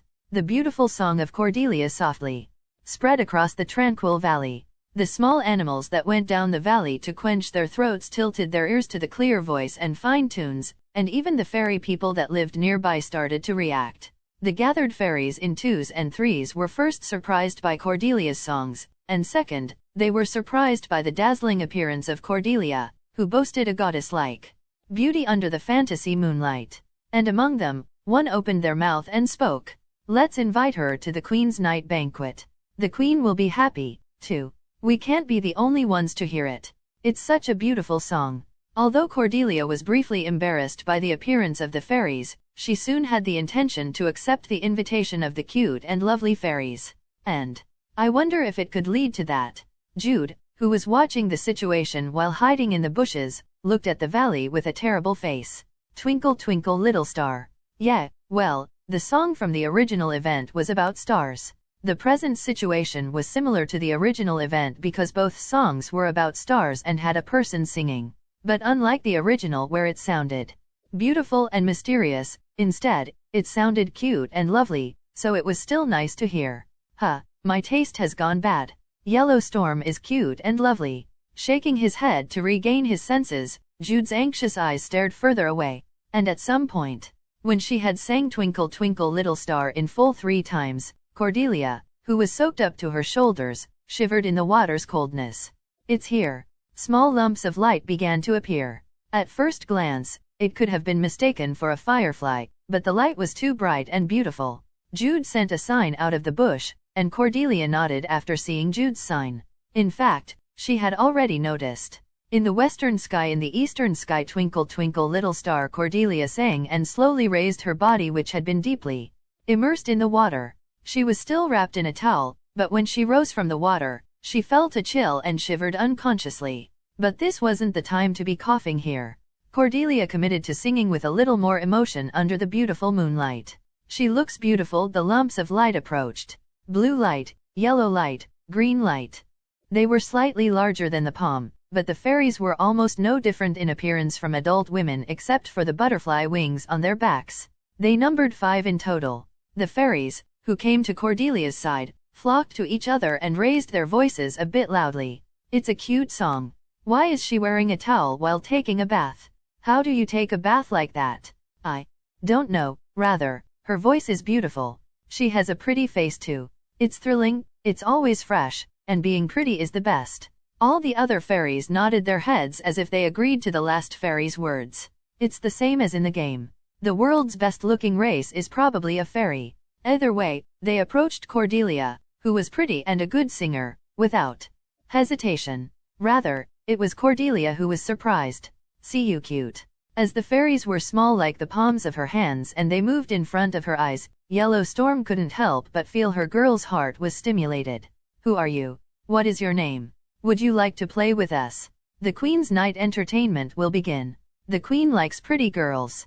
Cordelia grinned at the fairy's suggestion, and Jude, who was hiding and listening, let out a sigh of relief. I was worried because the song was different, but it seemed to have gone smoothly. Maybe Cordelia's appearance is a fact more important than just singing. If you listened carefully to what they just said, they're inviting you only because you were pretty. Anyway, the process changed a bit, but things started to go according to the original event. Because of this, Jude erased his idle thoughts and set his eyes somewhere than Cordelia and the fairies. The next sequence in the original event. Cordelia hesitated for a moment, but eventually decided to accept the fairies' invitation. But right after that, Kahong! A beast's roar burst. The roar was close to that of a wolf's, but it wasn't a wolf. Bicorn. Also called a corrupted unicorn, it is a lascivious monster in the form of a horse with 2 horns. The appearance was on schedule. But not everything was the same as the original. Cordelia. As he jumped up from the bushes, Jude shouted. He had no choice but to do so. He ran towards Cordelia and shouted again. Get out of the water. The roar of the bicorn resounded. But there was nothing at the spot where the bicorn appeared in the original event. I looked around in a hurry, but it was the same. What it meant. It showed up, but the bicorn didn't know where it was. There was something that came to my mind at the moment. It was intuition. That's why Jude yelled to Cordelia to get out of the water. Kahong! The moonlight reflected on the water's surface was broken. The bicorn spurted right on the water and rushed towards Cordelia. Cordelia! Jude kicked the ground. And at the same time, the bicorn with purple hair and a red mane rammed Cordelia with its head. It was a sudden collision. The fairies shrieked and scattered, and Cordelia soars upwards instead of being bounced off, and was thrown straight over the bicorn's back. It was telekinesis, one of the specialties of the bicorn. Kahaying. As soon as it captured Cordelia, it laughed pleasantly and burst out of the water, trying to leave as its eyes scattered a red glare. But Cordelia did not tolerate it. Stop. Cordelia twisted her body. She struggled fearlessly on the bicorn's back and threw herself into the water, away from the telekinesis. At the moment the water splashed hard with a thud. Cordelia, who fell plop into the water, rose up and floundered. The bicorn saw such Cordelia. The fairies screamed, and Jude sprinted towards Cordelia and the bicorn. And Cordelia yelled. Outdash! It was an urgent cry. Shouting without a chance to add boxer, she hurriedly took off the towel she was wearing. Red leotard. There was nothing to be embarrassed about because it's actually a one-piece swimsuit. Cordelia spread out the towel. The fairies looked at the towel reflexively, and so did the bicorn. But Jude didn't. The moment Cordelia had cried out, Jude understood. Because he figured out why Cordelia was calling him and what she was asking him for. Light. Inside the towel was a large drawn magic circle. A one-star magic that only illuminates light at best. However, the magic circle was not drawn for no reason. Several formulas amplified the magic. The mana that Cordelia poured covered the whole place with a pure and intense light. Kaie. Kahong. The fairies and bicorn who were exposed to the vast amount of light closed their eyes and groaned. It was just a moment, but it was completely blinding. And it was the same for Cordelia, who kept her eyes open to focus the light on the bicorn. But only one person. Jude didn't close his eyes when Cordelia shouted. At the moment when the fairy's scream was cut off, Jude took off from the ground. Thud. 36 world steps. The footwork skill using inner chi accelerated Jude. The distance between Jude and the bicorn was quickly reduced. The bicorn opened its eyes, but it still couldn't see properly. Jude rushed at the monster and swallowed his breath. For a moment, he cut off his breath and gave strength to his clenched fist. Slaughter. It doesn't stop at driving it away. Now that he's come this far, he has to take him down. Jude did not pull out the ceremonial sword from his waist. He used the sun's necklace to give strength to his hands that were wrapped around like a knuckle. Bang! Jude's fist hit precisely in the middle of the bicorn's forehead. It let out a shriek, but it was not yet over. Using the 36 world steps, Jude poured a series of attacks on the bicorn's head. Lightning punch. One of the mujong taught by his father in that 3 days. It was 7 consecutive strikes made up of the first 4 hyper punches and a later 3 hyper punches, which meant 7 quick punches in the span of 1 lightning strike. T/N, I'll be honest, I have little idea what those first 4 hyper punches or later 3 hyper punches are. They were written in the chapter as and my best guess is those are some kind of punches. The original text was this. Pei-pei-puk. Jude's fist continuously struck the bicorn's forehead and cheeks. If it was an ordinary punch, it wouldn't even damage the bicorn, who can compete with the bear with its strength, so what Jude used was mujong powered by his inner chi. Moreover, the sacred power of the sun's necklace did not tolerate the existence of the bicorn belonging to the demons. Kahong Hyong.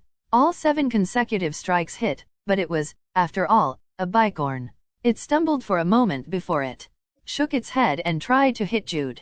It was quick and powerful, but at the same time, it was the attack Jude had been waiting for. HNNG? The bicorn's horn struck the air.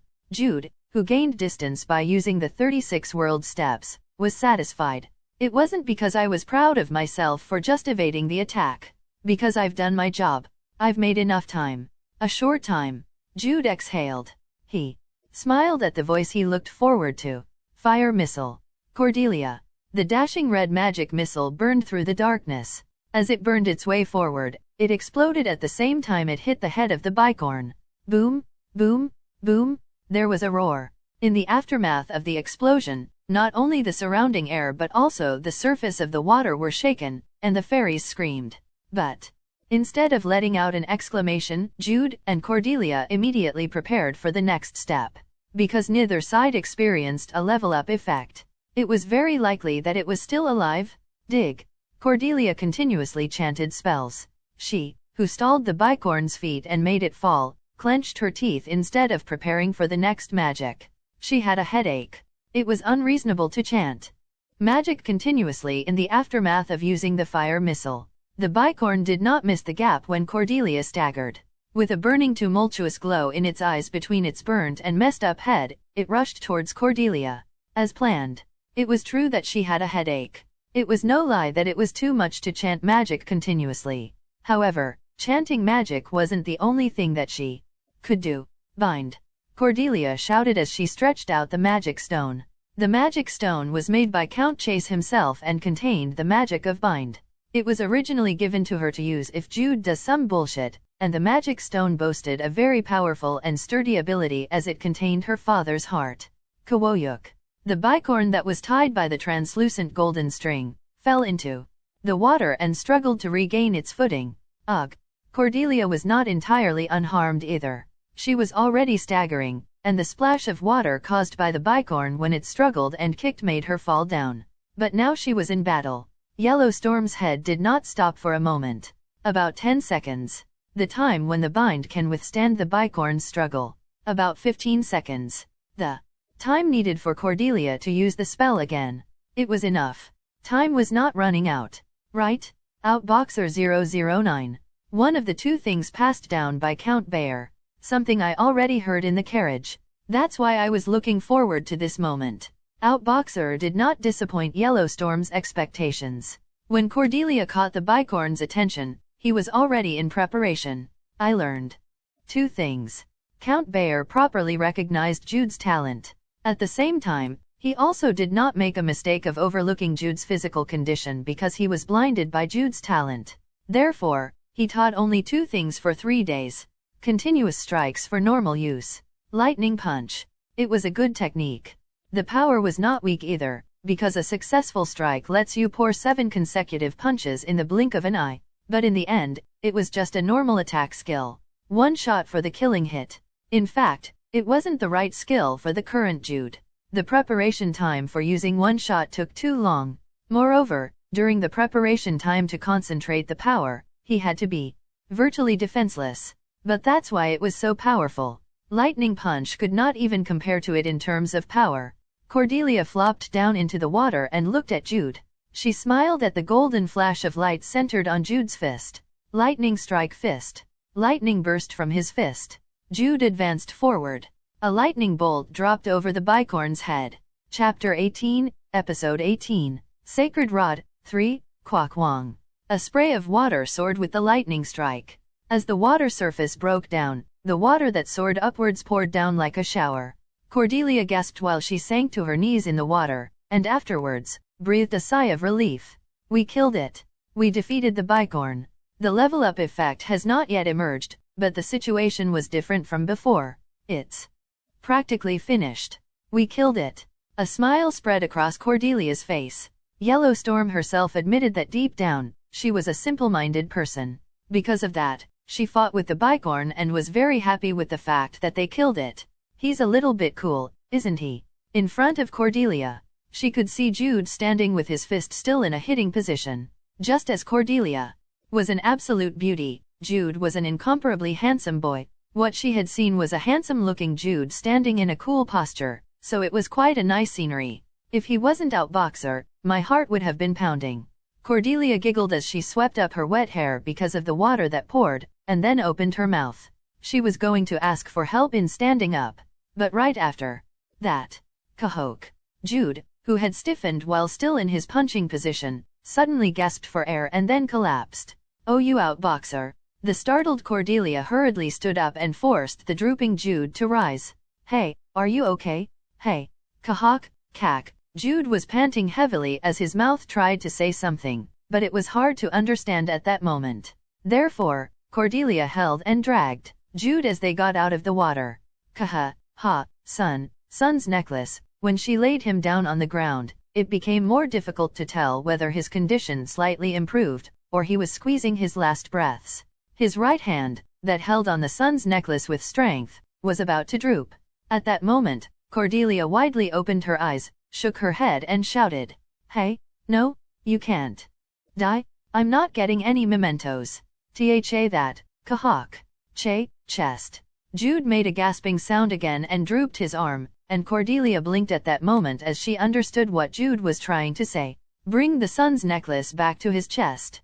Cordelia hurriedly unraveled the son's necklace that Jude was holding and hung it around his neck. Don't die.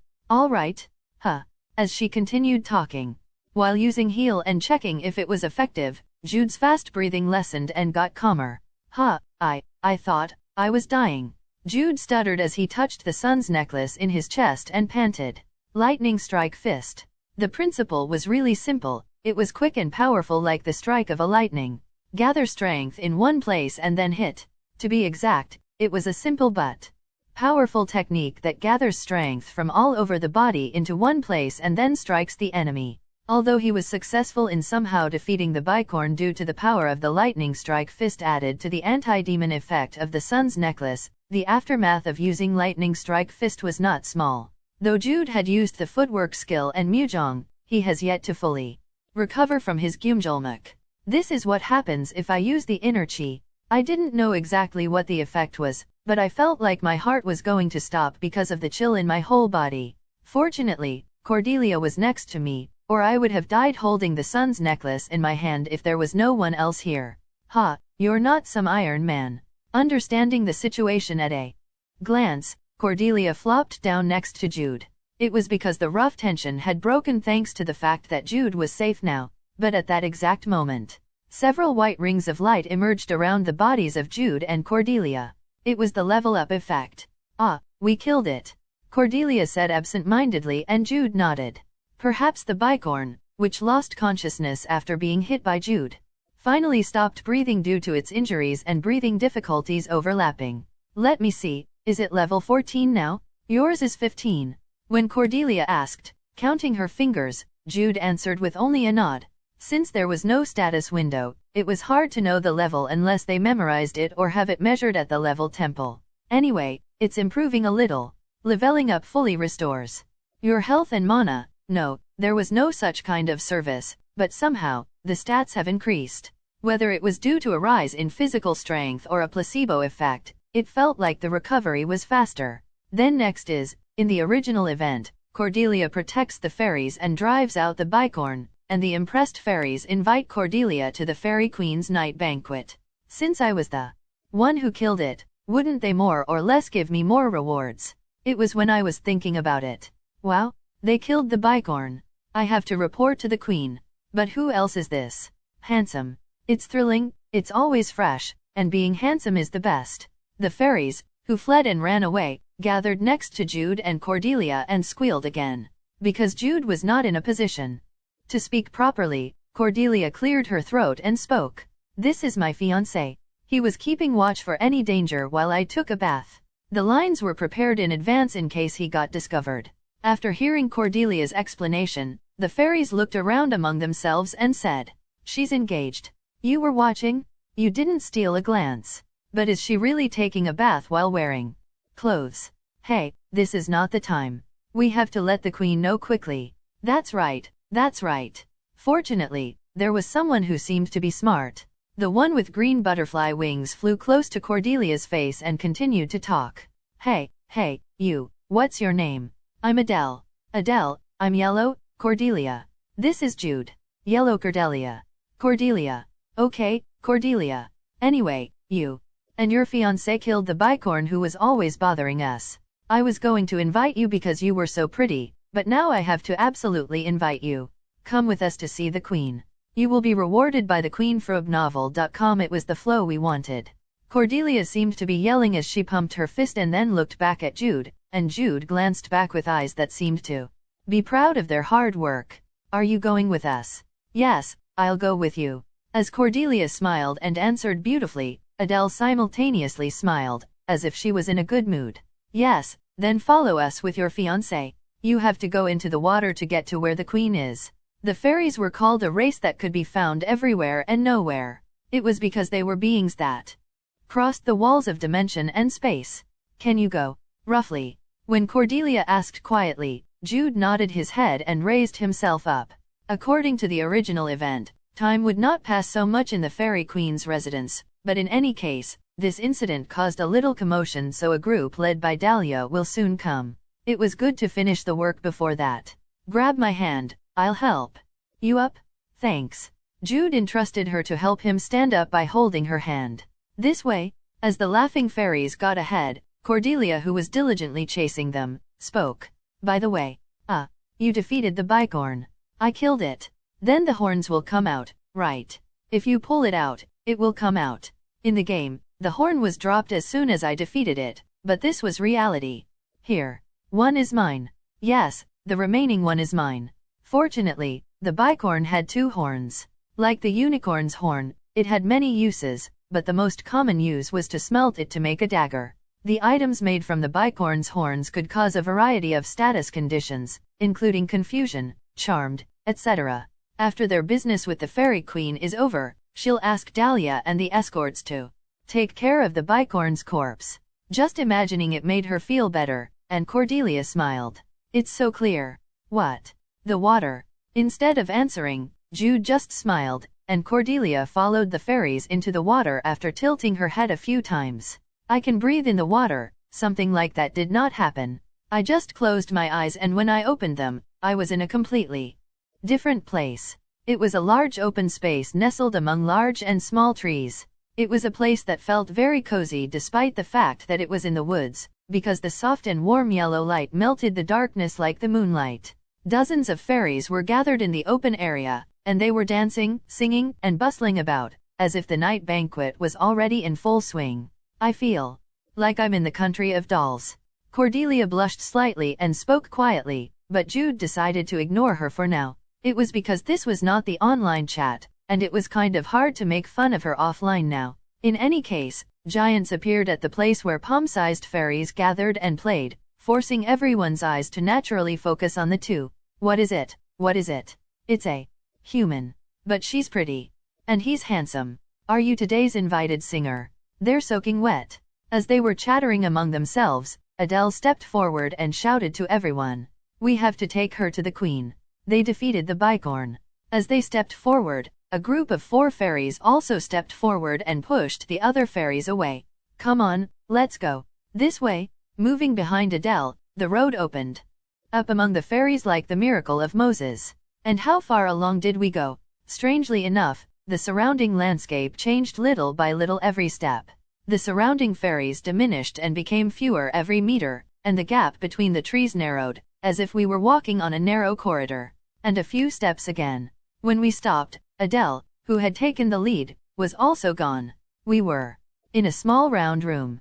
Instead of a ceiling, a dark night sky was above, and the moonlight that came down gently lit up the surroundings beautifully. It's been a long time since I've seen a human child in person. The fairy queen was young and beautiful. She had colorful butterfly wings with various colors, and blue eyes and a brilliant blonde hair as if it was made by melting gold. With white skin, she was wearing a grass-green dress and holding a cane studded with jewelry in her hand. I greet the fairy queen. When Jude bowed and greeted, Cordelia was flustered and greeted too, and the fairy queen seemed to smile cutely. Like all fairies, she was only the size of a palm, but the queen is still a queen. You could feel the aura unique to those who are leaders of a group. I heard the story from Adele. For the fairies that could even freely cross space, even time was not a completely forbidden realm. At a time when Jude and Cordelia were taking a few steps, the fairy queen had met Adele and talked to her in a gap of time. The bicorn has been one of our oldest troubles. I can't help but award you for taking care of it. At the fairy queen's words, Jude was slightly nervous. In the original event, the focus was on the fact that Cordelia devotedly protected the fairies, rather than the fact that she kicked out the bicorn. What if she gives her something else? Because what Jude and Cordelia needed right now was the sacred rod, moonlight. However, unlike Jude, Cordelia's eyes were glistening with anticipation without thinking of anything else. Cordelia, I think this would be good for you, the wizard. When the fairy queen shook her hand elegantly, the roots of the trees covering the floor opened, and a wooden stick with silver jewels, short to be called a rod, but long enough to be a cane, came out. Moonlight. Jude and Cordelia cheered almost simultaneously in their hearts. It's an unusual item, but it's too big for us to use. It would be better to be in the hands of those who have good hearts than to be left in a place like this. Take it. Fortunately, it was a line similar to the original event. Jude was relieved, and Cordelia smiled and reached out to the moonlight. And Jude, I will reward you too. By the time Cordelia was happy to hold the moonlight tightly in her hands, the fairy queen looked back at Jude and spoke. From this point on, it was not in the original event, but Jude had more expectations than worries. If I get anything, it's a plus. It is different from moonlight. Originally, I shouldn't have received anything, but honestly, it was a profit no matter what I will receive. What will the fairies give me? Fairy stone? Fairy whispers. It was the time to think of these and other items in my head. Take it. When the fairy queen waved her hand gracefully again, this time, a branch automatically moved and held out a silver ring to Jude. Soon after, Jude's eyes opened wide. Don't tell me the identity of the ring. Cordelia was also surprised.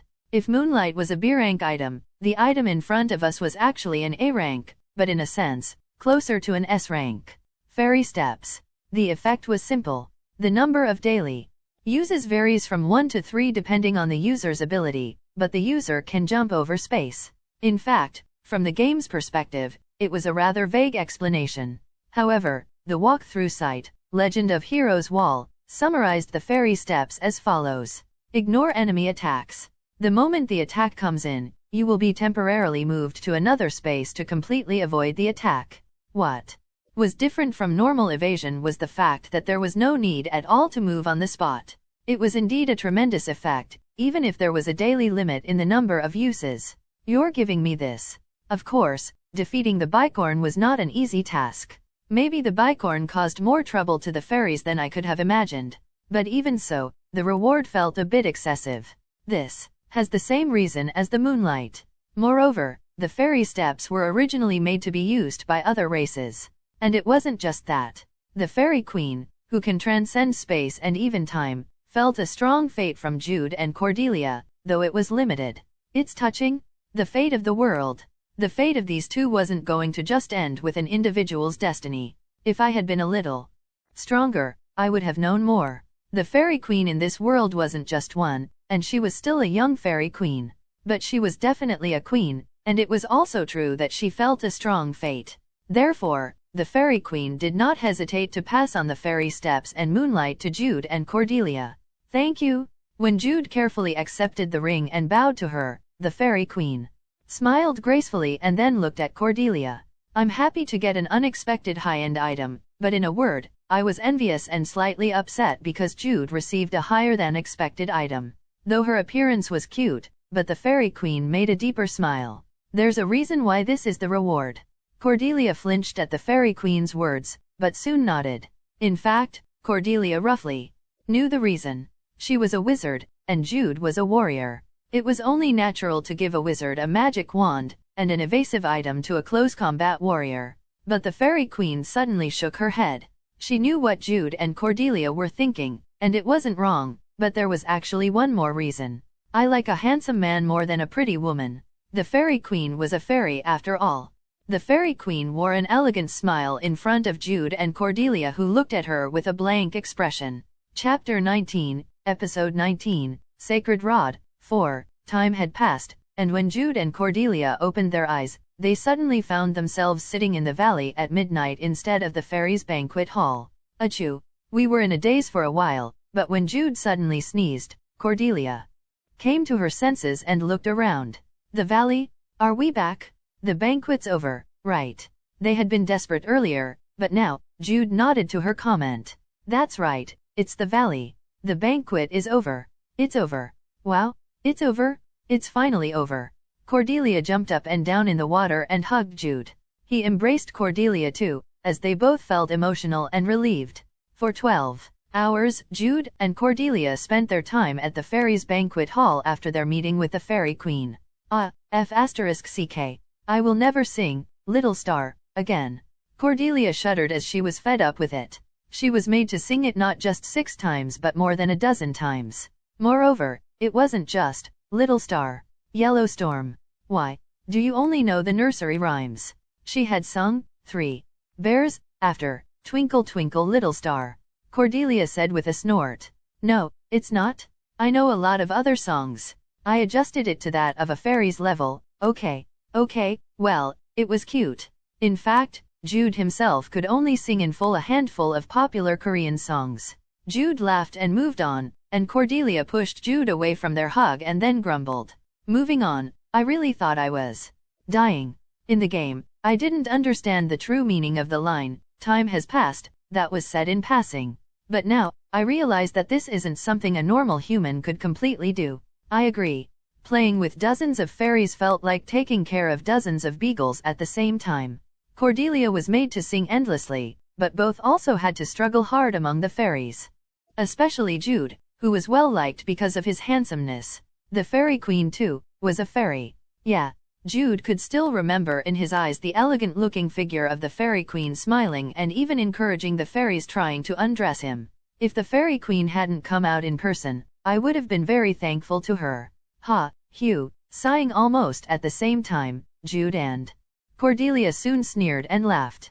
Regardless, mission clear. The two did a high five before looking at their own loot. Cordelia got her hands on the sacred rod, Moonlight. Moonlight is an item that can be recharged by converting moonlight into mana. It was a very useful tool for wizards who always had to suffer from constantly running out of mana. It has a built-in lethal move too.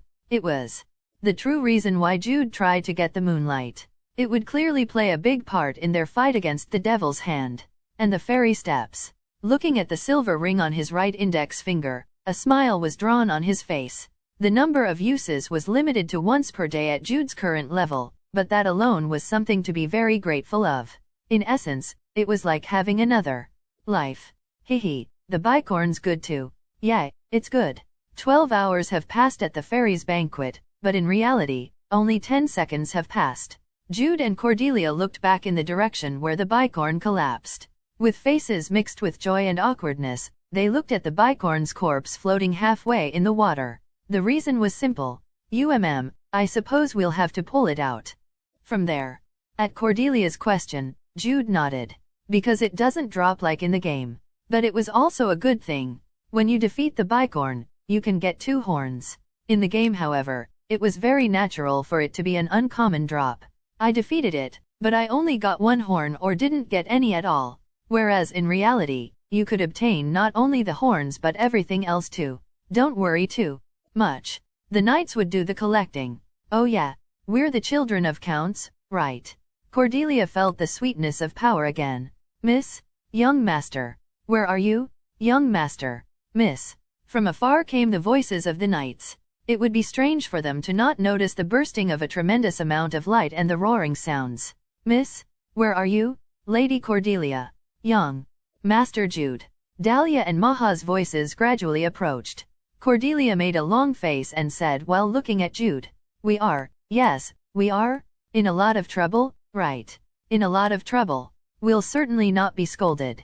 It didn't stop at the 2 of us stealthily sneaking out, but we also fell into the water and made a mess of ourselves.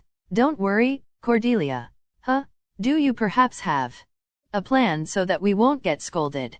No, just. If you give up, it's easy. Jude smiled refreshingly, and Cordelia gave him a middle finger. Jude and Cordelia were exceedingly scolded. Sir Zebek, a knight from Count Chase, was in charge of the party's journey. Count Bayer and Count Chase had put him up as their proxy, and so, he issued Jude and Cordelia a ban on going out of the carriage. If the young master and miss would find it necessary to spend some time alone together, this humble knight would offer to make it possible. In front of Sir Zebek, who spoke very seriously, Jude and Cordelia could only bow their heads. But it wasn't really that bad for them.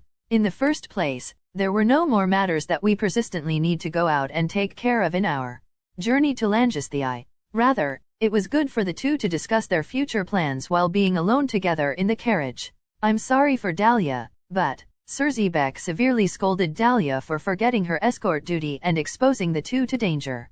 He imposed on her a pay-cut measure as punishment. Cordelia worked hard to defend her, but it was inevitable. However, is it fortunate that our public opinion is favorable? The public opinion referred here was the knights of Count Bayer and Count Chase. In reality, they now didn't find it surprising for the 2 to go to the valley. It was because of the circulating rumors about how Jude and Cordelia deeply yearn for each other since last week's daytime runaway. What the knights paid attention to was the fact that Jude and Cordelia defeated the bicorn together. Young master, you've become very strong. Ha, the young master inherited the Count's talent after all. In the memories of Count Bayer's retainers and knights, Jude was always sick and couldn't even freely go outside.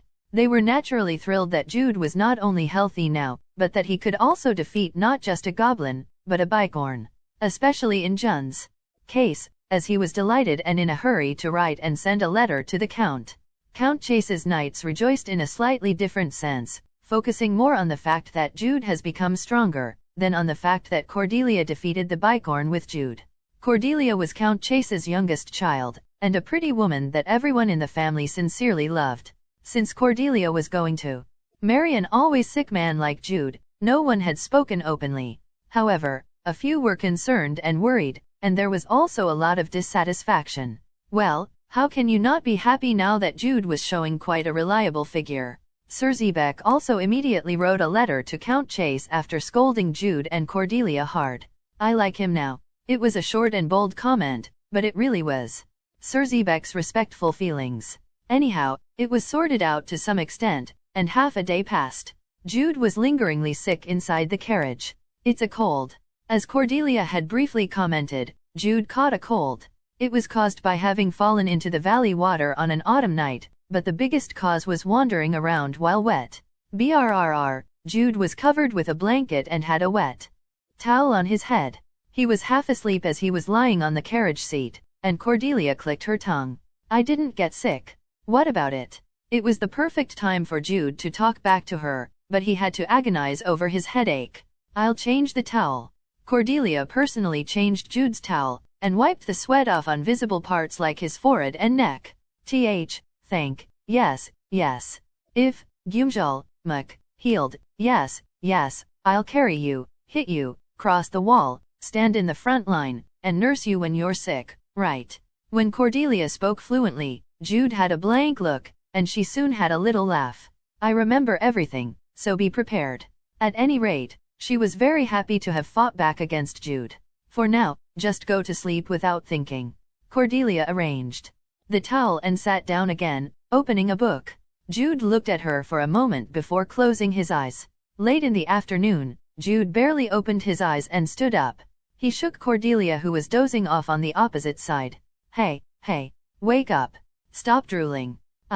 Cordelia quickly lifted her head and wiped off her drool while floundering. She's really pretty. She was pretty even though she was drooling and floundering.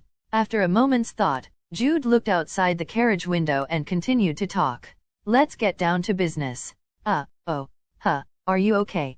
Cordelia shook her head and came to her senses. She opened the lid of the water bottle and asked, Oh, after a good night's sleep, I think I feel better. This guy's also effective.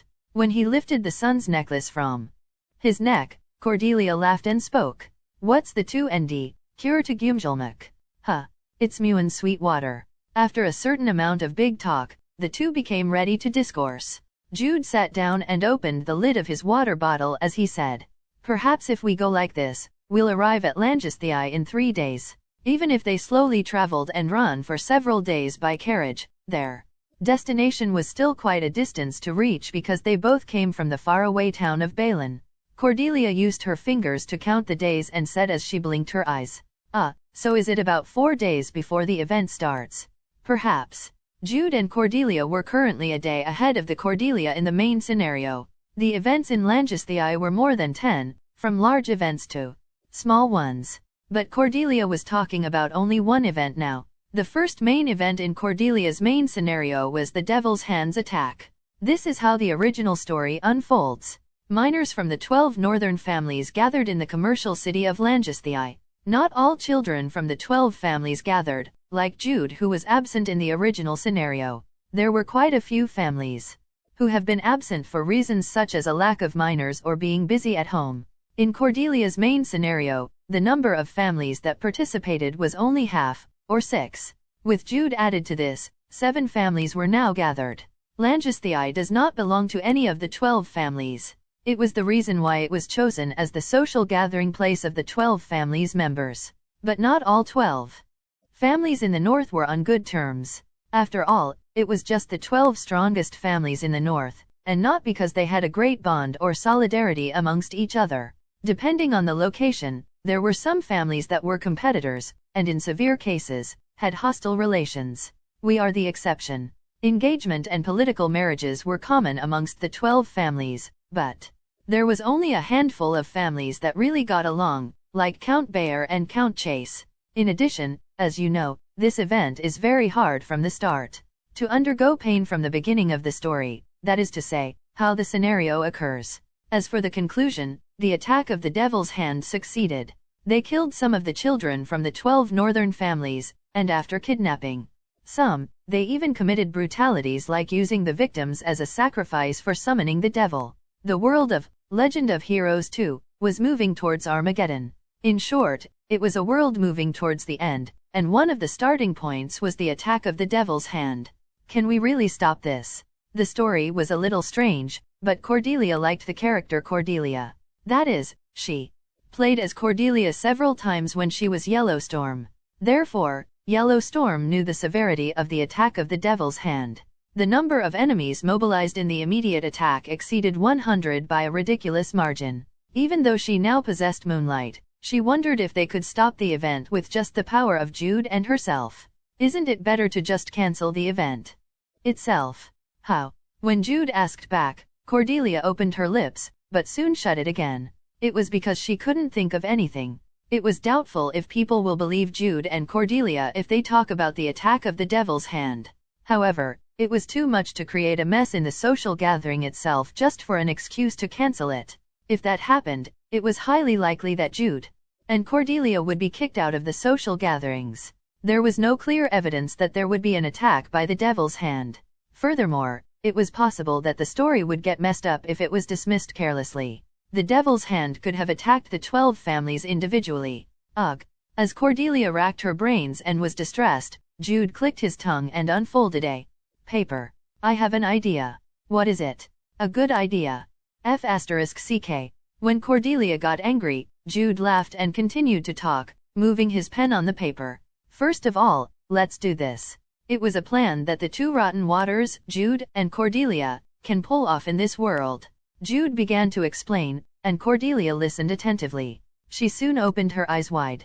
Cordelia had a bright smile on her face. Chapter 20, Episode 20, Devil's Hand, 1, Terms. Used in this chapter, in case you didn't know Appa, what a female calls her biological older brother. It can also be used to call a male friend older than her within the boundary of 10 years. The schedule went smoothly. It's been 3 days since the fairies' night banquet. In the carriage running towards Langesthai, Jude kept his eyes slightly open and looked at the front. Cordelia and Dahlia sat close together, chatting in small voices. They look like real sisters. I already knew that in Legend of Heroes 2, the relationship between the two were more than an escort warrior and an escort target. However, seeing it in reality now feels new to me. It's a relief. Cordelia wasn't the only one worried about the troubles she continuously caused to Dahlia ever since the daytime runaway. Back then, Cordelia had said this in my presence with a tearful face. What should I do if Dahlia hates me? It was her Cordelia self that was more than her being Yellowstorm too. For Cordelia, Dahlia was not just an escort but a real older sister. If you think that you are hated by such a person, it's a huge relief. Dahlia forgave Cordelia again this time. Of course, Dahlia was not an infinitely virtuous person, so she scolded Cordelia properly this time. Recalling the image of Cordelia who was laughing after being scolded, Jude unwittingly smiled and turned his eyes to the side at that moment. Yufufu, Jude's exclusive maid, Maha, was like a real older sister to him. She was curiously watching Jude looking at Cordelia, and her elegant smile was reminiscent of the fairy queen. She seemed to be holding back what she wanted to say. Don't talk to me, don't talk to me. I could almost tell what she wanted to say. Jude turned away from Maha's gaze and closed his eyes. And 20 minutes later, around the time Jude was blinking and about to fall asleep. Miss, we have arrived. This is Langesthai. Dahlia's bright voice suddenly woke Jude up as he opened his eyes and looked around. Cordelia was sticking her head out of the carriage window. Wow, it's real. It was Cordelia's first time in Langesthai. Of course, Yellowstorm had gone in the city back and forth dozens to 100 times, but just as how Jude felt when he saw Cordelia and Dahlia, there was also an insurmountable gap between the game and reality for her. Young master should look too. When Maha suggested it, Jude rose from his seat pretending he couldn't win against her and stuck his head out of the window on the other side. Wow, it was just as I saw in the game, but in a much grander and more realistic form. The symbol of Langesthai was the huge gate with the 10-meter-tall knight statues on the gate's left and right. People filled the wide road that could fit a couple of carriages at the same time. At the sunlight that broke and scattered throughout the city, Jude took a deep breath. Langesthai. It was the beginning city where Jude and Cordelia's main scenarios started. It was the same this time. The form and timing were a little different, but the journey to create a new ending will also begin in this city. Ah, I think I can hear the BGM. When you arrive at Langesthai, back in the game, the merry theme song of Langesthai would then be playing. As I came back to my seat casually humming, I heard Cordelia humming as well. Hey, you too. Hey, me too. No more words were needed. The two exchanged glances and laughed at the same time. Maha and Dahlia who were watching them were puzzled, but they eventually smiled pleasantly. First of all, I have to sell my father. No, this was not a human trafficking story. It was a measure to stop the Devil's Hand. Jude had prepared an operation that was divided into 3 stages.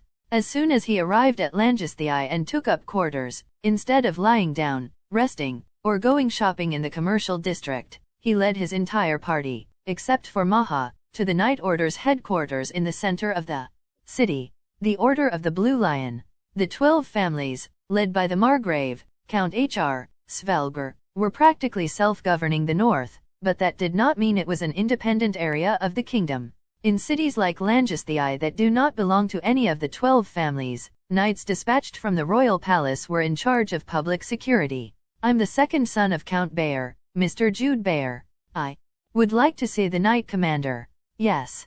They were in the lobby of the building, which was like that of the large top branches rather than the headquarters of the Night Order. Everyone was bewildered by what Jude had said in front of the squire, who seemed to be handling various applications. Young master. When June asked quietly, as if to replace Maha who was left in their lodgings, Jude raised his hand a little and explained it to the squire. My father, Count Bayer, wrote a letter to the knight commander. He told me to deliver it myself. When Jude spoke with a low voice, the squire of a similar age to him was surprised. The name of Count Bayer, one of the 10 sword masters of the Len Kingdom, was a magical word that made the hearts of swordsmen jump, regardless of their nationality. However, that Count Bayer had said that he had asked his son to personally deliver the letter, so it was enough to let Jude meet the commander without an appointment. Please wait for a moment. The squire hurriedly got up and went inside, and June asked again. Young master, was this a secret order of the count? It's not to the point of secrecy, Jude said with a smile, and Cordelia tried hard to conceal her uneasy expression. Please come in. He said he would meet you right now. When the squire came back and spoke, Jude took a small deep breath and turned towards Cordelia. She was the only one here who knew the truth, so she asked with an eye gesture. Can you do it? I can do it. It was just the beginning. The determined Jude told the party to wait and then followed the instructions of the squire to the knight commander's office. The story was simple. Count Bayer accidentally bumped into a group of demon followers on his way back from the expedition, which resulted in the discovery of a document. It was a cryptographic document, but when interpreted, pointed to a specific place in Langesthai. There was nothing else except for a listed place, so perhaps it's got something to do with the demon followers. The Blue Lion's commander, who was a typical middle-aged knight, Sir Berua nodded at Jude's words. He had always respected Count Bayer, and because the count was entangled with the demon followers, which can be said to be the kingdom's enemies, it was necessary to search that place. Well, I understand.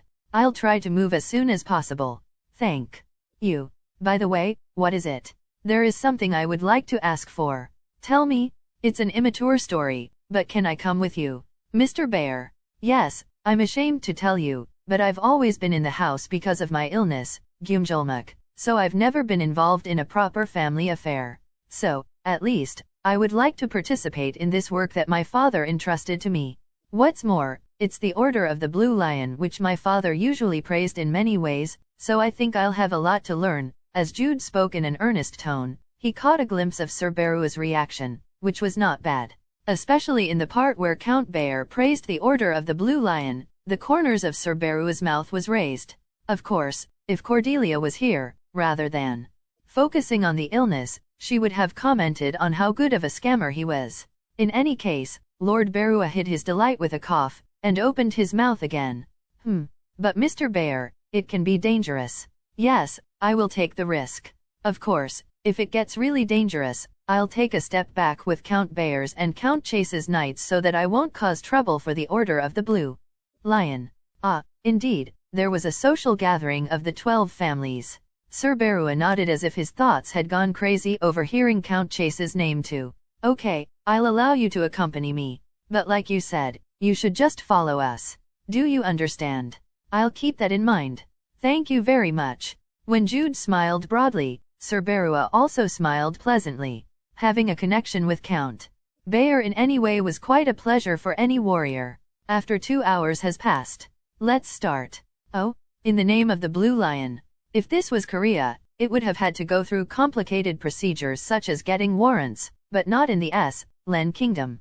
Members of the Blue Lion, led by the Knight Commander, Sir Berua, rushed into the building located in the suburbs. Soon, the sounds of fighting, including yelling and screaming, were heard loudly. The knights of Count Bayer and Count Chase, who came all the way here, were somewhat embarrassed, but their eyes changed when the knights began the battle. Do you think it will work out? It will work out. As we watched the start of the operation from quite a distance, Cordelia asked in a whisper. In fact, the most important thing was from now on. In Langesthai, the Devil's Hand gathered in 12 places. Because more than 100 people could not be gathered in one place, they were divided into small groups to lie low. It was only one place that the Order of the Blue Lion raided. I only know the locations of 6 more places. The game did not reveal the locations of all 12 places. The problem is how to deliver the locations of the 6 more places I know. Of course, there was a way to give out the other 6 locations, saying that Count Bayer found them in some documents, but there were some problems. It was strange that Count Bayer did not immediately give out all 7 locations. And the documents that were obtained unexpectedly contained not only the gathering locations but also the information of all the key members of the attack. All of that would seriously feel out of place. That's why I prepared this. It seems to have been sorted out, June said when the sound of fighting inside the building stopped. Now that we are going to start searching the place in earnest, we had to move as well. Let's go into. Cordelia followed Jude as he declared and strode in, and the knights followed them after a moment's consideration of whether to dissuade him or not. Okay, let's start. The inside of the building was bizarre, unlike the outside that looked fine. It was because of the symbols and ornaments of demon worship scattered everywhere. As the Blue Lion scoured around the building for more information, Jude slipped in and spotted a box that looked adequate, so he winked at Cordelia. Now. When Jude sent her a sign, Cordelia suddenly placed her hand on her forehead and pretended to stagger. Dizzy, miss. So sorry. I'm a little dizzy. It was a performance that was close to reading a Korean language book as usual, but the effect was good anyhow. This is because not only their group but also the knights around them were looking at the beautiful and fragile Cordelia, who was dizzy at the sight of the devil's bust. And in the meantime, Jude quickly moved his hand. As soon as he opened the lid of the box, he lifted up the documents he had brought in his pocket. Sir Berua? I think I found something. When Jude shouted, Sir Berua and his aides who were looking around the place rushed to him. The same was true of Jude's party. I found these in the box. I think it's some important documents. Sir Berua received the documents that Jude presented. His expression hardened immediately and then nodded his head.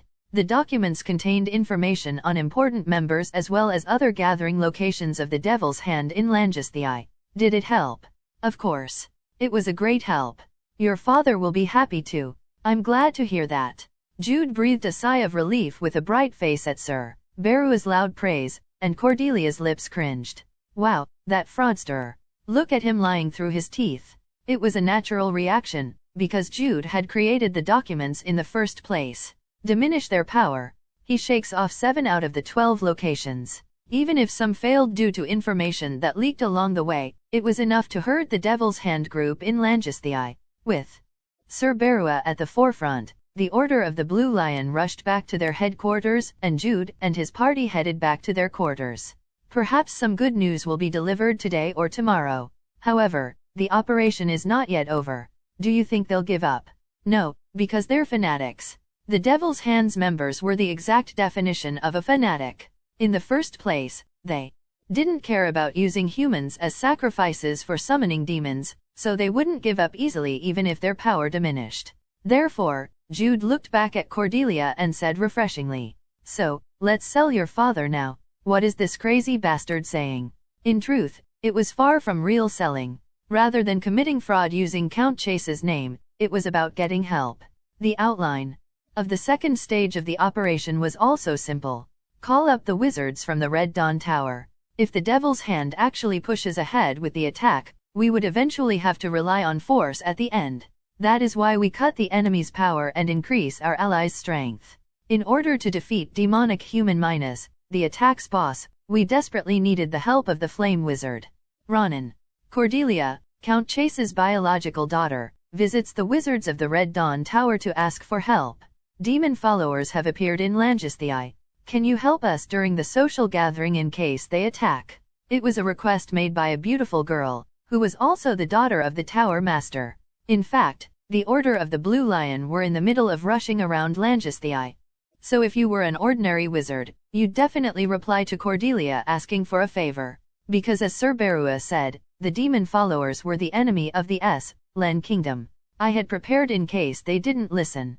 Cordelia took out the letter she had kept in her inner chest pocket and opened it. It was a summons signed by Count Chase, but it was actually fake and not real. It was a felony to counterfeit official documents with the signature of the Tower Master, so it was made to be used in the worst-case scenario.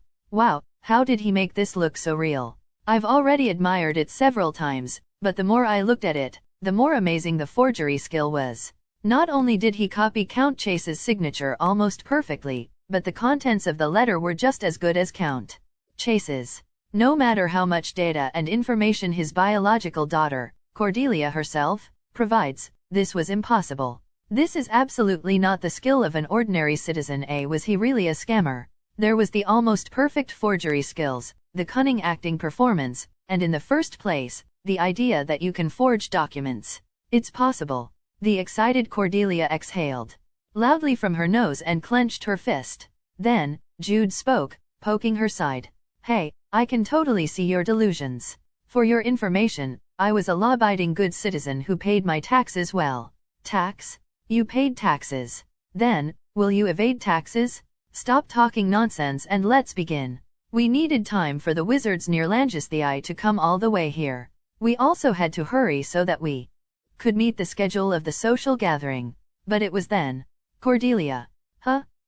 Yes. When Cordelia, who was intently thinking about something, suddenly looked up and answered, Jude looked at her in suspicion for a moment.